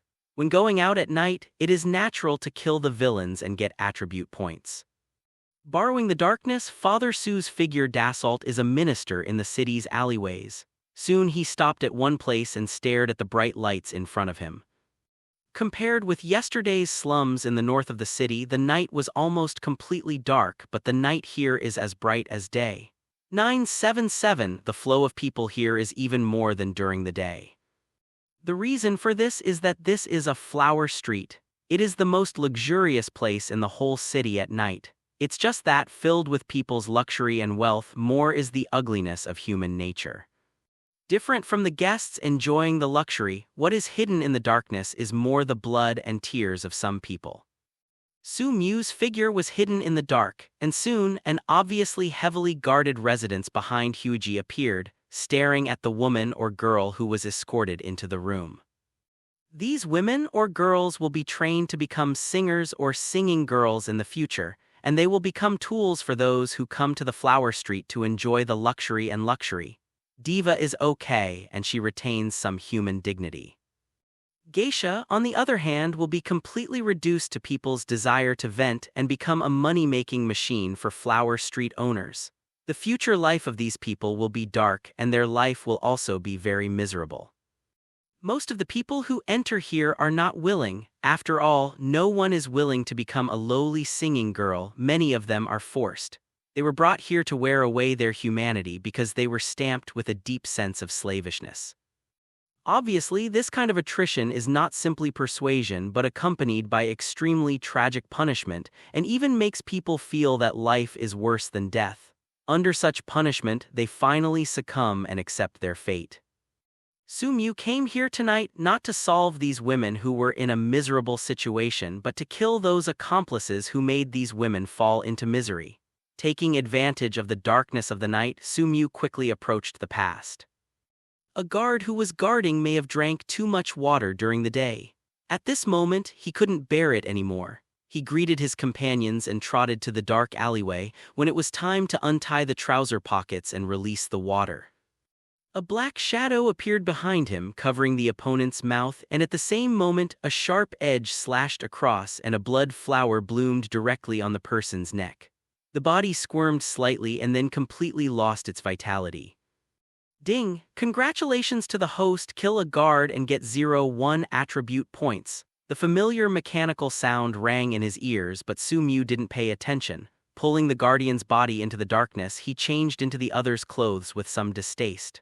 Soon, the man in guard clothes came out and swaggered towards the heavily guarded residence. Why does it take so long to pee? At the door, another guard spoke dissatisfiedly. It wasn't until Su Mu approached that the guard felt that something was wrong. The figure of the other party was obviously different from that of his companion. After all, the opponent's figure is too big. At this moment, Su Mu raised her head. The guard looked up and saw an extremely unfamiliar face, and his expression changed instantly. But Su Mu had already stepped forward, covered the opponent's mouth with one hand, and at the same time leaned forward, pressed the opponent's body, and slashed the dagger at the opponent's neck. Woo! After struggling for a while, finally, the breath completely disappeared. Ding! Congratulations to the host, kill a guard and get 0-1 attribute points. After killing the other party and dragging him into the dark alleyway next to him, Su Mu tidied up the clothes that were obviously one size smaller and walked into the residence. The residence is huge, with lots of rooms in addition to the wide courtyard. Su Mu searched all the way, and occasionally someone who felt something was wrong stopped Su Mu, and when he was about to ask, Su Mu cut off his throat with a knife. Ding! Congratulations to the host, kill a guard and get 0-1 attribute points. Keep going and soon you find a basement that leads underground. The guards here are obviously more strict, but Su Bai's strength is obviously much higher than these, and before these people screamed, Su Mu was already a knife. Ding! Congratulations to the host, kill a guardian and get 0-1 attribute points. Ding! Congratulations to the host, kill a guard and get 0-1 attribute points. Continuous mechanical sounds kept ringing in my ears. When the sixth person was beheaded, the people in the basement gradually realized it. However, it was obviously too late at this time. Su Mu had already killed most of them. Even if the remaining people found out, they would not be able to pose too much threat to Su Mu. Ding! Congratulations to the host, kill a guard, get 0-1 attribute point. Ding! Congratulations to the host, kill a guard and get 0-1 attribute points. After beheading the remaining 7 guards, Su Mu stopped and panted slightly. A total of 17 guards had to be beheaded to completely wipe out this place. If 17 guards swarmed up, I'm afraid he would be difficult to deal with and he might be in danger, but this way, although it is a bit troublesome, it is safe. At this time, Su Mu could finally see the situation in the basement clearly. It was like a prison cell with iron cages in each room. Each cage held 7 or 8 women or even a dozen more. Most of these locked-up women's eyes were numb, showing fear. They were imprisoned here and were prepared to be trained by Huiji forces to become singers to make money for them. Su Mu originally planned to let these people go, but after a while, he stopped. He turned around sharply and put his hand on the handle of the gun at his waist. What a vigilant human being! A laughing voice came from the darkness of the basement, then there was a sound of footsteps. A figure wearing a black hat came out from the darkness through the black curtain of the mask. A pair of scarlet eyes could be vaguely glimpsed. Without any hesitation, Su Mu immediately pulled the trigger in his hand. After the gunshot, the bullet flew out of the muzzle, rushing towards the figure wearing the bamboo hat with high-speed kinetic energy.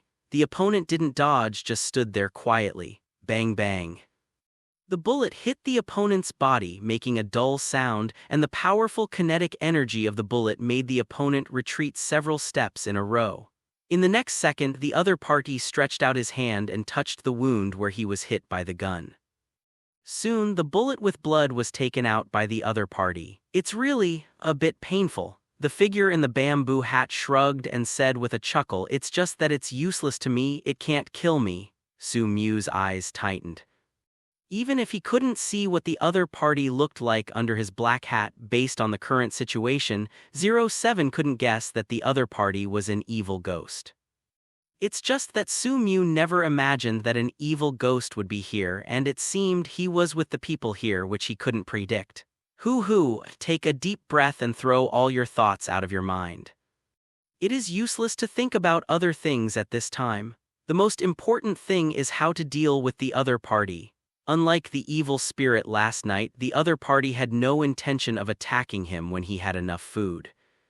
But right now, this evil spirit is full of malice towards him. If he doesn't get rid of him, he might not be able to leave here. Thinking like this, Su Mu also dropped the gun to the ground. A gun without bullets is just an extra fire stick in your hand. The 5 fingers were slightly clenched and the bone made a click sound. At the same time, the palm of the hand held the end of the dagger.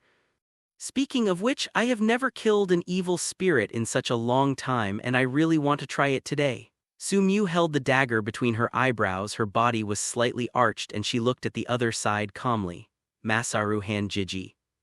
The figure wearing the bamboo hat moved his body slightly, and following his movement, the sound of bones moving like a click came out. In the next second, his figure seemed to be like a black lightning, quickly approaching Su Mu, and at the same time he waved his palm, bringing a sharp cold light and hitting his forehead directly. Standing in place, seeing such a swift figure, Su Mu's eyelids couldn't help but twitch, but he still reacted quickly and directly blocked it with his head. Choke. The point of the dagger collided with the opponent's palm, and there was a sound of metal collision like gold and iron, and even bursts of sparks sputtered from the sharp part of the front of the dagger. The opponent's palm is even as hard as metal. At the same moment, a powerful force spread along the dagger to the palm of the hand, making Su Mu's whole body tremble intuitively, and the whole body was directly sent flying by this palm. As soon as he landed, Su Mu jumped up instantly and rolled sideways to his side. The moment his body just left the spot, a sharp whip kick hit the spot where he just landed, instantly shaking the hard ground. Hit dented in. One miss, the opponent's figure suddenly approached again. The attack was like a continuous cannonball, like a gust of wind and a shower. After only holding on for 30 seconds, Su Mu was accidentally kicked in the abdomen by her kick, sending her whole body flying to the ground. Suppressing the pain in her body, Su Mu reluctantly stood up, and at the moment she was also a little out of breath. Fighting against others in the past few days, he relied on his super physical fitness to crush others. However, when 13 faced evil spirits, he completely showed the posture of being crushed. You must know that his physical fitness is already 2 times beyond ordinary people. But in the face of the evil spirits he was still invincible. It is conceivable that ordinary people would be in a state of despair when facing evil spirits. Misunderstanding N, there was a piercing laugh from under the black hat, and his scarlet eyes seemed to be looking at the slightly panting man in front of him with disdain. It's only been a while and my physical strength has been exhausted like this. I'm really fragile. Sure enough, how can such a fragile creature as human beings be compared with us? The evil ghost flicked his wrist and continued to walk towards Su Mu. Su Mu inhaled slightly and began to breathe continuously. With the continuous breathing, his body also began to feel hot, and the sweat that had just risen from the palms of his hands due to the violent fight also began to evaporate like steam at this moment. This is the performance of starting to enter the state of breathing. Once entering the state of breathing, one's physical ability can be greatly improved in an instant so that one can have physical strength comparable to that of evil spirits. At this moment, Mu's eyes fell on the attribute panel again. Name: Su Mu. Physique 215 plus 1. Normal adult physique is 1. Dexterity 215 plus 1. The agility of a normal adult is 1. Strength 215 plus 1. Normal adult strength is 1. Spirit 235 plus 1. Normal adult spirit is 1. Cultivation method: Breath of the Day 2 for 100. Attribute points earned 175. Almost in an instant, all his physical attributes were in a state of +1, set a powerful force to emerge from his body. However, Su Mu also felt that there is a time limit for this comprehensive +1 of physical fitness, and even after the end the whole person will fall into a state of extreme weakness. Ghost Slayer. Seeing that Su Mu began to breathe and his aura became stronger and stronger, the evil spirit under the bamboo hat was also startled. He looked at Su Mu for a while and seemed to see something and then said, "Unfortunately, a ghost hunter who doesn't even have a Nichiren blades dooms you to a tragic end today." Speaking of this, the scarlet eyes under the bamboo hat are already full of coldness. If it is said that before it was just playing with the state of the person in front of it, then when it showed the breathing method, the person in front of him already had a feeling for the person in front of him. The thought of killing. You must know that the ghost killing team hunts and kills evil spirits in order to protect human beings. Similarly, the evil spirits also hate the ghost killing team extremely. Kill. Su Mu didn't pay attention to what the evil ghost said, and after entering the breathing state, he quickly rushed towards the evil ghost. He had just fought for a short time, and although he was at a disadvantage, he had a general understanding of the strength of the evil spirit. This is an evil spirit who does not know the blood ghost technique, and his physical fitness is about 3 times that of an ordinary person. Now I have entered the state of breathing, and I have even surpassed the other party in terms of physical fitness. As soon as she got close to the other party, the dagger in Su Zhuang's hand immediately slashed towards the other party's neck. The evil ghost raised its head to avoid the blow, but the hat it was wearing on top of its head also fell off, revealing the evil ghost's ferocious face. With scarlet eyes and cyan skin as he opened his mouth, 2 ferocious fangs were exposed at the corners of his mouth. There was coldness in Su Mu's eyes and the dagger slashed down instantly when he missed the blow. The evil ghost hurriedly dodged, but Su Mu's speed was not the same as before when he did not enter the breathing state.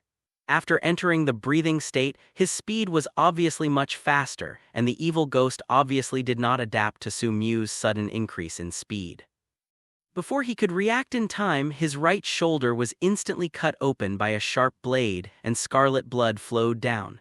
The pain caused the evil ghost to let out a scream, and the evil ghost backed away quickly, trying to distance itself from Su Mu. As an evil ghost, he naturally knows the disadvantages of the breathing method. As long as the breathing method does not reach the level of full concentration.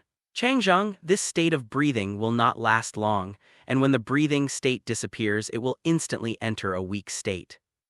At that time, it is time to be slaughtered, and being able to reach the level of comprehensive concentration, constantly in the breathing method is already the most basic condition for becoming a pillar, but obviously it is impossible for the person in front of you to reach it. However, Su Mu obviously also understands that her breathing state has a duration and she doesn't entangle with the evil ghost to delay the time at all. Fall to the ground with the evil spirits. As soon as he landed, Su Mu turned over in an instant and at the same time grabbed the opponent's right wrist and pressed his left leg on the opponent's neck. "Break it for me." With a loud shout, Su Mu used force instantly, and the whole arm of the evil ghost's right hand was torn off by him. When the evil ghost was howling in pain, Su Mu's body pressed against the evil ghost's back again, and the dagger in his hand suddenly slashed across. The opponent's other arm was also cut off by him.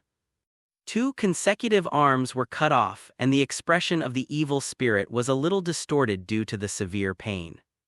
Although the 2 arms of the evil spirit were broken, Su Mu did not relax and cut off the 2 thighs of the evil spirit in an instant with a dagger. Scarlet blood flowed out from the wound and the evil spirit gritted its teeth and looked at Su Mu with a distorted expression. You can't kill me without the Nichiren blades." Even in such a situation, the evil spirit still roared. And as the sound sounded, those severed hands and feet began to move again at this moment, trying to return to the evil spirit's side and overlap with its body again. Su Mu kicked the severed hands and feet of the evil ghost away and stood there, panting slightly. Although the evil spirit was severely wounded in a short period of time, he was also injured unclearly, especially on his chest. A piece of meat, almost the size of a bowl, was torn off by the evil spirit, and scarlet blood was flowing outward from the wound penetration. If it is not in the state of breathing now and I can control these wounds on my body, I am afraid it will not only be as simple as oozing blood. Hee, how long can you breathe last? The evil spirit was subdued to the ground, but his mouth still kept on. Su Mu didn't speak, just breathing slightly. You can't kill me after your strength is exhausted. Watch me, how to concoct you, watch me little by little. Tear the flesh off your body piece by piece, and then in front of you I will eat you piece by piece. Su Mu didn't talk nonsense with the evil ghost and directly stabbed the evil ghost's head several times with a dagger, directly bursting the opponent's skull and brains. But even so, the evil ghost is still alive, and even the damage he suffered is recovering little by little. Obviously, ordinary means cannot kill evil spirits at all. You can't kill 610, you can't kill me. The evil ghost yelled loudly. Under the painful face there was an indescribable ferocity and even more indescribable pride. After all, as long as the neck is not cut off by Nichiren blades, the evil spirit is almost immortal. Even if the body is injured, it will recover quickly. Yeah. He tried to stab the evil spirit a few times with the dagger and confirmed that he could not kill the evil spirit. Su Mu began to breathe again. When he held the dagger in his hand again, the dagger started to heat up and there was a faint red light. This is Su Mu injecting the energy of the breath of the sun into the weapon. As if sensing something, the evil ghost raised his head and stared at the dagger in Su Mu's hand. His fearless eyes showed a rare panic for the first time. How come? How come? Why do I feel a nasty breath on your dagger? Su Mu didn't answer and once again held the dagger and stabbed the evil spirit's body. Ah! Heart-piercing screams came from the evil ghost's mouth. After the stabbing, Su Mu landed on the ghost's wound again.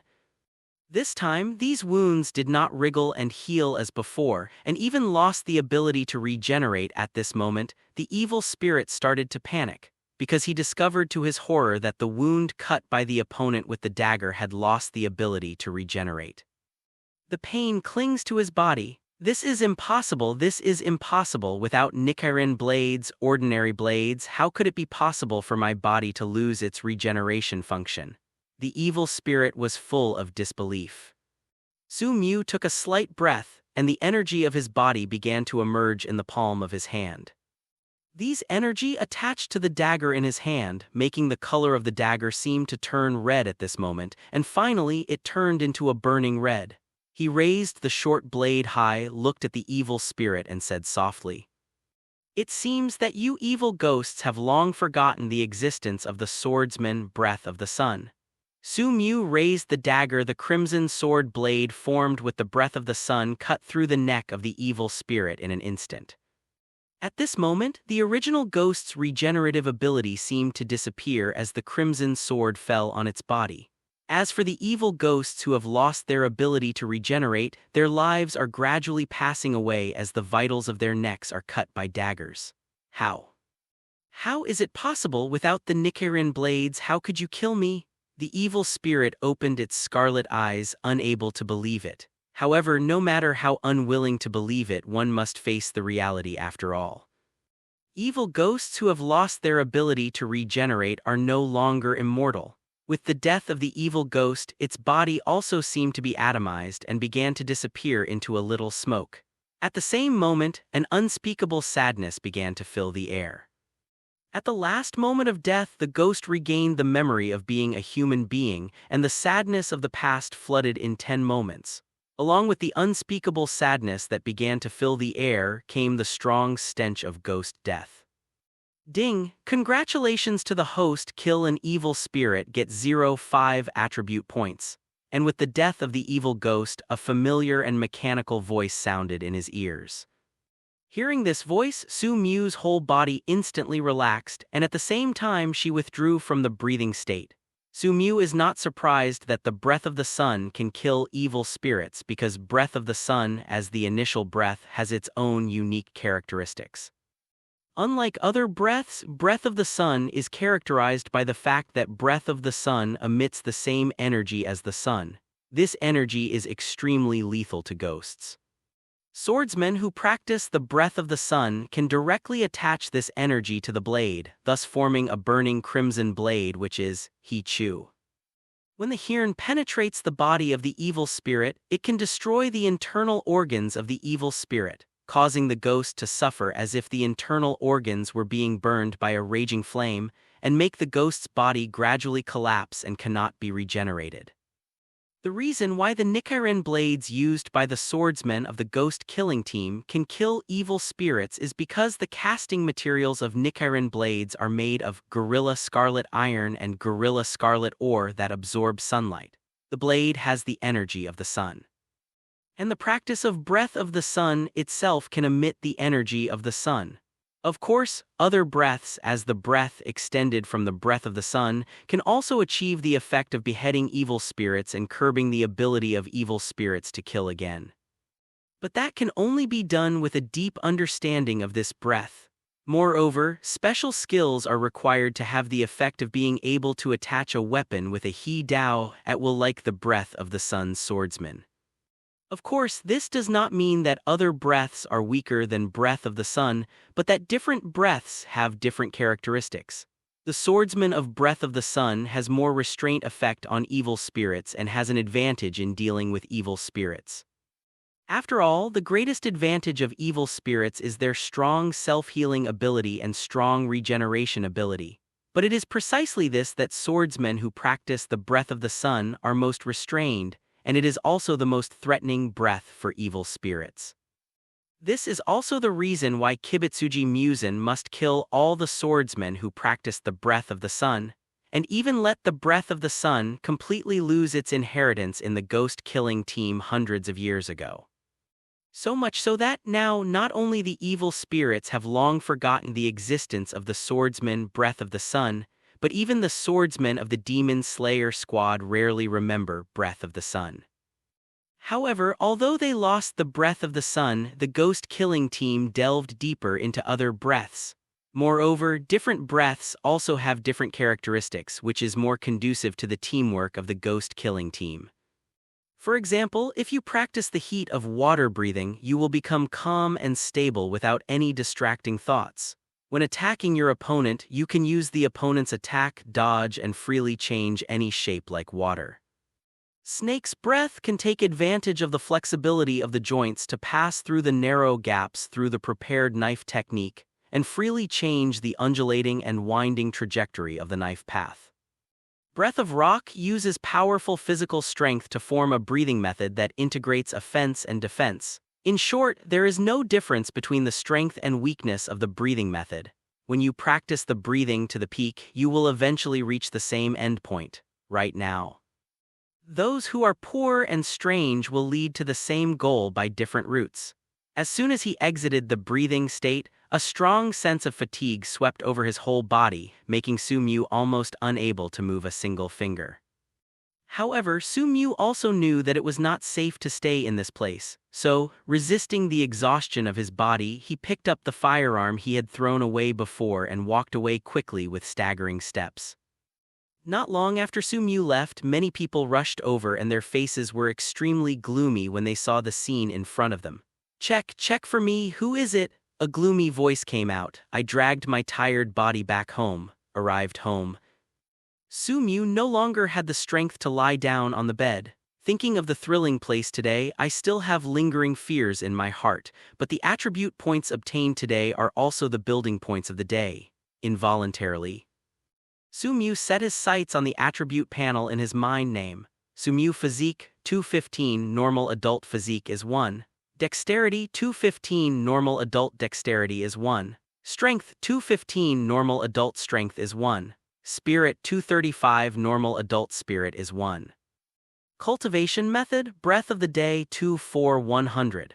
Attribute points earned 225. The attributes obtained tonight reached an astonishing 2-2. Without any hesitation, Su Mu immediately added the obtained 2-2 attribute points to Sun's Breath, with the addition of 2 attribute points to the breath of the sun. Suddenly, his head seemed to be covered by a big bell and Su Mu felt dizzy for a while.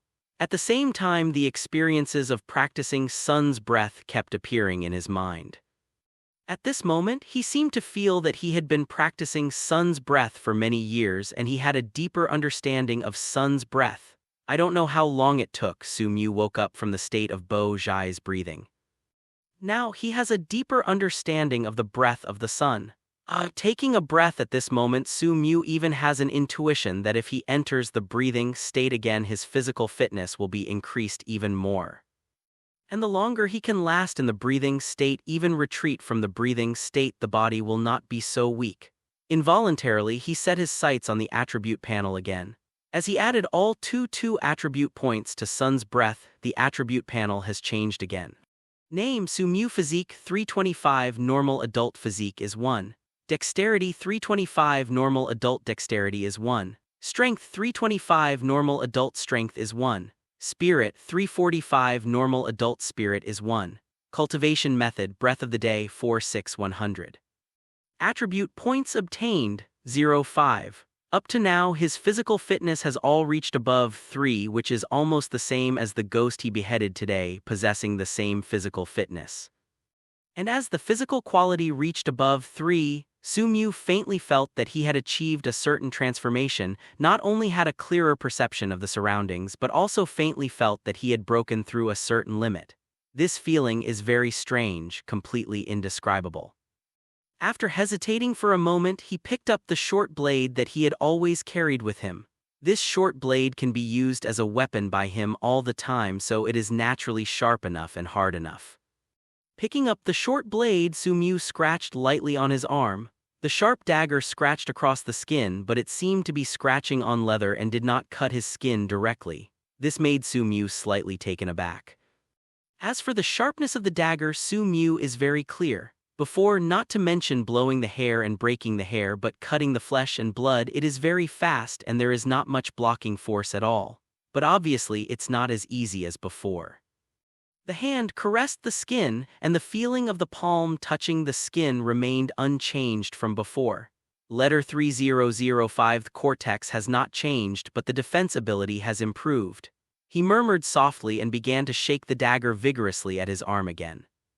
It was as difficult as cutting through leather, and the dagger was successfully inserted into the arm.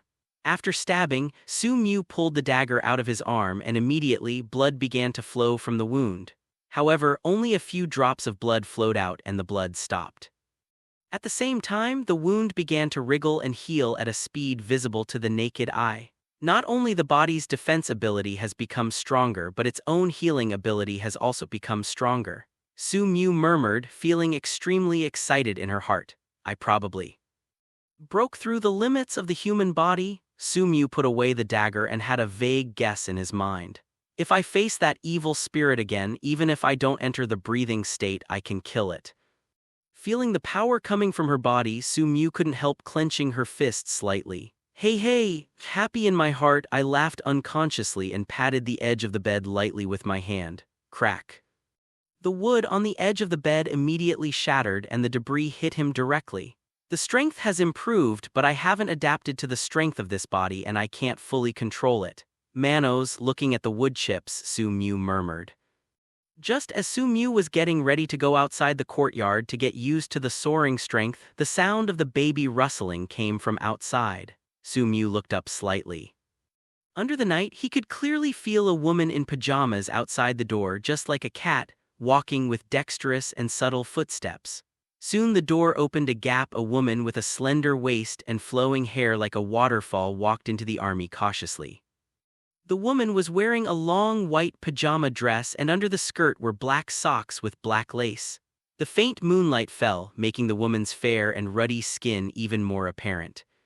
With a hot blush on her face, the woman stood at the door, glanced at the faint figure lying on the bed and finally, like a cat, came to Su-Mew with gentle steps. The black hair like a waterfall hangs down below the buttocks as the woman bends down and a faint, like a bathing aroma rushes into her nose. Euros! The woman's lips parted slightly and her low, charming voice rang in her ears vaguely with a different kind of charm. Su-Mew's heart was also slightly hot, but at this moment Su-Mew didn't dare to move. His strength has just improved and he has not yet adapted to it. If he is a little careless, it is as if he just tapped the edge of the bed lightly but smashed the head of the edge of the bed. If he got excited, didn't control it, did some actions, or was careless, he might be able to directly crush the charming, soft, and boneless woman in front of him to death. Su-Mew couldn't control her own strength now, so she didn't move. Mew. Jun, a slight, soft voice sounded in Su-Mew's ears. Su-Mew sighed slightly and opened her eyes. Why don't you sleep in your own room? Did you come here? Kamado Tanjuro's face was reddish, looking at Mew Jun who was still not moving. He thought that Mew Jun deliberately let himself take the initiative. This made Kamado Tanjuro's face flushed and her charming eyes were full of resentment. Why, Mr. Mew always likes this. Always like. Bullying yourself like this? The moist lips gleamed slightly and the delicate eyes were as charming as a seductive little fairy. Looking at the scene in front of her, Su-Mew's heart skipped a beat. If she hadn't forced herself to be calm, she might have been unable to bear it. Even so, I felt my heart beating like a thump. Closing his eyes slightly, suppressing the ripples in his heart, Fusey calmed himself down. Seeing that Mujin has not moved until now, Kamado Ai's face became more and more rosy. He hesitated and still bent down slightly. Don't make trouble. A hoarse, slightly depressed voice came from Su-Mew's mouth. Kamado Ijai raised her head slightly, blinking her slender eyelashes and then lowered her head again. Looking at Mujin's slightly clenched fists, it was obvious that he was trying to endure something. The beautiful eyes could not help showing a touch of doubt but also puzzled. I don't know why Bai Ping always plays tricks on Mujin who always plays tricks on him. Today 370 is surprisingly quiet. Just hold me to sleep. Su-Mew closed her eyes slightly and turned her head to the side, not daring to look at Kamado Tanjuro's charming face at this moment, for she was really afraid that she would hurt him if she became agitated. All right. Kamado Tanjuro lowered her head slightly and leaned next to Su-Shu, hugging Su-Mew tightly. Su-Shu took a breath, suppressed the ripples in his heart and closed his eyes. Now he doesn't dare to move at will because he is always worried that if he can't control himself he will hurt Kamado Lionji. What happened to Mr. Mew today? Kamado Tanjuro asked softly and at the same time leaned his head on Su-Shu's arms, holding Mew Jun's waist tightly with both hands like a cat nestled in the owner's arms. I just improved some strength. I can't control my own strength. I'm afraid I'll hurt you. Su-Mew closed her eyes, felt the tenderness against her body and sighed helplessly. If it weren't for this, he would have ate up the little goblin that was delivered to his door without even the skin and bones left. Kamado Tanjuro was slightly taken aback and only then did he notice the smashed wood beside the bed. At this moment there was a slight warmth in my heart. It turned out that Lord Mew didn't want to hurt himself, so Thinking about it this way, I felt even more sweet in my heart and my hands hugged Xiaojun even tighter. Go to sleep, Sumyu said softly. Kamado Ijai nodded slightly and hugged Gaikun tightly. Endured until dawn on the second day, feeling that Kamado Kyuji was completely asleep. Sumyu gently pushed Kamado Kyuji, who was hugging her body, away, because she was afraid of not being able to grasp the strength and hurt the other party, so Sumyu went all the way. They are all very careful. The woman who was holding her couldn't help but let out a slight moan and opened her slightly hazy eyes, and the woman unconsciously supported herself. It's still early, go ahead and rest. Standing up, Sumyu said softly to Kamado Kyuji. Her eyes fell on Kamado Kyuji unconsciously. The black socks under the white nightdress formed a sharp contrast with the white ankle with amazing curves. This made Sumyu look a little lost. I'm going out to practice. Sumyu lowered her head, suppressing the desire in her heart. Looking at the back of Mujin, who left in a hurry, Kamado Aoi supported her white chin with her hands, and as she moved, the thin clothes outlined a perfect curve. When she came to the courtyard, Sumyu began to train seriously, hoping to fully control her own strength earlier. Sunrise and sunset, it's another day. What happened in Huiji last night quickly spread throughout the streets and alleys, and many people were discussing it. A library in the city. Kachukani sat quietly on the chair by the window, flipping through a book he just found, gradually immersed in the world of books. Slap! There was a sudden soft sound, and Kachukani couldn't help but look up. On the opposite side, a girl with purple eyes was twisting her little butt uncomfortably, resting her chin with her little hand. Her face was full of impatience. BD, trouble. Obviously, the sound just now came from it. Seeing his younger sister's appearance, Kachukani sighed helplessly. Shin, it's agreed to come and read with me. Sister, it's so boring to stay in this library, I can't stand it anymore. Facing her sister's words, the petite girl stuck out her cute little tongue. Want to go out and play? Kachukani asked softly. The girl's voice was very soft and gentle, like the warm sun in spring. My sister is going to take me out to play. The petite girl suddenly became excited. Her eyes were slightly bright, different from Zijing's elder sister. As the younger sister, Kachu's character was even more out of character. Seeing his younger sister's appearance at this moment, Kachukani rubbed the center of his brow helplessly. A slight wind was blowing along the window at this moment, circling the girl's soft and black hair. When I finish the rest of this book, I'll take you around, Kachukani said to his sister dotingly. Kachu Shinobu was very happy when he heard that his sister wanted to take him to play, but when he heard that he had to wait for his sister to finish the rest of the book, he became quicker again. What's there to see? Kachu Shinobu muttered. Kachukani ignored her younger sister and looked at it on her own. The warm sunlight fell on the girl, making the girl's temperament more peaceful at this moment. The bored Kachu Shinobu could only drag his chin with his little hand, staring at his sister who was reading a book. Seeing her gentle and quiet demeanor, the corners of his mouth could not help but curl up slightly. Sister, you are really beautiful. Kachukani, who was reading a book, raised his head, gave his sister a white look, stroked the messy black hair on his forehead with his hand, and then continued to look down at the book. Seeing her sister ignoring him, Kachu Shinobu didn't care too much and still said to himself, My sister is so beautiful, I don't know which stinky man will be cheaper in the future. Kachukani sighed helplessly, puffed up his mouth and looked at his sister. Kachu Shinobu blinked and the girl's pretty eyes trembled slightly. He stretched out his hand, tapped his sister's head lightly and then closed the book. There is really no way to use forbearance. Hee. Jin knows my sister dotes on me the most. While talking, Ren also stood up and pulled her sister out of the library. Kachukani knocked his sister on the head helplessly, just as my sister wishes.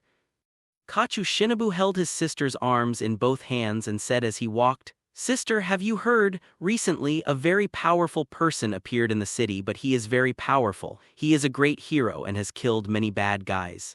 Yeah. Kachukani just listened quietly to his sister. I don't know what that great hero looks like. Kachu Shinobu hugged his sister's arm, muttering, eyes full of curiosity. Kachukani also just smiled. My sister is about to reach the age of marriage. These days, my mother has been looking for her and I don't know what kind of family my sister will marry in the future. Let me tell you, those little boys, how can there be a big hero but my sister is a well-known beauty in the town. If the big hero is not good enough, she won't be worthy of my excellent sister. After practicing in the courtyard for a long time, Su Mu gradually adapted to the sudden increase in strength. He clenched his fists slightly, feeling his increased strength and feeling happy in his heart. Turn back and look towards the room. The window of my own room has just been opened. Kamado AI is standing against the window. The already tall wave peaks are more conspicuous because of her thin clothes. Obviously, Kamado AI is unaware of all this. Seeing this scene, Su Mu was also very excited and returned to the house immediately without hesitation. Seeing Mujin approaching the house aggressively, Kamado immediately closed the window and leaned his back against the window. As if feeling what was coming, his steps softened slightly. Su Mu opened the door and sure enough she saw Kamado Kuiji had already gotten up. "Shouldn't I let you continue to rest?" he whispered, his voice slightly hoarse. Under Su Mu's scorching gaze, Kamado stroked the hair on his forehead uncomfortably and lowered his head. Seeing this, Su Mu also walked forward and approached Kamado's side. Kamado AI is tall, but compared to him she is still much smaller, probably only reaching his shoulders. Therefore, standing in front of Kamado AI, he can basically look down at the opponent from above. At night he could not see clearly, but during the day the girl's clothes made the other party's charm more and more conspicuous, especially a pair of legs wearing black short socks. The white of the skin contrasts sharply with the black of the socks, making the legs even more slender. If a woman with short legs or poor leg shape wears these black socks, not only will she not look good but she will feel disgusting. But if a girl with long and straight legs wears it, the charm displayed will make people almost unable to take their eyes away. "Maki-kun, I'm going to make breakfast for you," Kamado whispered. "What kind of breakfast should I make first?" he whispered. Under the warm sunshine, Nezuko, Hanako, Tsuyuri Kanawo and others got up early.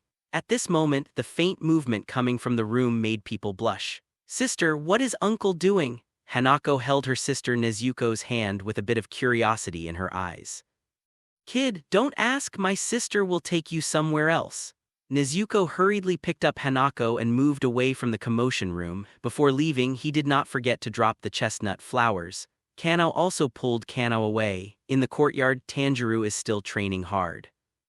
Takeo, Rokuta and Moba are watching their brother training in the courtyard. As Nezuko hugged Hanako and took Lee Hana with him, Kano came over and Tanjiro also stopped training. "Mom, haven't you gotten up yet?" Tanjiro couldn't help but ask. He came to the yard to train when he got up in the morning, but it was his uncle who was earlier than him, but his uncle went back not long after practicing. "Have no idea," Nezuko replied uncomfortably. Tanjiro was confused, but he didn't continue to ask but continued to train seriously. With these days of practice, Tanjiro feels that his mastery of the breathing of the sun is getting deeper and deeper. In the room, Su Mu breathed a long sigh of relief, feeling as if her whole body was as light as melting into the clouds, head slightly lowered. At this moment, Kamado Aoi's eyes have been closed tightly, her long eyelashes are blinking slightly, her pretty face is as red as blood, and her whole body is like noodles, lying softly, seemingly without any strength.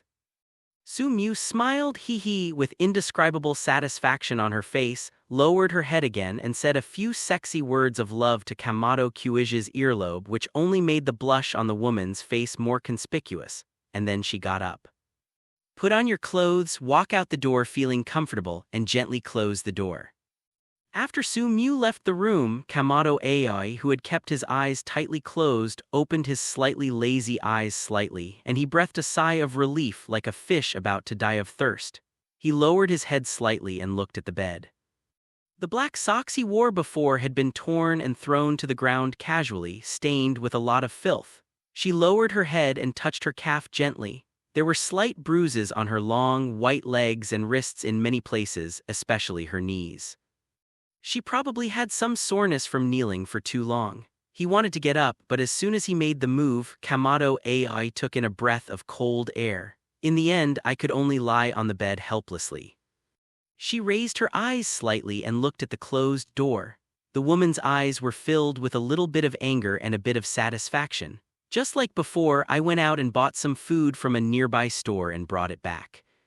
The food bought was very rich. Everyone is here for breakfast. He greeted the crowd. Tanjiro also finished training, washed his face and came over quickly. Takeo, Shidru and Rokuta also ran over on their short legs. Nezuko, why don't you come over for breakfast?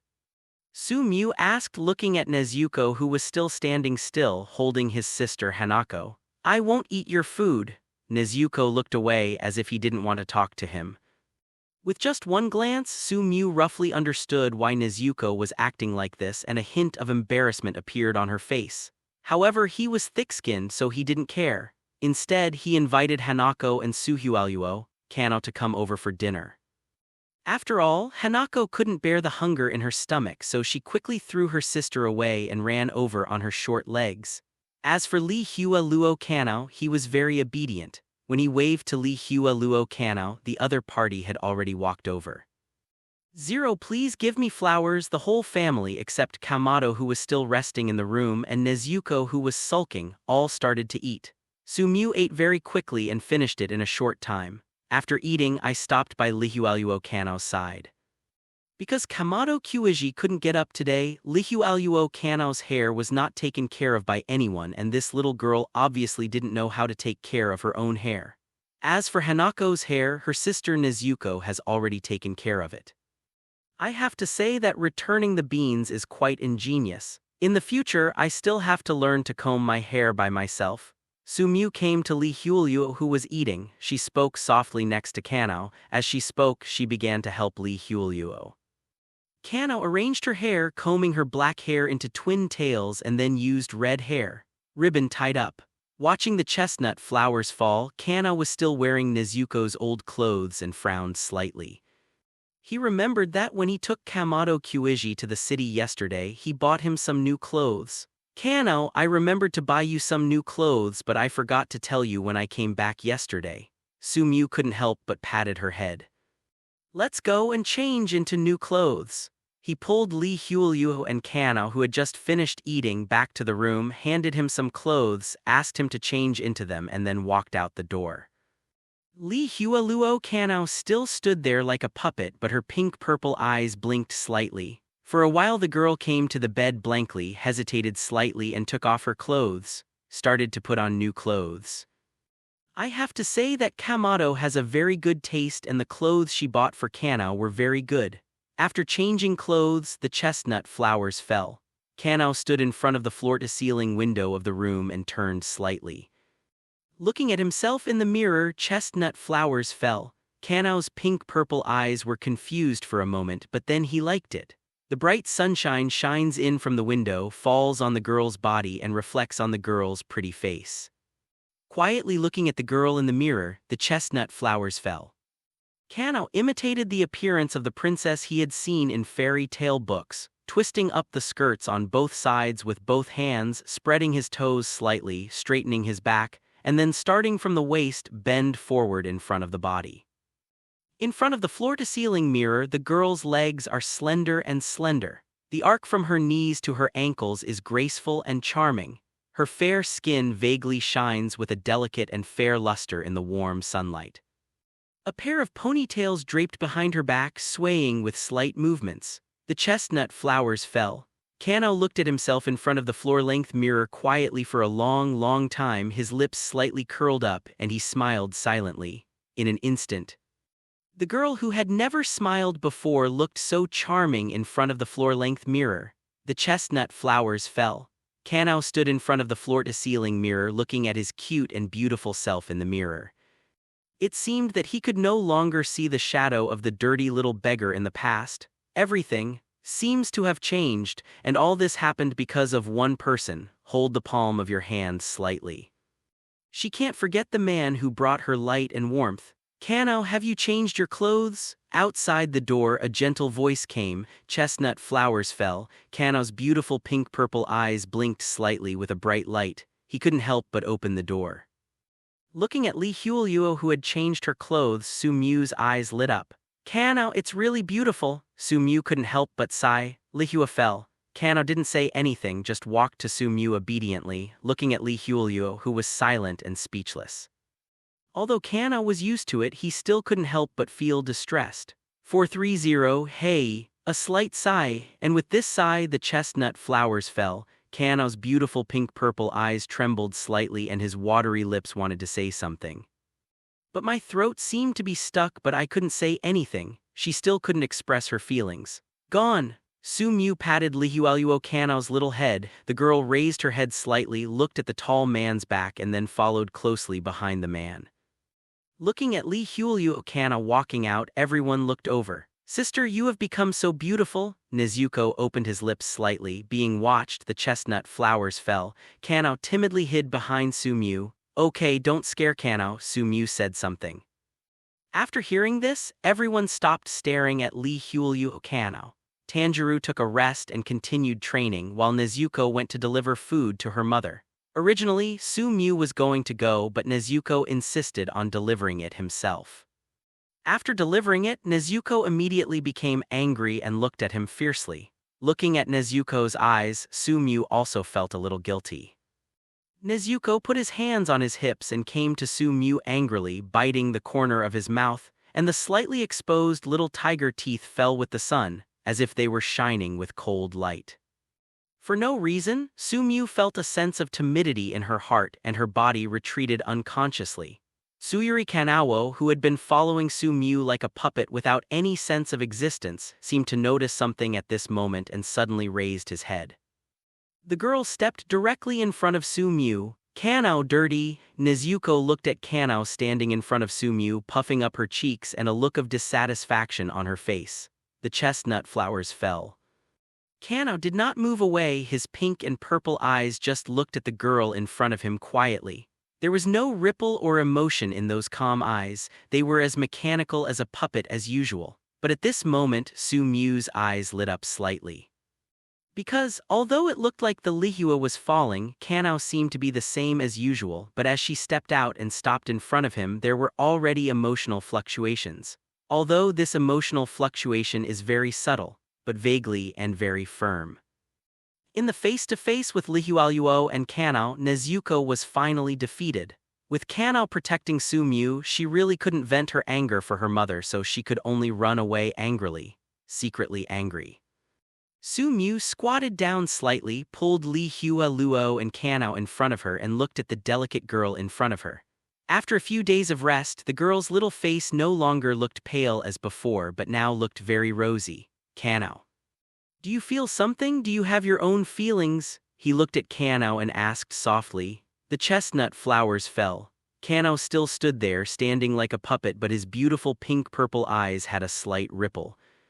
Everything will be fine, and one day, Kano will also express his opinions and express his feelings. After waiting for a long time and no response from Kano, Sumyu had no choice but to pat Kano on the head. Under the warm spring sun there is a slight warmth. The plants that had been dormant all winter began to sprout green buds. Along with the slight warm wind, it seems to be blowing the high-spirited breath of life. Sumyu walked to the courtyard and saw Nezuko, who was still sitting in the courtyard holding a small wooden stick, his head slightly lowered and drawing something angrily, and couldn't help but stop.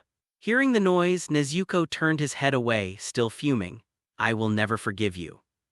If mother hadn't protected you, I would have killed you. Bite you to death, bite you to death. The girl murmured in a low voice, took a small wooden stick and poked it hard on the ground, poking out small holes in the soil. Snapped. I felt a gentle tap from a big hand on my shoulder. Nezuko didn't look back. He stood up directly and came to a beam, facing the beam with his back to Sumyu. Sumyu walked up again and gently patted Jiduzi on the shoulder. This time, Nezuko didn't run anymore but turned back sharply. The girl's cheeks were bulging and her eyes were fierce as if she wanted to bite someone. What? The girl was furious. Sumyu stretched out her palm and the girl turned her head away. Because it was too violent, the girl's hair flew up with the wind. Still angry, Sumyu smiled. You always bully mother like that. Nezuko turned back angrily. Sumyu scratched her head guiltily and then explained in a low voice, this, you don't understand.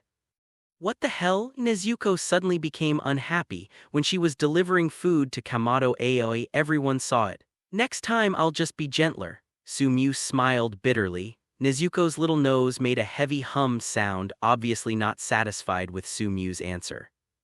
Sumyu had no choice but to step forward and say a lot of nice things, finally making Nezuko no longer so angry. Seeing Nezuko, who was no longer so angry, Sumyu also breathed a sigh of relief.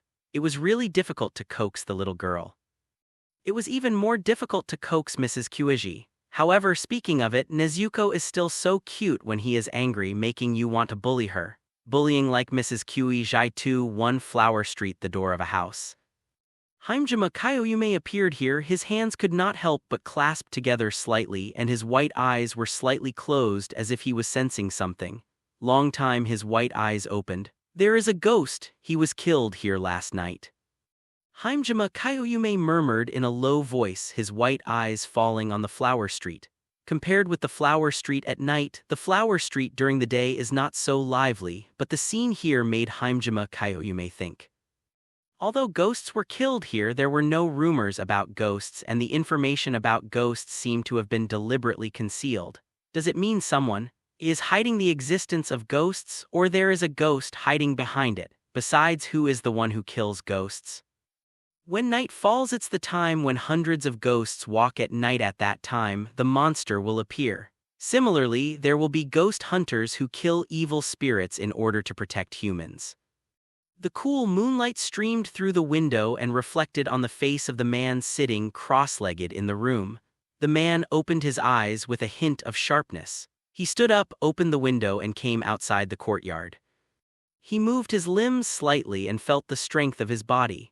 A hint of strength appeared at the corner of his mouth. As soon as his body touched the ground, he easily jumped over the 2 to 3 meter high courtyard wall. Appearing on the street outside, Sumyu felt slightly excited. Naturally, he went out so late to obtain attribute points.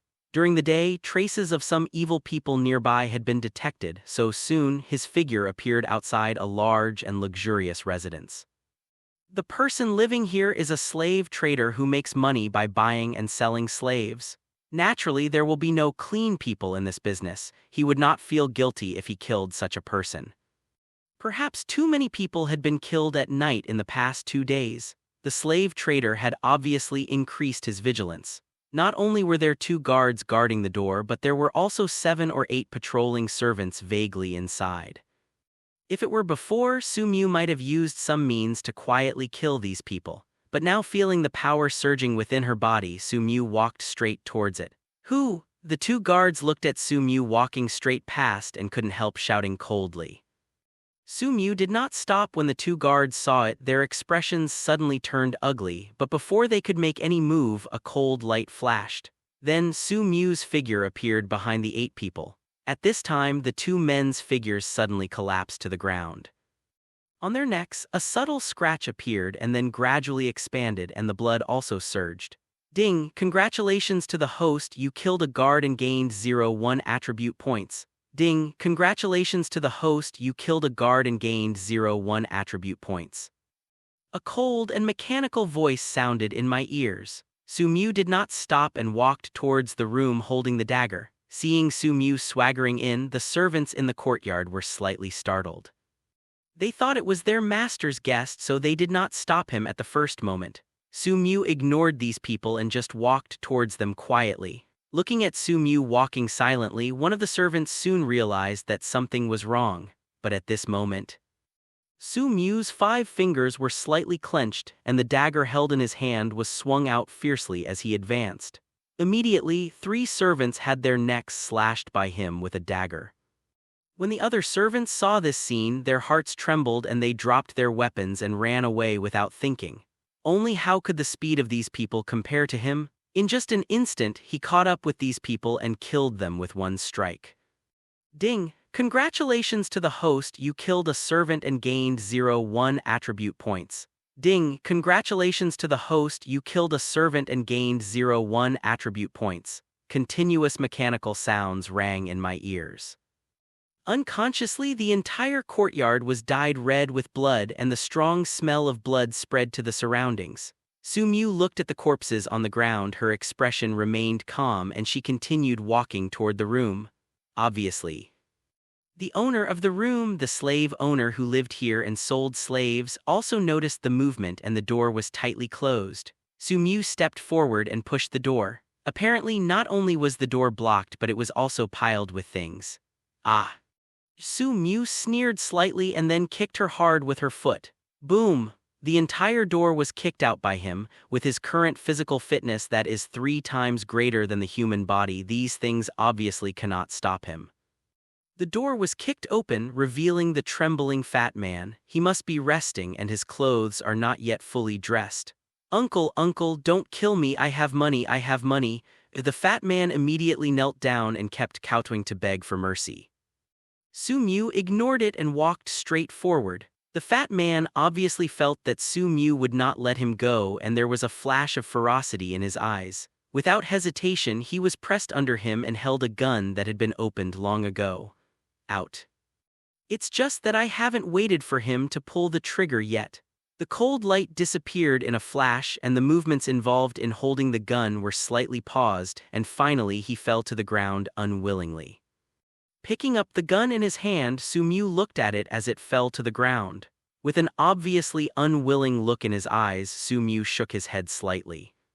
With his current body reaching 3 times the level of human physical fitness, ordinary humans, he is no longer a match for him. Even in some aspects, it has been vaguely beyond the scope of human beings. Ding, congratulations to the host, you killed a human and gained 0.1 attribute points. A familiar voice came immediately with Fatty's death. Su Mu is already very familiar with this. After searching the room again and finding a batch of money, Su Mu left the room. However, the night was still very long and he was not ready to end it. Instead, he was preparing to find some bad guys to obtain attribute points. Only when walking to a street, his steps suddenly stopped. Vaguely, there was a feeling of being spied on. The muscles all over his body tightened unconsciously and his eyes scanned the surroundings vigilantly. Under the dim moonlight, everything around him was quiet. Except for his own faint breathing, there seemed to be no movement around him. It was as if the feeling of being spied on was just an illusion on his part. I sensed something wrong. Su Mu frowned, her sleeves shook slightly and the dagger fell off from her sleeves and was held in his hand. At his current level, he is extremely sensitive to his surroundings. How could it be an illusion? And at this moment, a faint sound came from the air. Almost without hesitation, Su Mu turned sideways, holding the dagger at the same time and stabbed behind her. A sharp palm wind passed across his eyebrows, and at the same moment the dagger he stabbed behind him missed. The body instantly turned over and retreated. But the person behind him was already pressing forward step by step, waving his palms, and the shadows of his palms came straight towards him. Su Mu held a dagger in her hand, stabbing her left and right and took the opponent's palm in a very embarrassed manner. Boom. After several consecutive exchanges of moves, the opponent's skills finally turned out to be superb. In an instant, his wrist was slapped by his palm and the dagger he was holding was shot away. Just when Su Mu was about to draw the gun from his waist, the opponent suddenly stopped and took 2 or 3 steps back. Amitabha, a Buddha chant sounded. At this time, Su Mu finally saw the other party's face clearly. He is a strong monk-like man with a very long scar on his forehead. He is wearing a brown cassock with the words Namo Amitabha written on it. He has his hands clasped together. He is actually a monk. The moment she saw the other person's figure, Su Mu also recognized who this person was. It was Himejima Kyoyume, the rock pillar of the Demon Slayer Corps. Himejima Kyoyume, the pillar of the Demon Slayer Corps, is also the strongest pillar and is currently the pinnacle of the Demon Slayer Corps combat power. Donor.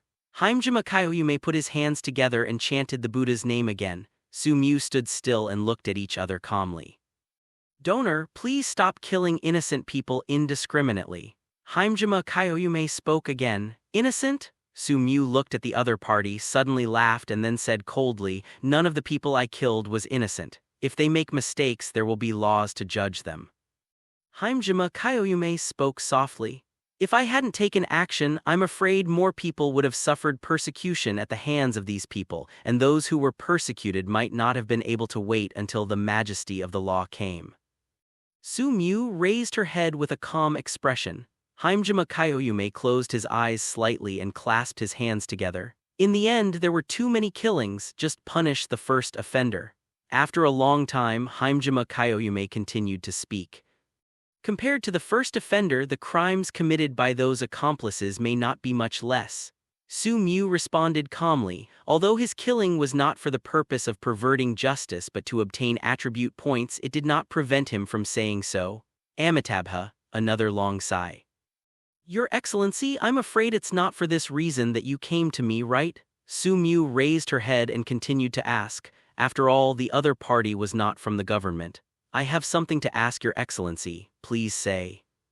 Last night in Flower Street, was there a ghost killed by Your Excellency? Himejima Kyoyume raised his head and stared at the other person with his white eyes.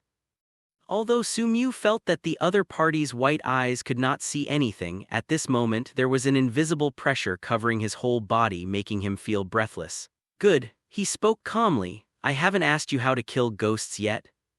Himejima Kyoyume asked. It is difficult to kill evil ghosts with ordinary methods. There are two common ways to kill evil spirits. One is to cut off the ghost's neck with Nichiren blades, and the other is to let the ghost bathe in the sun. 223 Under the light. The evil ghost who died last night obviously did not die in the sun.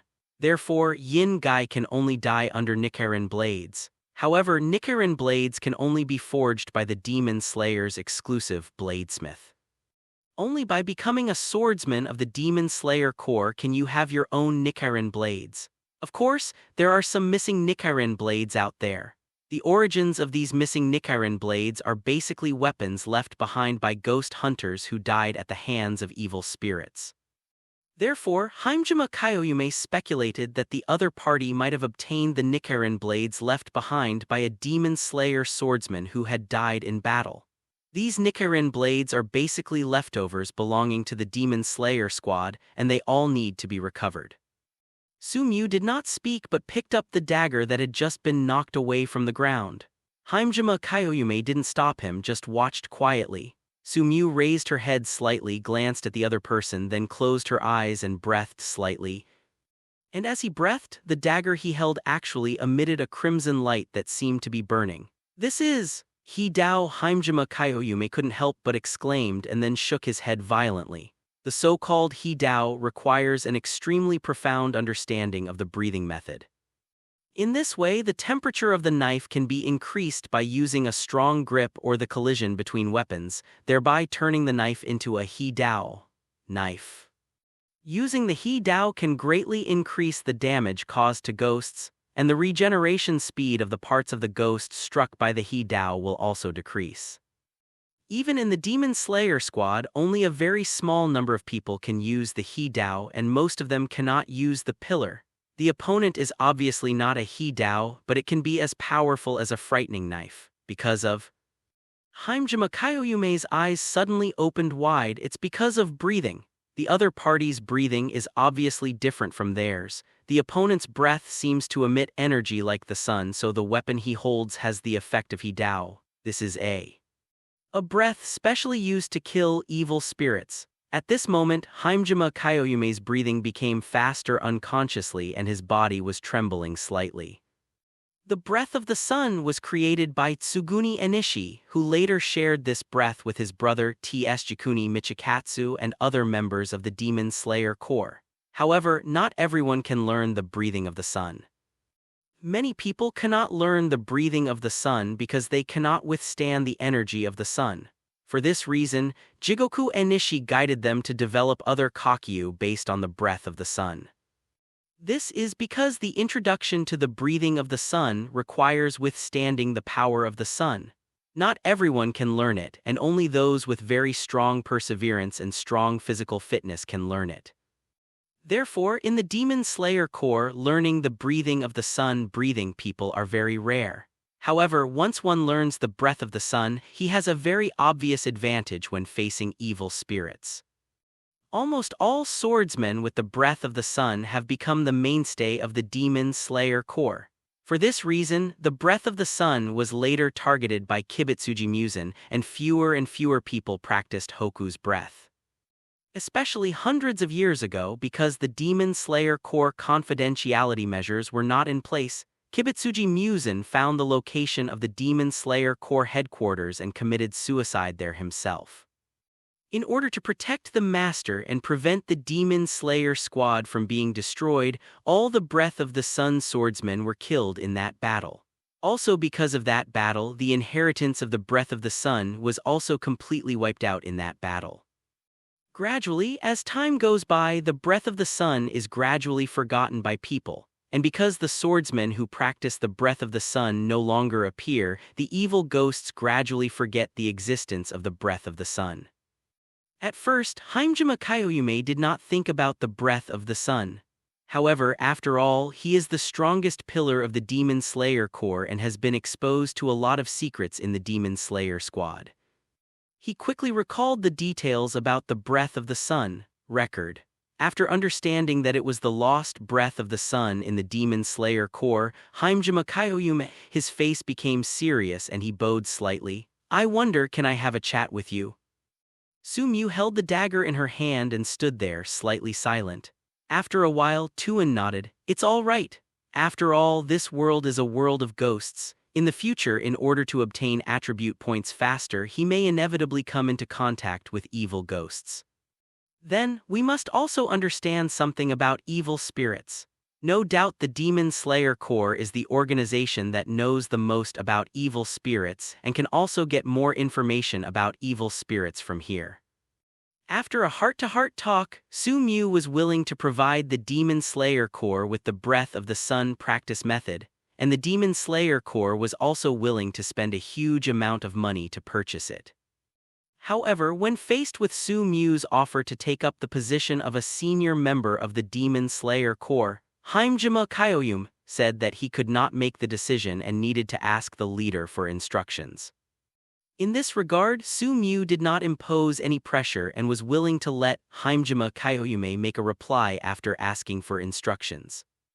After finishing the conversation about the Breath of the Sun, Waimanju went to the banquet and asked Sumyu in detail about the information about killing the evil ghost last night.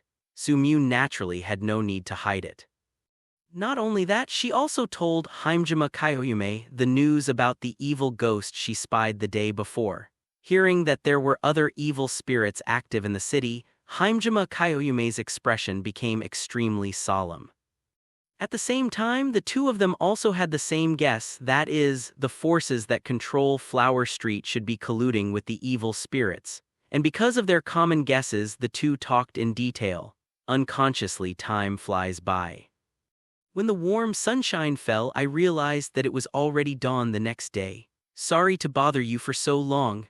Hajime Kyoyume put his hands together and sounded a little apologetic. "It doesn't matter, I will benefit a lot from having a chat with the master." Sumyu shook his head. They talked a lot that night, and the other party also revealed some information about ghosts which gave him a better understanding of evil ghosts. This is also very useful for Sumyu. "I haven't asked where the master currently lives." Sumyu asked. If something happened to look for him, he would be able to find him immediately. After all, he killed an evil ghost yesterday. Of course, the dead evil ghost does not make Sumyu care about anything. What Sumyu really cares about is whether Kibutsuji Musen will see this. After all, as the ancestor of ghosts, Kibutsuji Musen has empathy with all evil ghosts. As long as an evil ghost dies, Kibutsuji Musen can sense some of them and even, if he wants, can see the scene of the evil ghost before his death. Of course, because a large number of evil spirits are killed every year, Kibutsuji Musen will not spy on the evil ghosts before they die if it is not necessary. What's more, the evil ghost he killed yesterday was just an ordinary evil ghost, and it was not worth the effort of Musen to spy on it. Although he thinks so, Sumyu still has to consider this. Now, with Hajime Kyoyume here, he will naturally not let it go. Although Hajime Kyoyume is not Kibutsuji Musen's opponent, it has to be said that Hajime Kyoyume is still very strong. If Kibutsuji Musen comes, Hajime Kyoyume will definitely be able to delay it long enough. We don't have a fixed residence yet. Himejima Kyoyume shook his head slightly, because they were killing evil spirits all year round. Almost most swordsmen did not live in a fixed place.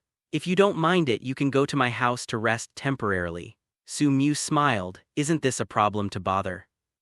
Himejima Kyoyume frowned slightly. It just so happens that I also want to ask the master for some skills. It would be more convenient if the adults live in my house. Su-Mu smiled. If so, that would be troublesome for Mr. Mu. Himejima Kyoyume then nodded in agreement. I brought Himejima Kyoyume home, and as soon as I opened the door I saw Tanjiro training in the courtyard. Uncle, seeing Su-Mu come back, Tanjiro also stopped training and shouted respectfully. At the same time, he looked at Himejima Kyoyume with some doubts. This is Master Himejima Kyoyume, Su-Mu introduced to Tanjiro. Hello, Master Himejima Kyoyume. Tanjiro immediately responded respectfully. Good, Himejima Kyoyume replied reluctantly. At this time, other children in the room also came over, such as Takeo, Shidru, and Rokuta. When they saw the guests coming, the children were very welcoming. Only facing the children's welcome, Himejima Kyoyume didn't look too good. She kept fidgeting with the rosary beads in her hand and seemed a little irritable. Once upon a time, he was a person who loved children very much. But I don't know when it started he began to get tired of the child and found the child very annoying.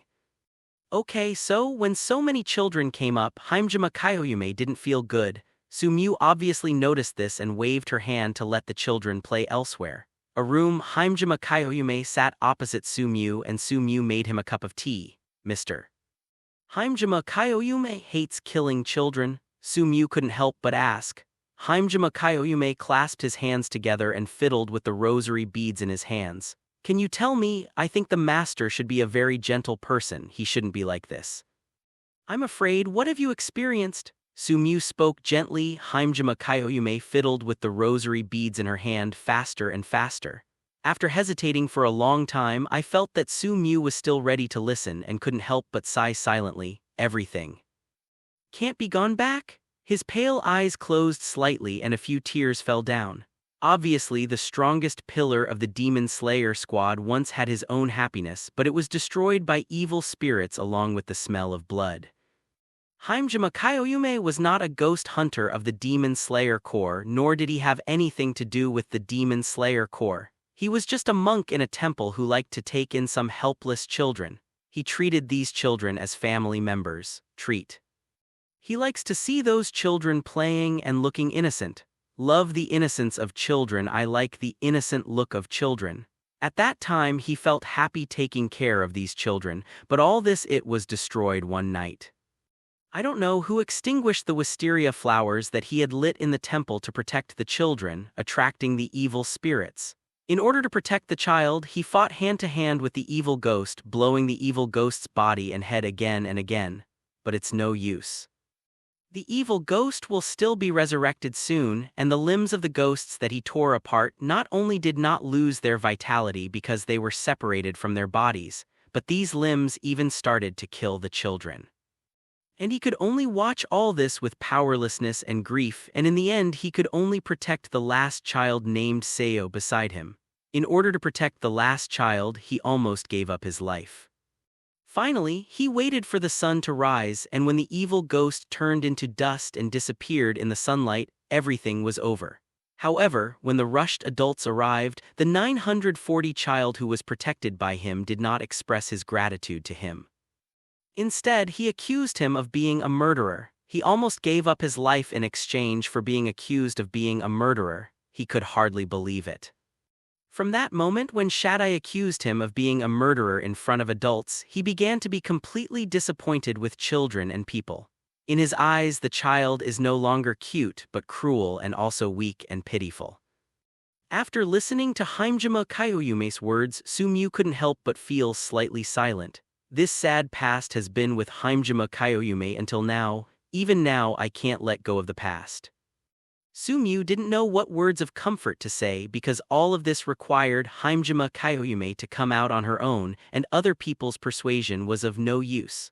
Like Himejima Kyoyume, almost every swordsman who joins the Demon Slayer Corps has his own sad past. Perhaps it is precisely because there are so many people who have been harmed by ghosts that these swordsmen of the Demon Slayer Corps can fight against evil ghosts without hesitation of life and death. Made you laugh. After talking about everything that had happened, Hajime Kyoyume couldn't help but smile bitterly. It is my honor that the master can say this to me. Everything in the past has passed, and the sorrow that has happened can no longer be undone. People, after all, still have to look forward, and the master still has to look forward. Sumyu shook her head, Amitabha. Hajime Kyoyume clasped his hands together and recited a Buddha's name. I, on the other hand, have been reciting sutras for so many years, but I am not as open-minded as Mukun, but I cannot see through this. It's not that I'm open-minded, it's that I haven't been in it, so I can talk about this from an outsider. How can I understand the feelings of people who have never been there? In the end, they are just some false words, but they are masters, so don't care too much. Hajime Kyoyume listened with a thoughtful look in his eyes. Mr. Mew's words contain a lot of Buddhist principles. Sumyu smiled, but her eyes fell on Hajime Kyoyume. Although we had a brief encounter before, it was just a taste. Now I want to learn from the master's skills, and I hope that the master will not hesitate to teach you. Sumyu is naturally clear about her own strength, which is currently far inferior to Hajime Kyoyume. Therefore, it is also used to describe asking for advice. Hajime Kyoyume listened and nodded. It doesn't matter. The two came to the yard and began to prepare for the competition. When they heard that their uncle was going to compete with the monk who had just been brought here, the children all came over to watch. Hajime Kyoyume instinctively frowned slightly at the arrival of the child, but she didn't say anything more and just stood there. After they stood still, Sumyu also raised her hands respectfully. Sumyu, please give me your advice. Hajime Kyoyume, please give me your advice. Hajime Kyoyume chanted a Buddhist name with his hands folded. Then, the two stood still towards each other without making a move first. Sumyu waited for a while and saw Hajime Kyoyume still standing there calmly, with no intention of taking action first, so she finally couldn't wait any longer and took the lead. His physical fitness has already reached 3 times that of ordinary people, and when he strikes, he is extremely powerful. If faced with an ordinary person, he can defeat him with almost one move. But it's a pity Hajime Kyoyume is not an ordinary person. As the pillar of the Demon Slayer Corps, even the strongest pillar, his strength has already reached an extremely strong level. Even if Sumyu has 3 times the quality of the human body, but in Hajime Kyoyume is still underdog. He struck out with a palm and was easily blocked by Hajime Kyoyume. Sumyu was not angry, and his attacks became more and more fierce. Under his offensive, Hajime Kyoyume was like a small boat stuck in the vast sea. It seemed that the next second will be overturned by the roaring waves, but every time someone knocks it over, it always reappears. It seems to be in danger, but it is always stable. It seems like there are flaws everywhere, but every time you want to attack, you feel like you have no way to attack. The more he beat, the more frightened Sumyu became. After 3 more punches in a row, Hajime Kyoyume easily dodged them.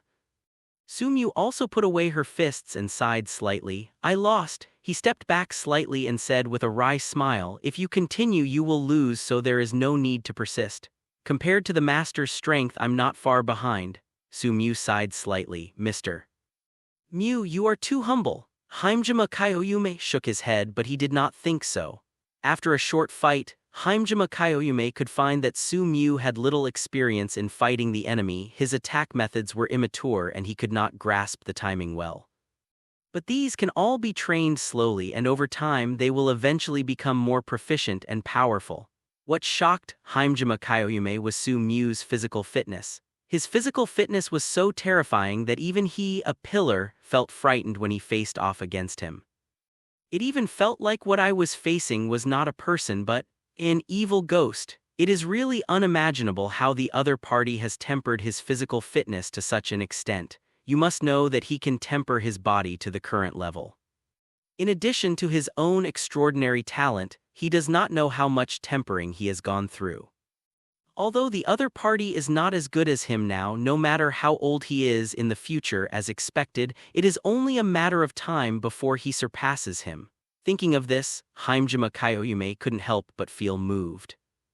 If it can really be introduced to the top management of the Demon Slayer Corps, it may not be a blessing for the Demon Slayer Corps. With its strength, it will not be long before it becomes the mainstay of the Demon Slayer Corps. It seems that it is necessary to explain it carefully to the owner. After competing with Hajime Kyoyume and receiving some guidance from Hajime Kyoyume, Su-Mu also benefited a lot. Because they had not slept all night after the sparring session, the two of them were a little depressed. It just so happened that Kamado Kyoyume had also prepared a vacant room at this time, so Su-Mu asked Hajime Kyoyume to rest here. Hajime Kyoyume did not refuse, said sorry for disturbing you, and went to the arranged house to rest. Mr. Mu, why do you have a friend who is a monk? When Hajime Kyoyume left, Kamado Kyoyume ran over at some point and looked at him nervously. At first, Su-Mu didn't think much about it, but looking at Kamado's nervous look, she roughly understood Kamado's worries. Obviously, Kamado is worried that he will be influenced by Bald Donkey and become a monk. He stretched out his hand and gently scratched Kamado Kyuiji's white nose. At the same time, he held Kamado Kyuiji in his arms, put his mouth on Kamado Kyuiji's white and round earlobe and said softly, "With Mrs. Kyuiji like this, how could I become a monk with the seductive little goblin here?" As soon as he heard that Su-Mu would not become a monk, Kamado lost most of his worries. However, when he heard that Mujin called her a goblin, his face turned red. "How am I a little fairy?" The woman lowered her head, blushed, and whispered.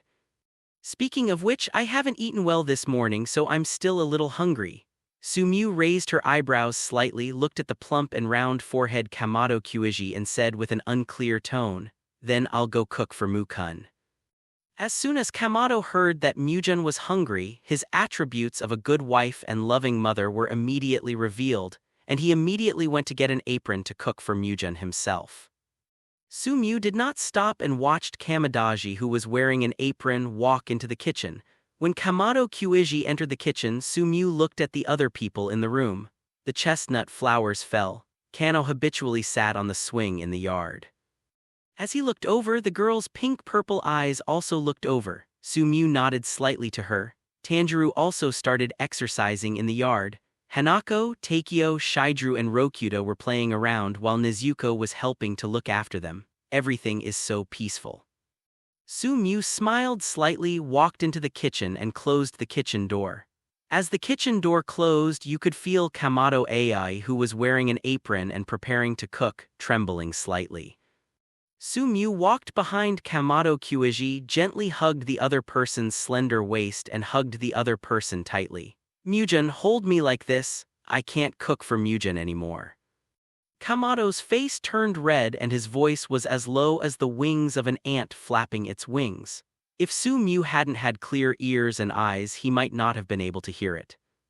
Su-Mu smiled, moved the hand around Kamado Kyuiji upwards, placed it in front of his chest and then released his palm. A white crystal ring lay quietly in Su-Mu's palm. Seeing the ring, Kamado Ai's beautiful eyes lit up slightly. "This is..."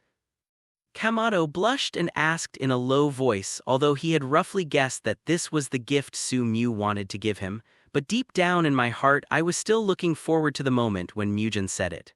"Ring."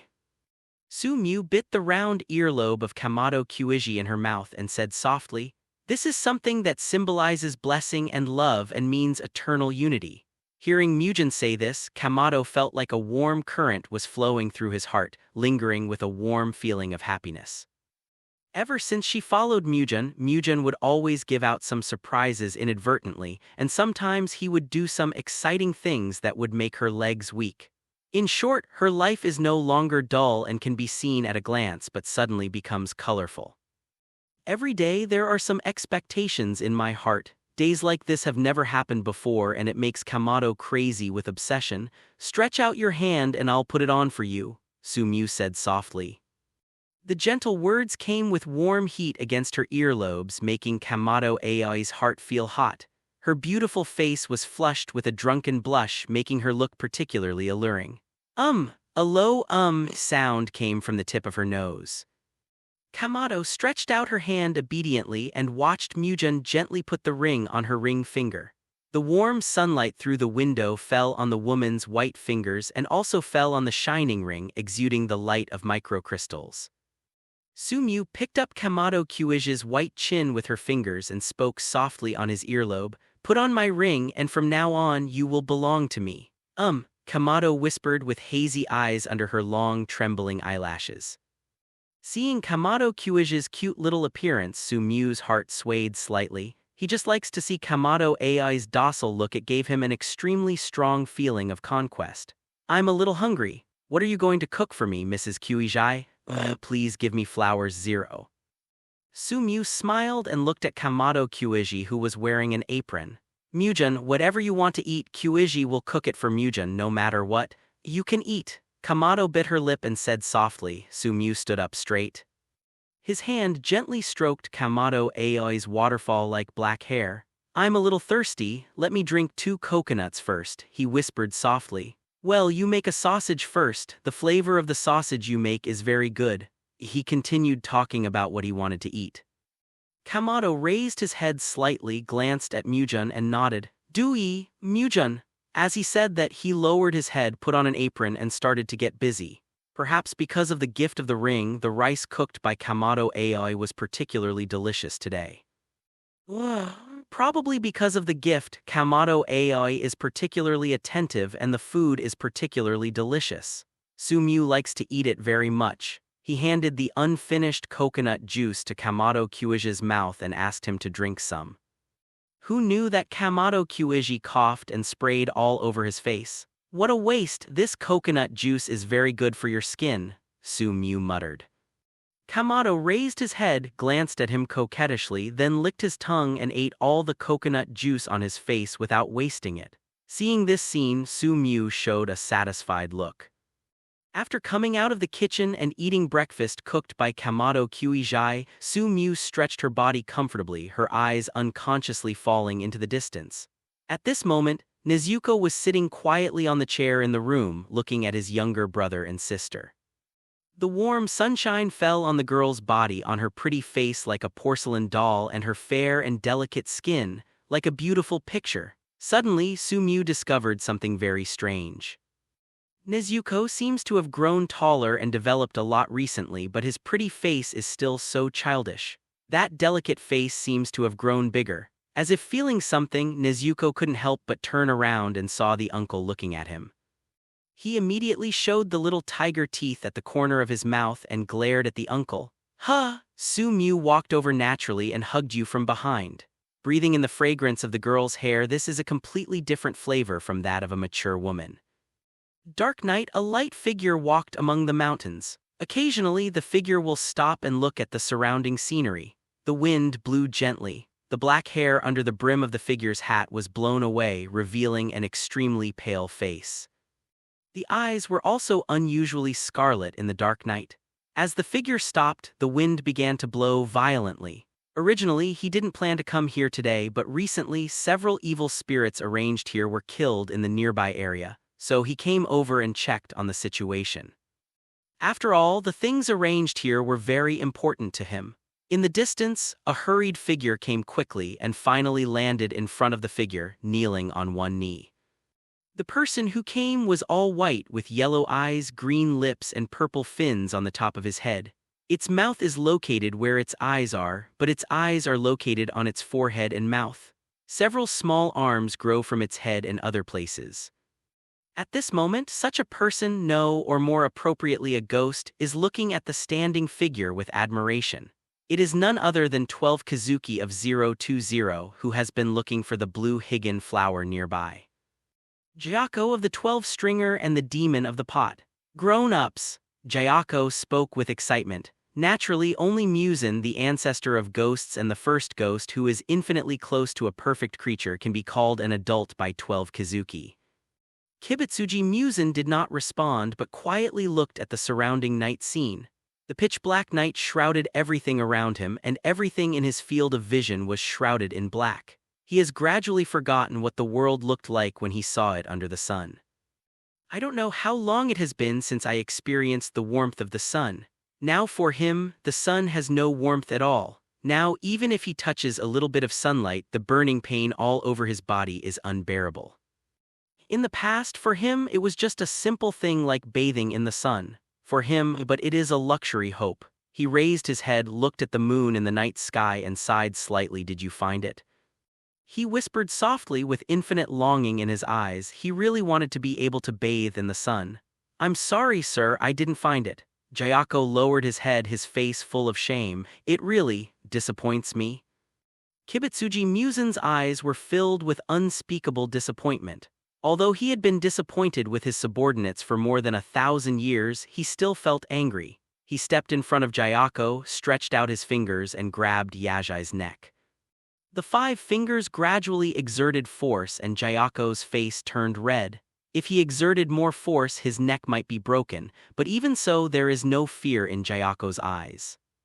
It still looks at the adult in front of it with extremely admiring eyes. It is also an honor for Jayako to die in the hands of an adult. With a wave of his hand, Jayako was knocked directly to the ground, creating a huge deep hole in the ground. Cough, cough, cough. After a while, Jayako, covered with wounds, struggled to get up from the pit and crawled to the feet of Kibutsuji Musen like a dog. Jayako, you disappoint me. Kibutsuji Musen said calmly, I have asked you to search for hundreds of years, and until now you have not given me a satisfactory answer. Grown-ups. Jayako also had a look of dejection on his face and then said with certainty in his eyes, Sir, the blue higan flower must be nearby. And you have been searching in this area for more than 40 years, right?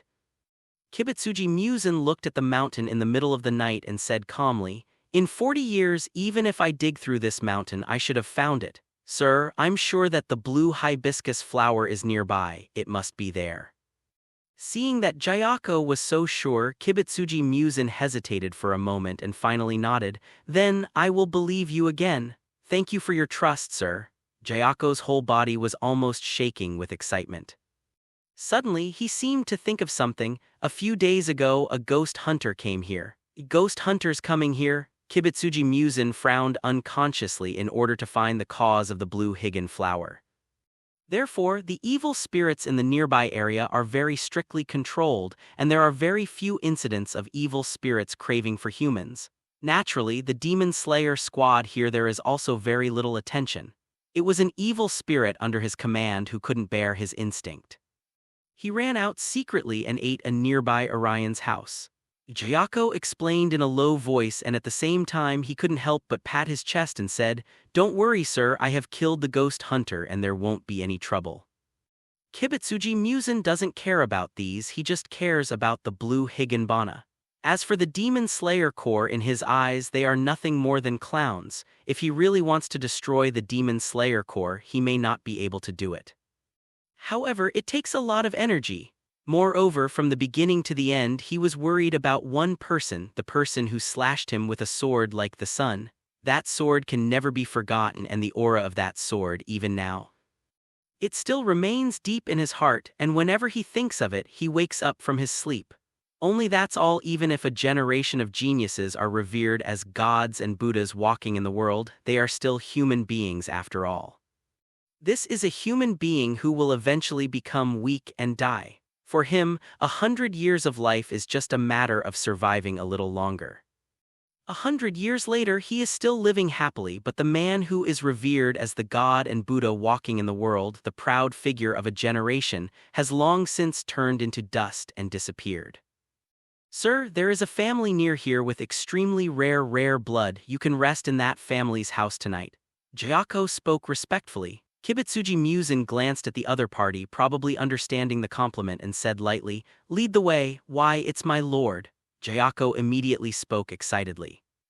Soon, a house standing in the mountains appeared in sight.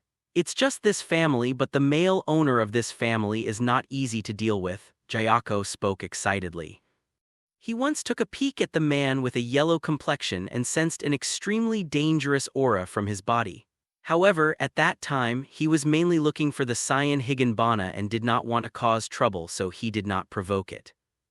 Don't worry about this now, not to mention the master's strength. Even if he is alone, he may not be able to deal with the other party. The door was kicked open, only to find an empty house with no one in it. Jayako looked in other rooms, but they were all empty. This made Jayako's body break down with sweat. "Where are the people? Where are the people here?" Jayako growled, his expression indescribably ferocious.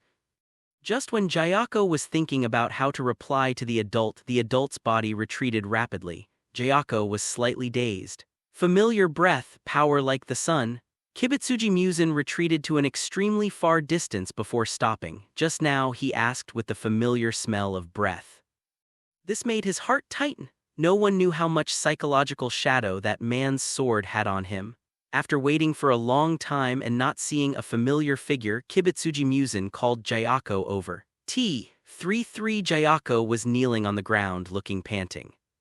"What's the situation?" Kibutsuji Musen squinted his eyes. Jayako did not dare to neglect and recounted the situation of the house again. "Go check it again." Kibutsuji Musen ordered again. Seeing the master's appearance, Jayako was full of doubts. He didn't know what made the master so cautious, but in the face of Kibutsuji Musen's order, Jayako did not dare to neglect. "Check again to make sure no one is there before reporting to the adults again." After confirming that there was that person, Kibutsuji Musen entered the house again and felt the faint smell lingering in the house. Kibutsuji Musen was extremely sure that it was the smell of breath left by that person. "Check, you must find out the information about who has lived in this house." Kibutsuji Musen's scarlet eyes narrowed slightly with a dangerous arc. "I want to stop everything about that person. Nothing about him can exist in the world." In the room, Hajime Kyoyume sat quietly with his eyes lowered and his fingers kept fiddling with the rosary beads as if he was reciting some scripture. As the gentle moonlight fell along the window and shone on his face, Hajime Kyoyume suddenly opened his white eyes. Caressing the Nichiren blades in his hand, Hajime Kyoyume stood up, opened the door and walked out. Outside the door, a person had been waiting for a long time. When he saw Hajime Kyoyume walking out, he couldn't help but bow slightly. "Grandmaster." Hajime Kyoyume stopped and looked at Su-Mu in confusion. Regarding Su-Mu's behavior these days, Hajime Kyoyume already knows that every night the other party will basically appear in the city to kill those evil people. Deep down in his heart, Hajime Kyoyume does not approve of Su-Mu's approach. Hajime Kyoyume always believes that these evil people have their own laws to punish them and individuals should not be lynched. Of course, Hajime Kyoyume also believed in his heart that those killed by Su-Mu were indeed the ones who deserved to be killed. As a ghost hunter, Hajime Kyoyume doesn't want to worry about these things, he just wants to hunt evil ghosts. This is his job. Therefore, he was somewhat confused about Su-Mu stopping him. Whenever the sun goes down, there will be evil ghosts coming out and eating people. At this time, there will be ghost hunters killing evil ghosts and protecting human beings. "Master, you go out so late, are you going to hunt evil ghosts?" Su-Mu asked. "Yes." Hajime Kyoyume nodded without hiding anything. "Can I see how the master hunts ghosts?" Su-Mu asked. "Hunting evil ghosts is a very dangerous thing. If you are not careful, you will pay the price with your life. Mr. Mu, do you still want to see this? You have to see it after all." Su-Mu smiled. Hajime Kyoyume took a serious look at Su-Mu and finally nodded. "Follow me." If it were an ordinary person, Hajime Kyoyume would not bring it, but for Su-Mu's strength, Hajime Kyoyume still recognized it. In addition, in the heart of Hajime Kyoyume, it is also the reason why Su-Mu is expected to join the Demon Slayer Corps. After all, he is very optimistic about Su-Mu's future. If Su-Mu can join the Demon Slayer Corps, the Demon Slayer Corps strength should be greatly enhanced in the future. The night is cool. Su-Mu followed closely behind Hajime Kyoyume and walked quickly on the city streets. As a ghost hunter, Hajime Kyoyume seems to have a way of tracking evil ghosts. He can always see the other party stop from time to time, then close his eyes, and when he opens his eyes, there will be a clear path forward. Su-Mu was very curious about the method of Hajime Kyoyume to find evil spirits, but she did not ask further questions.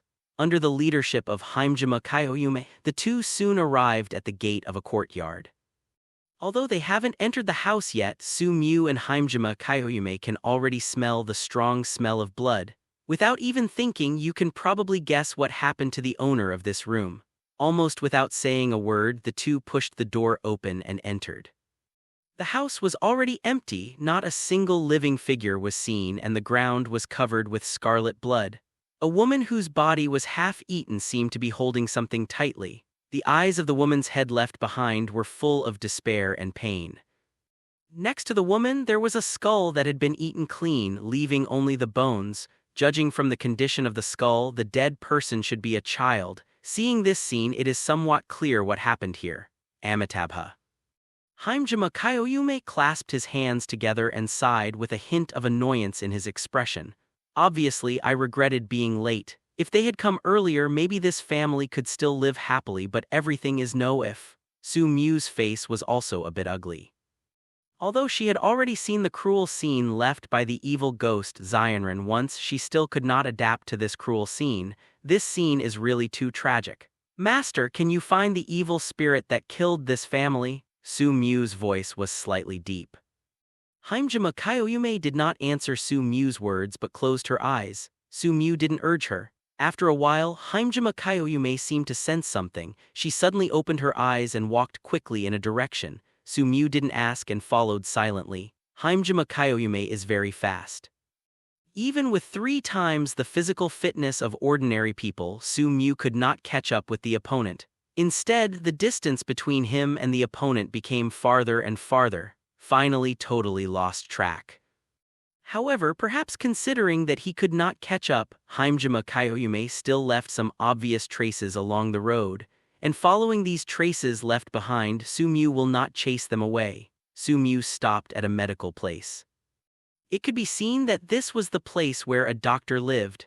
But at this moment, a strong smell of blood was coming from the room. There is no doubt that an evil spirit has attacked the owner of this room. Su Mu walked into the house quickly.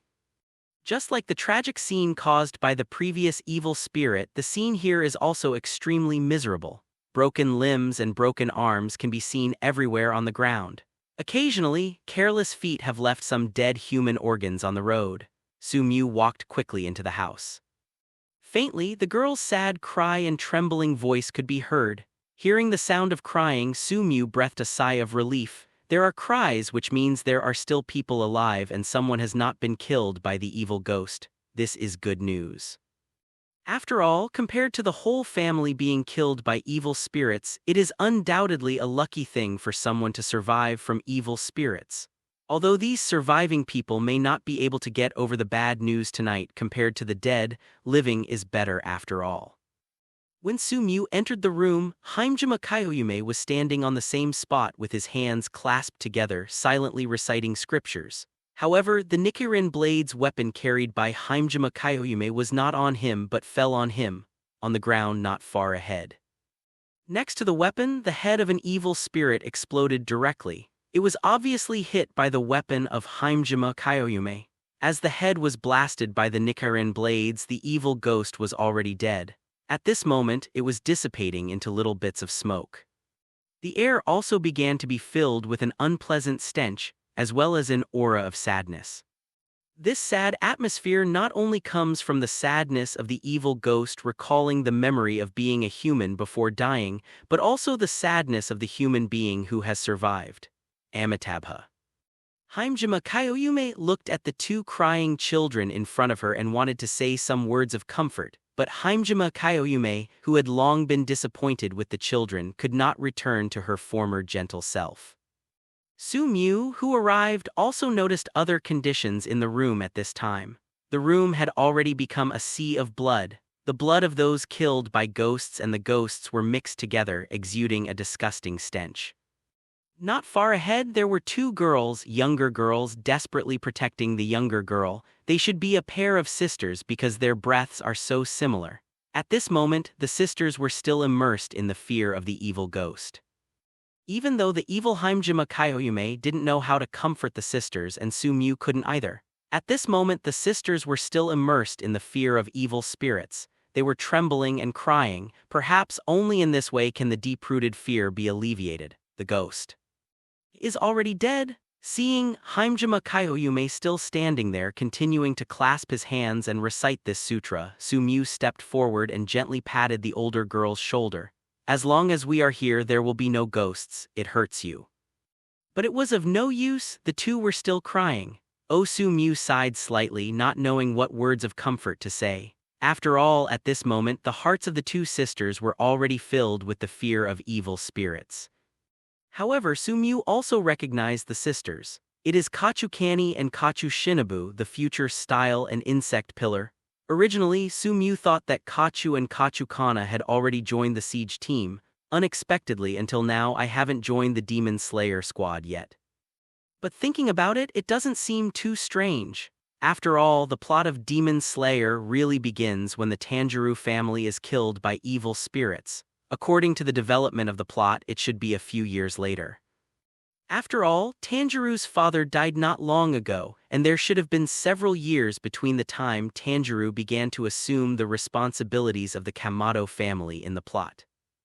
Haimjima Kyoyume and Sumyu could not stop the Kachu sisters' fear, let alone solve the Kachu sisters' grief, so they could only leave the placement of the sisters to the hermit. As someone who specializes in handling the aftermath of the Demon Slayer team's battle with ghosts, the hermit has quite a lot of experience in this area. Compared to their comfort, the hermit is obviously more qualified. Soon, the crying Kachu sisters were taken away by the hermit. Haimjima Kyoyume lamented and chose to leave. As a ghost hunter, I have seen too many things today. There are parents who have lost their children and wives who have lost their husbands. Haimjima Kyoyume has seen too many such tragic things. From the beginning, he would carefully comfort those who were injured, but gradually he became numb, stopped talking, and directly chose to leave the matter completely to this specialized team. The hiddenness of work. Before leaving, Haimjima Kyoyume patted Sumyu on the shoulder and sighed. "This is a ghost." Sumyu stood there in silence for a long time. Witnessing the cruelty of ghosts with his own eyes once again made him more and more keen on improving his own strength. After being separated from Haimjima Kyoyume, Sumyu did not choose to go back but chose to continue killing villains tonight to obtain attribute points. The evil ghost's cruelty made him eager to improve his strength. But this time, the target he killed was an official from this city, and he was also a villain. Many people had been persecuted by him, but because he controlled part of the city's army, no one dared to offend him. Let's move forward under the dim moonlight. About half a quarter of an hour later, Sumyu stopped. Look up. In front of it is a large villa that looks like a castle. A tall courtyard wall surrounds the surrounding area. On the courtyard wall, there are sergeants patrolling with weapons. Not only that, there are lighting lights every few meters on the courtyard wall, showing that the security is tight. Watching all this, Sumyu took out a black scarf from his pocket and wrapped it around his face, and then the figure began to approach the city wall. The city wall is about 4 meters high, and it is impossible for ordinary people to climb over it without the help of ropes or the like. Perhaps, for this reason, the guards on the city wall were not too vigilant and were leaning on the wall. With just a tap of her toes, Sumyu jumped to a height of more than 3 meters and landed on the wall. Then she grabbed a slight bump on the wall and flipped over, and she was already on the city wall. The guard who was guarding this place was still resting with his back against the city wall, and he did not even notice Sumyu's arrival. Click! Just a gentle twist of the guard's head with his hands made these drunken guards immersed in a dream forever. Ding! Congratulations to the host, you killed a guard and gained 0-1 attribute points. A familiar yet mechanical voice rang in her ears. Sumyu had long been accustomed to this, so she repositioned the dead guard so that no one could detect it within a short period of time. The figure falls into the city wall. Sumyu's figure also shuttled through the darkness of the castle and met many maids on the way. But these people, Sumyu did not move. The people he wants to kill are basically those who are full of evildoers as well as the accomplices of these people. Sneak all the way and keep going deeper. The deeper you go, the brighter the lights inside. Even in the dark, it still seems like day here. In a house, a warrior wearing a pistol was sitting at the head of the house. Next to him, there were several similar warriors. They were eating meat, drinking wine, and laughing happily from time to time. "Sir, I heard that a great little thief has appeared in the city recently. He kills some nobles in the city every night. Should we be more careful?" A samurai took a sip of wine and spoke, but although he said this, his attitude didn't mean it at all. "Haha, he's just a lawless little thief. It doesn't matter if he doesn't come, but if he comes, let him go and never come back." The warrior sitting in the main seat smiled coldly, his eyes full of disdain. "No matter how strong he is, as long as he enters his castle with his guarding here, he has to be able to coil up a dragon and lie down even if he is a tiger." "But, my lord," a samurai who was obviously wearing some shabby clothes spoke worriedly. Unlike other warriors, he had some knowledge of the deaths in the city in the past 2 nights. He was a very fierce man and very powerful. More importantly, judging from the traces left after the opponent's killing, the opponent's strength seems to be growing at an extremely fast rate. Of course, these are just his intuitions. Suddenly, as if he felt something, the warrior turned his head suddenly, and a black shadow swept over from outside. The tall figure who suddenly came in made everyone slightly stunned. In their opinion, the entire villain's castle was heavily guarded and there were many patrols, so no one could break through and enter here silently. Therefore, when Su Mu's tall figure appeared, these people were stunned for a moment. "Everyone, it's quite lively." Su Mu chuckled and said, "It just so happens that you won't be too lonely on the Huanquan Road." After saying that, the figure disappeared instantly and reappeared behind a King Wu. It seems that this samurai is no ordinary person. The moment Su Mu disappeared, he had already drawn the samurai sword from his waist. Being able to run rampant for so many years, he certainly has his own abilities, but it is a pity that before the katana can be completely drawn out. A palm has already fallen on his neck, and then the 5 fingers exert force accompanied by a click sound. The warrior's neck was directly pinched. Ho ho. There was a rapid exhalation sound coming from his mouth, and finally his body softened and fell to the ground.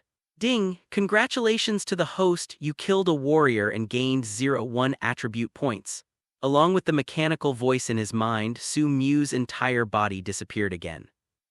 In the room, other warriors also reacted at this moment. There are those holding samurai swords in both hands holding a firearm. Again, there are also those holding an axe. "Who are you? Why do you break in at night?" A samurai shouted harshly, but before he could finish his words, a black shadow was approaching. The samurai hurriedly raised his sword to chop, but the black shadow was too fast and could not hit it.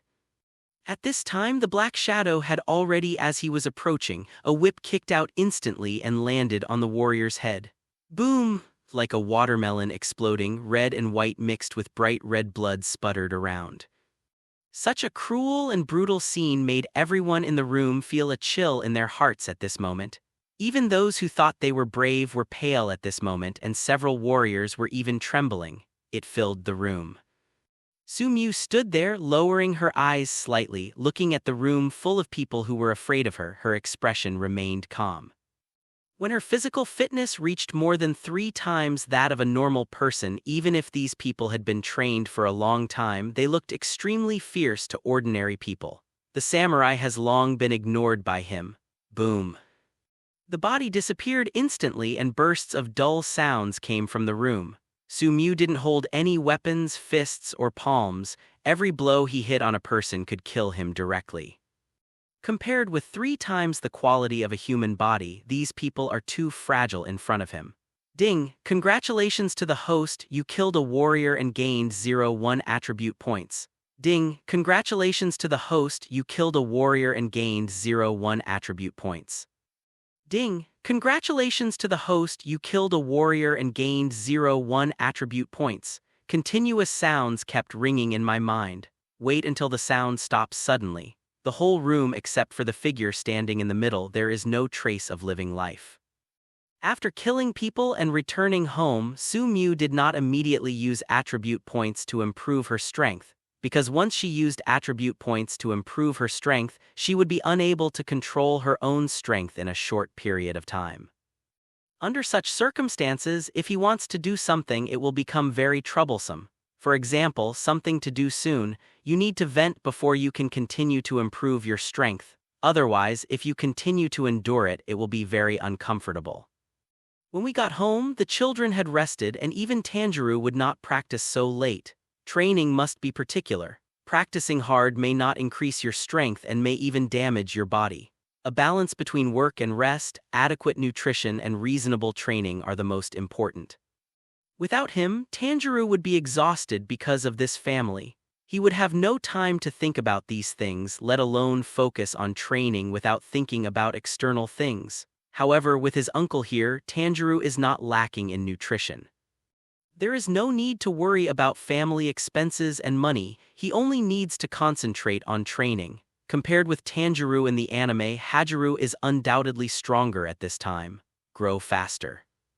However, because he has never experienced family pressure or the horrific scene of his whole family being killed by evil spirits, Tanjiro may still be a little immature and not that mature in terms of mentality. Sumyu is also very optimistic about Tanjiro. With adequate nutrition and hard enough training, the opponent's strength improves very quickly. In addition, the other party has good talents and a character that can endure hardships. In the future, as expected, it is the most basic to become a pillar at least. As for whether Tanjiro can reach higher heights, it depends on Fajiro himself. Moreover, Sumyu is also assured of Tanjiro's character, and Tanjiro has a strong bond with his family. As long as these are there, he doesn't have too many worries about Tanjiro, nor is he worried about raising a white-eyed wolf. Enter the room, everything was cleaned very clean and the house was tidy, which gave the owner a very pleasant feeling when he returned home. Now, there is still a cup of hot tea brewing in the room and the steam is rising, indicating that there is still someone in the room. Sure enough, on the bed in the room, a woman was leaning on the bedside. It seemed that he was too sleepy, so his eyes were slightly closed at the moment. The woman's black hair is pulled into a bun that represents a young woman. It's not that a woman must have her hair tied up like this at night, it's just because she knows that she likes to untie her hair and her long black hair is like ink, feeling down, so basically they are all pulled up into a bun like this. Sumyu did not disturb the sleeping Kamado Kyuiji but took a thin quilt and gently covered Kamado Kyuiji's body. After all, she is already her own woman, so she should still feel distressed. As for himself, he came to the table with light steps, slowly sipped the tea and waited patiently. While sipping tea, his eyes would fall on the woman who was sleeping leaning against the bed from time to time. Kamado Ai was wearing a white skirt today and instead of black socks below her knees she was wearing white socks. However, compared to the white socks, the woman's skin is obviously whiter, so the white socks become a kind of foil. For ordinary women, if their legs are not in good shape or their skin color is not good, wearing white socks will not make them more beautiful. Instead, they will make their legs look bad or their skin color is bad. Therefore, they need to wear long socks. Cover the whole calf. Kamado Ai is obviously excellent in terms of leg shape and skin. Long and straight, naturally these white socks can set off the opponent's slender and powerful legs. Perhaps it was because of the problem of leaning on the bedside. This way of lying down and resting for a long time would make people uncomfortable. Therefore, at this moment, the woman's beautiful brows were slightly raised and her long eyelashes were drooped. His upper body had been covered with a thin quilt, but it could not hide the woman's curvy figure. Under normal circumstances, Kamado Ai is dressed very conservatively in the house and will only wear some obviously revealing clothes in front of herself. Especially today, as Himejima Kyoyume stayed overnight, Kamado Kyoyume dressed very conservatively, basically only showing a small face and basically only stayed in her own room and did not wander out. The reason why she is dressed like this now is because she is waiting for her in her room. Otherwise, she would not wear such clothes in her room. While sipping tea, Sumyu admired the sleeping posture of Kamado Kyuiji. Looking at the beauty under dim light, she sipped tea, which was quite different. I don't know how long it took, but the hot tea in the cup must have gradually cooled down and the beautiful eyelashes of Kamado Ai, who was leaning on the bedside, blinked slightly. She stretched her waist lazily out of habit, immediately revealing her perfect figure. As Kamado stretched his waist, the thin quilt covering his body also fell off. Kamado Aoi also felt the thin quilt falling and couldn't help turning her head hurriedly, looking at the man who was sitting on the chair, sipping cold tea and looking at her with a smile. The little woman immediately stood up with her back slightly straightened, her hands on her lower abdomen and her head lowered. "Mr. Mew," Su Mew nodded with an evil smile, "let's change the name." Kamado Aoi's face immediately turned red and she glanced at him with a charming look in her eyes. Finally, she bit her wet lips and shouted in a low voice, "Owner." After hearing this, Su Mew felt happy in her heart. She stood up naturally and came to Kamado Kyuji. She stretched out her hand and casually landed on Kamado Kyuji's head. She casually uncovered the red satin rope tied to her hair. Suddenly, the black hair spread like ink. The hair is very long, reaching from waist to hip, and is very beautiful. He especially liked this feeling every time. Kamado bit her lips slightly and glanced at Mujun helplessly.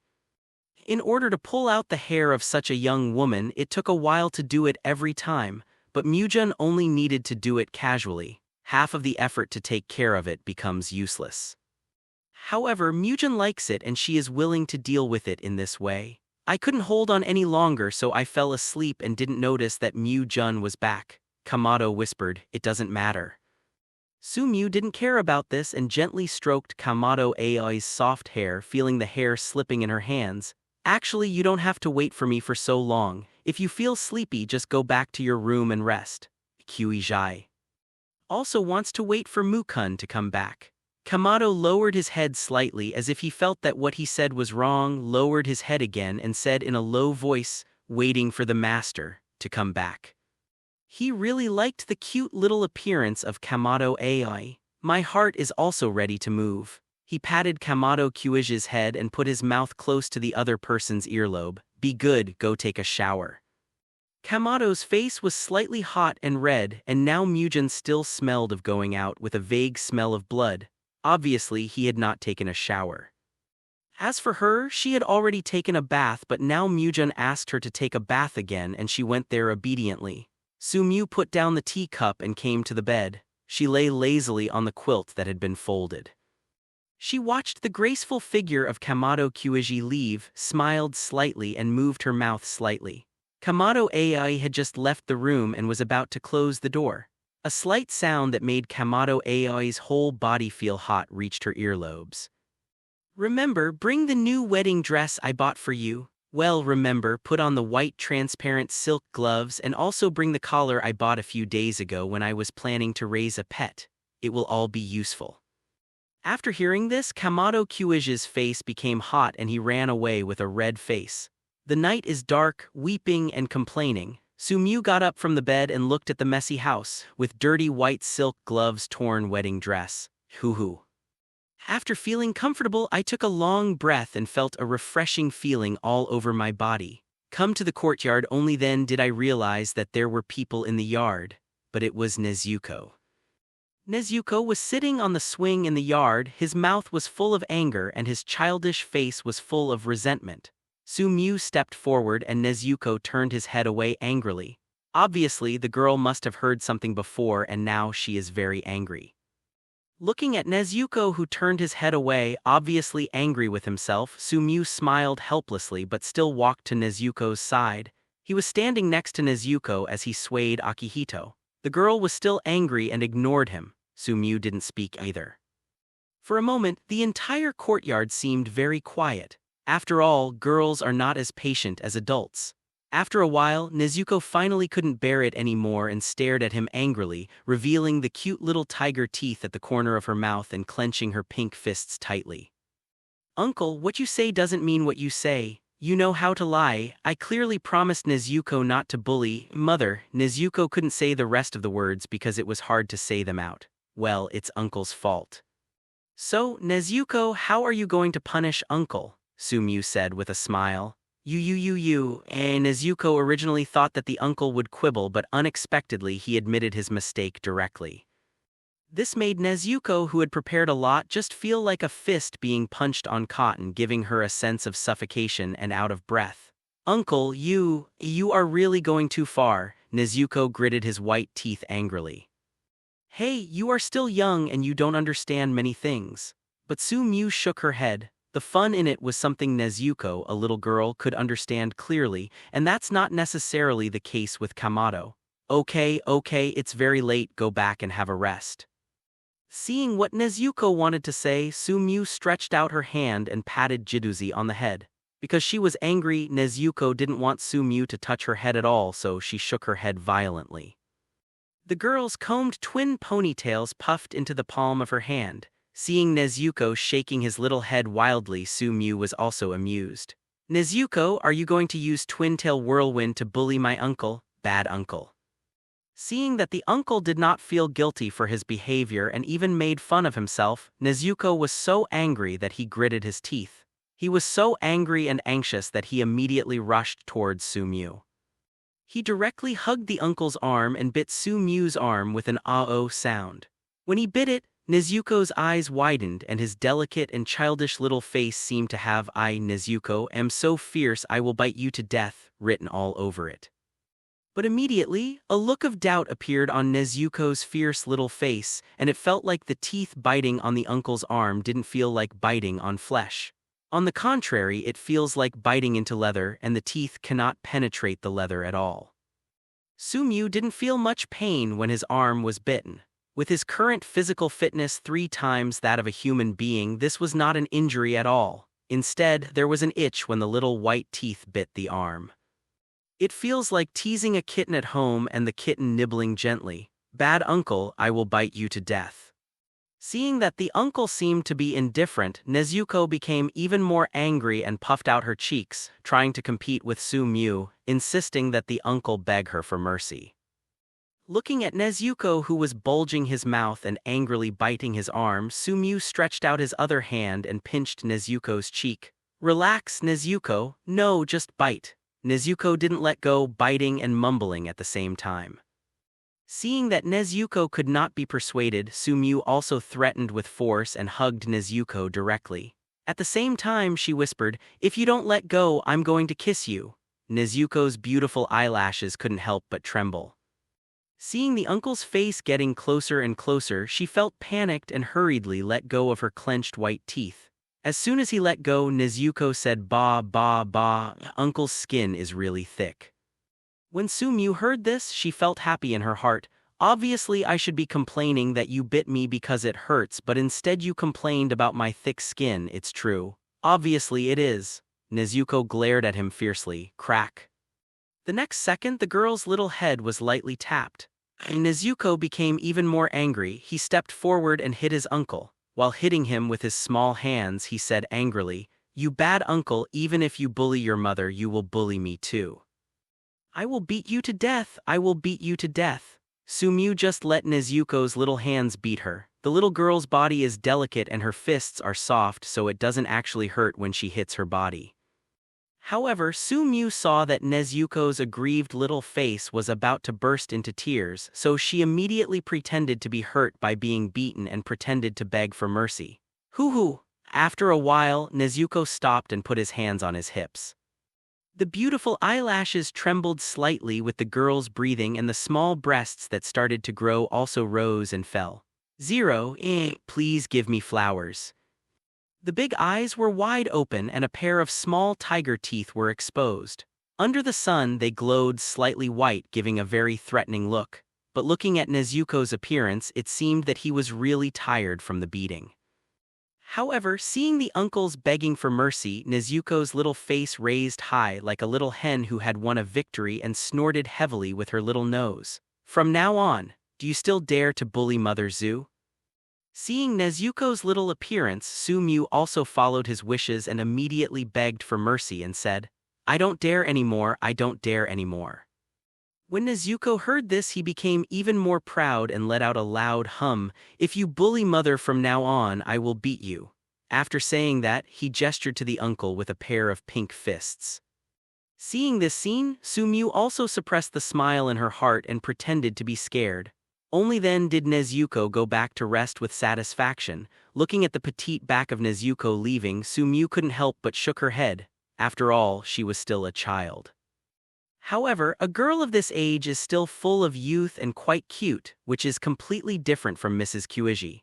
Looking at the twin ponytails rippling on the girl's back with a smile, Su Mu thought that one night Mrs. Qi should try it with a twin ponytail.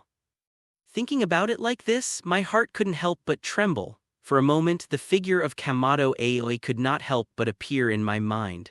Thinking of the experience not long ago, a smile appeared on the corner of his mouth. Shaking her head, Su Mu raised her arm. The tooth mark where Nezuko bit her arm had been completely healed. This kind of healing ability is really powerful. Su Mu sighed. With a smile, Su Mu no longer thought about this but was immersed in her attribute panel. Before he didn't immediately add the attribute points he got to increase his strength just because after adding the points to increase his strength, he would be unable to control his own strength in a short period of time, and he also wanted to vent his general energy. So he didn't do it. Now that my energy has been vented, I don't have to endure anything for a short period of time and I won't feel so uncomfortable, but I need to improve my strength. Thinking like this, my eyes also fell on the properties panel. Name: Su Mu. Constitution 325, normal adult constitution is 1. Agility 325, normal adult agility is 1. Strength 325, normal adult strength is 1. Spirit 345, normal adult spirit is 1. Skill: Breath of the Sun 46100. Attribute points obtained 255. Hello everyone! As we wrap up this video, I want to share a quick note. I have a Patreon account. If you'd like to support me and enjoy on-demand audiobooks, you can become a Patreon member. Alternatively, you can check out my Google Drive link, which has 500+ novel audiobooks available through my Ko-fi or Patreon shop. I appreciate your support.